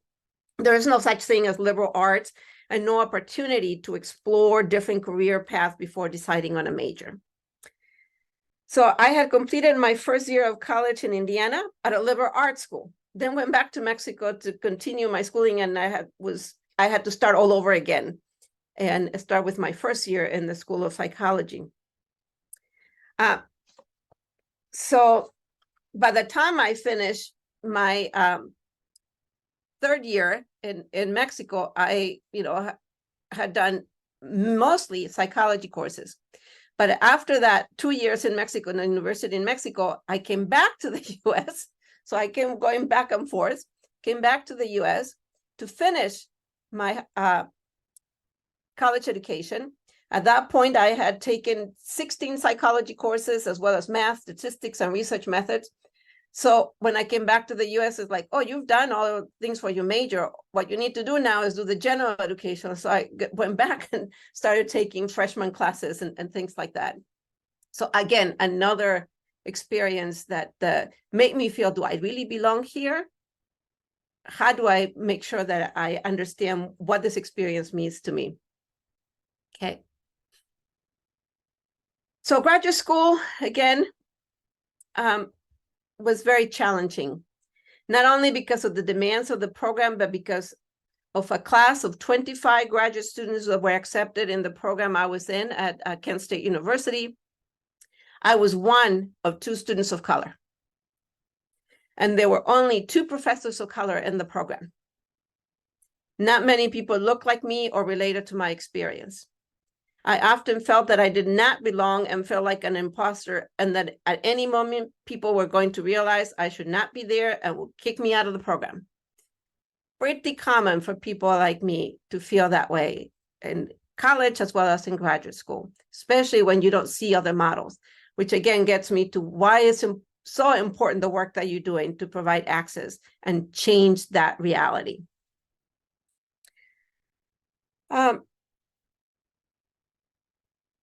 I also felt not only that was my experience, but I also felt that the research questions as a graduate student that I was interested in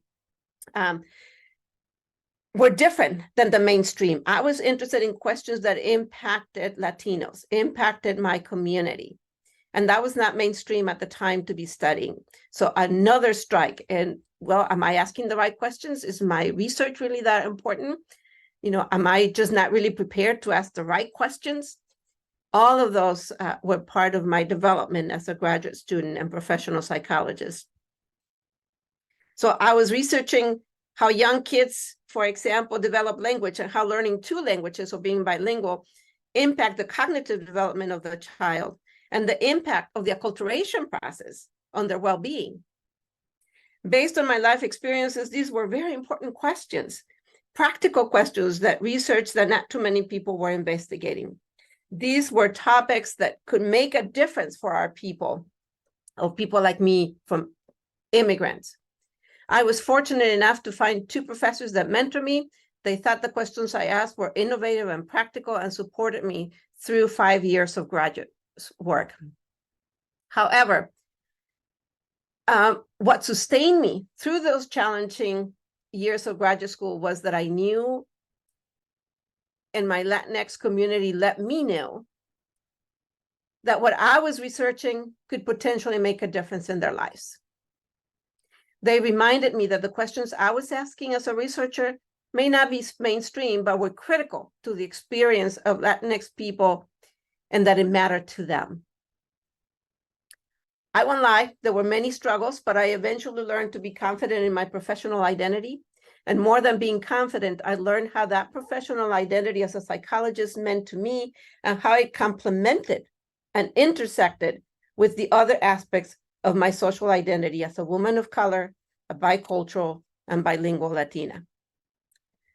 So lots of bits of my life story for you, but really understanding ourselves and the impact of our social identities in our lives and in our interactions with others can lead to better quality of life. All these identities have not just impacted and shaped a path in my personal and professional life. My social identities have been critical in the choices I have taken as a professional and as a psychologist. My identities and experiences linked to my identity again informed the research I did, the classes I taught as a professor, teaching multicultural psychology and the psychology of Latinx populations. They also influenced my decision to move into college administration, and in particular, into the work of diversity, equity, inclusion, and belonging. So moving into that area of college administration, how did I get there? That also has been challenging, okay? Although things have changed, certainly in the past probably 10 to 15 years, senior college administrative positions, vice presidents, presidents, provosts, deans, etc., are still predominantly occupied by white men. It was not an uncommon experience for me to be sitting in places where the majority of the administrators are men, or white men in particular, and where I might be the only person of color or the only woman of color. Often I had to insist to have my experience and the experiences of those that look like me to be present, to be considered, to be at the table. And that's my passion, and that's what this journey has taken me to be able to bring that voice in those settings, in those spaces where those spaces were not created for us. But I'm taking that space now and trying to make a difference for people like me. It is the development of my social identities that, as a woman of color, as a professional, as a psychologist, that give me the confidence to speak up for diversity, equity, and inclusion and belonging in those places where decisions are being made for communities in higher education. It is those social identities that call me to engage others in building together a more equitable, fair, and socially just organization and more inclusive society. Okay. I want to share with you, I'm looking at the clock and making sure we give you some time for some questions. I'm going to cut down a little bit of what I have planned to share with you. But let me just share where I am now at the University of Puget Sound. I joined the University of Puget Sound because I saw it as a place that is leaning into challenging work of diversity, equity, inclusion, belonging, and social justice. Many institutions try to avoid this work. Especially in the last 3 years, there's a lot of anti-DEI rhetoric in our nation. We need to even double or triple our efforts. We live in a country, again, that believes in democracy and freedom, but it was founded on inequality, injustice, slavery, discrimination, and social hierarchical power structures. We love our country, but have a difficult time facing its troubled history and imperfections. If we want to do better, if we have aspirations for a better society, a better community, we need to recognize the imperfections of our past, the painful experiences of our people, and act to create a different us. Our social identities, when we enter into community, impact our relationships, our engagements with each other. The lenses and perspectives we use to learn in our classes, as well as in our extra and co-curricular activities, are critical. These social identities impact the choices we make. The diversity we bring to campus enriches our lives, but only if we are intentional about creating an environment of equity and inclusion. As you think about the social identities you bring to campus, you will all want to be part of the university community, engage and flourish. What can you do to be inclusive of those social identities that are different from yours? What can you do to help yourself and others develop a sense of belonging? Arthur Chan, who is a diversity, equity, and inclusion activist, says the following, which I really like and I've been using a lot at my university. Diversity is a fact. And we need to bring even more so of that diversity to our campuses. Now, equity is a choice. Inclusion is an action. And belonging is the outcome. So if the outcome we seek is belonging, what we need to do is to focus on equity and inclusion. Those are the key aspects, the process to get to that sense of belonging. Those two concepts are key to higher education access. So again, how can each of you advocate for equity and inclusion in higher education? Share your story of access. Share your story of how diversity, equity, and inclusion has positively impacted your educational journey. So as you leave today's summit, I encourage you to reflect on your responsibility to create wider access to higher education. How can you help? How can you make a choice to be equitable? That's your choice. And how can you help the institutions, the campuses that you're at, to be more equitable? What actions can you take to be more inclusive? What actions can you ask, not just ask, demand from your institutions to create more inclusive communities? How can you foster a strong sense of belonging for others in your campus? So let me stop there so I can entertain a few questions if there are any. I hope my story, I went very personal with this, but I hope my story is truly an inspiration for you, not because it's, amazing or anything, but because there's lots of people like me that want to have that access to education that can make a difference for their communities that sadly don't have the opportunity to do so. And now that we are there on our campuses, it's not just a nice thing to do, but it's our responsibility to advocate for access for all underrepresented populations to engage in higher education. So I'll stop. Thank you all.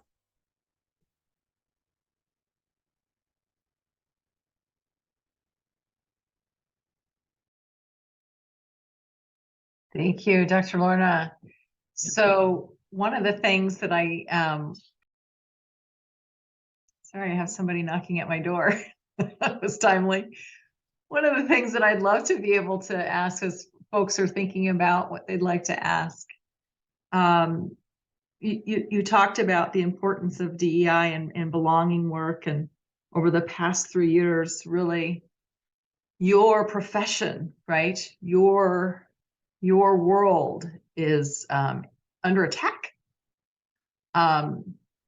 What are your peers and you thinking about, the decisions that are being made in Florida, the education folks with the curricula, and what could be told and taught in terms of the true story of the history of this nation and how it was founded? What's the tone and tenor there, and how do you keep going? Well, it's again, thank you for that question. And it is very mixed. There are many of us that really, professionals in the DEI work that are really sad about what is happening in our country, because it makes our work a lot more difficult. But more than making the work difficult, it's moving in a direction of limiting the education of the truth of our history, for one, but also it leads to more limited access, again, to higher education. You know, the affirmative action decision of the Supreme Court is, we haven't seen it yet, but we are going to see an impact on that, right? And it's very, very sad. So what we're doing is we're trying to find other ways to continue to do that work in ways that are significant, to continue to provide access to education through our institutions. We, of course, need to follow the law, but there are alternative ways to provide that access. And many of us are talking to each other, sharing those ideas and those resources, supporting each other, and talking to our presidents and our vice presidents of enrollment with alternatives and ideas of how to continue to do this work. So that's one of the things. And the other thing is, you know, like I mentioned, we continue to work even harder. Rather than give up or feel frustrated, we need to support each other, and we are in connection with each other all the time to know how to do this. And the other piece of this is that, you know, for a number of years, there's been the sense that anybody who is from an underrepresented, specifically in terms of race or ethnicity, identity, can do this work, one, or should do this work just because of their identity. And that's not true, right? And that's part of the work that we're trying to do. You can have that identity, but you also need to have the professional training and expertise on how to do this work. So one of the things that we're trying to do as practitioners in this field is, how do we encourage young people like all of you on this call to think about that work as a profession? How do I get engaged? What do I do in college? What do I do for a master's or a graduate program? What kind of internships do I need to be engaged in to really learn the professional skills and the knowledge to do this work in the best way possible? Just because you have the identity is not enough. We need the professional training, and we as DEI practitioners are trying to encourage young people to get into this field and get the knowledge and the skills to continue this work. Thank you. Thank you very much, everyone. Richie, you had your hands raised? Yeah, I'd like to ask a question. Dr. Hernandez Jarvis, I'm curious about the role of collaboration with your guys' DEI program. You see, at my school, we have a DEI program that's a couple years old. And what I've observed is it's its own entity. And I think that they struggle to get engagement within that program. And I've also observed that where there's collaboration, there's growth. And how does the college implement that type of collaboration across the board? And I'm talking about among the professors, among the classrooms, and not just as its own program in and of itself. How can it be implemented strategically throughout the campus? Does your school do that? And what are your thoughts on that? Yeah. Excellent question, Richie. That's not an uncommon problem in the nation. There's a lot of universities that struggle with that. Let me say this, at Puget Sound, I'm actually the inaugural vice president. I've been here for a little over 2 years. And that was a institutional desire precisely to address what you were saying, that in the past that work had been pretty siloed to an office or to a particular group. And they felt this needs to be brought to the higher levels, to be institutional, and send the message to the entire university that that's what we're doing. So the university, the board, and the president opened this position as a vice president level, which means that I'm part of the cabinet. and I connect directly with other vice presidents. And that has allowed us to do a lot of very close collaboration. So an example, I really work with the vice president of student affairs, and her team and my team are designing things like our orientation program has been really shifting to look at a lot of issues of identity development and sense of belonging, and including this DI work. So we collaborate a lot, but also I'm connecting with the provost and with the deans. So we're doing a lot of work with the faculty. And again, it's not perfect. There's always going to be pockets of resistance to this work. That's always going to happen. But if it's happening and the message is that this is an institutional priority and that the work is not supposed to be just the Office of Institutional Equity, right? That the work is done by the entire campus community. And that's the message that we keep saying. No, we all need to do this. I personally speak to every month, any new employee at the university during their new employee orientation, I come in and talk to them. I said, this is an expectation of you as a new employee to be thinking about these issues in this way, right? So there's a variety of ways in which you can do, and the collaborations do happen. Sometimes it's challenging to get them there, but we are moving, more and more in that direction. And, Ryan and others can probably, Ryan is a Puget Sound, can share too some of the things that are happening in terms of collaboration that are just really, really, inspiring. But there's others that are challenging. I'm not going to tell you it's all perfect and beautiful. We are working on that, but you're absolutely right. Collaboration, DI work is critical for its success. Thank you, Doctor. Thank you. Everybody, we're ending the corner. This is it. You guys have held on. You are rock stars. I think we're in a good place. Dr. Lorna, always a pleasure to see you. My pleasure. Thank you for being a friend of WA-SEN and the students across the state of Washington, across 3 different sectors. We value your work and that of your other practitioners, and back you 100%. Thank you.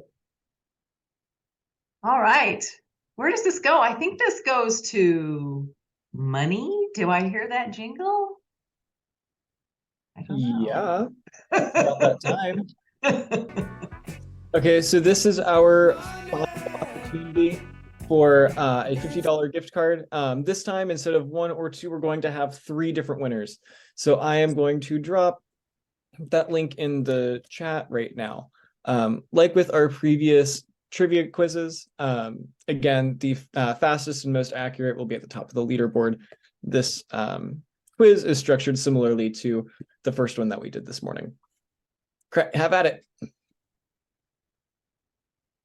Oh, wow. Hennessy up there, 33 seconds. Is it 2 of the 5? Yeah. That was a tough one. I do not feel like a Washingtonian right now. I was Exactly. That was terrible. I got 1. Yeah. I may have made the questions a bit hard. That's on me. Whoa, okay.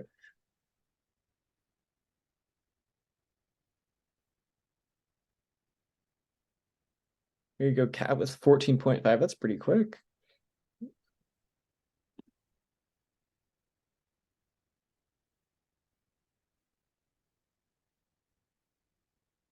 Victoria pulling ahead. That's a pretty big lead. 3 seconds, especially considering that second and third are only separated by a millisecond.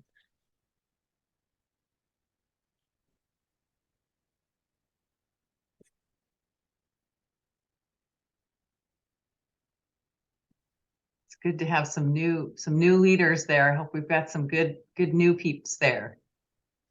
And then Cat redid it to get 10 seconds. Nice. Dang, y'all are zooming. 10 seconds. That's insane. Okay. And do one final reload here in 10, 9, 8, 7, 6, 5, 4, 3, 2, 1. Our big winner is Kat with 10.4 seconds. But Kat, Bryce, Nickel, and Victoria are all walking home with, or not walking home, you're already home, you're in Zoom. But you're getting a gift card sent to your email, which is pretty swanky. Can you keep that up for a second while I get the names?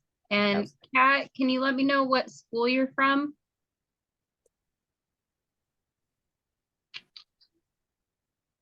Here are the chat. I know there's two different Grace Harbor. Okay, cool. Thank you. Awesome. And Yay. Yes. What's it mean now, guys? Is this it? This is it. This is it. Thank you to everyone. Shout out to the coordinators for pulling this together. Thank you to our support, Tom, Susie, Chris, all the alumni and liaisons, and everyone for staying with us. Yeah, thank you, Bo. Thank you, Richie. Thank you, Beta. Thank you, Tom. Thank you, Kayla. Thank you, Ming. Thank you, Becca. Thank you, Destiny, Shelly, Sarah, Victoria, Niraj, Sky, Prem, Kathleen, Cassandra, Isabella, Bryce, Queen Shiva, and Leila. Monsieur, Katrina, Chris, Charles, Tammy, Michael. Oh, wait, somebody dropped off. Damien and A. Nolan. Did I get it all? El Garcia. Michael? I think I got them all. Thank you. Can we get another group picture, Chris? We can try. Does anybody For want the- to switch on? This is it. The holdouts. You never know. We get excited sometimes when we see a really good picture and we might just want to hand out more goodies. I don't know. This is the hardliners. It's always good. Let's see. We're the here. diehards. You're the diehards. That's right. Look at that. Nice looking. Okay, here we go. Is everybody ready? Ready. Okay, this is it. Moment in time. Quick reminder, you're amazing. Keep going. 1, 2, 3. Nice. Okay. That's a wrap. What do we have to remind them of? Kayla? Oh yeah, so if you have not finished the $15 question, there's still time to do so.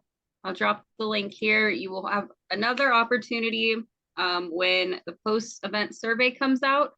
We will also be handing out a gift for that. We really, really, really want your feedback on how this went. And it is an annual event, so we'll be back here next year doing a similar thing. So let us know what you think in the post-event survey. And yeah. So So today's the day for the $15 one.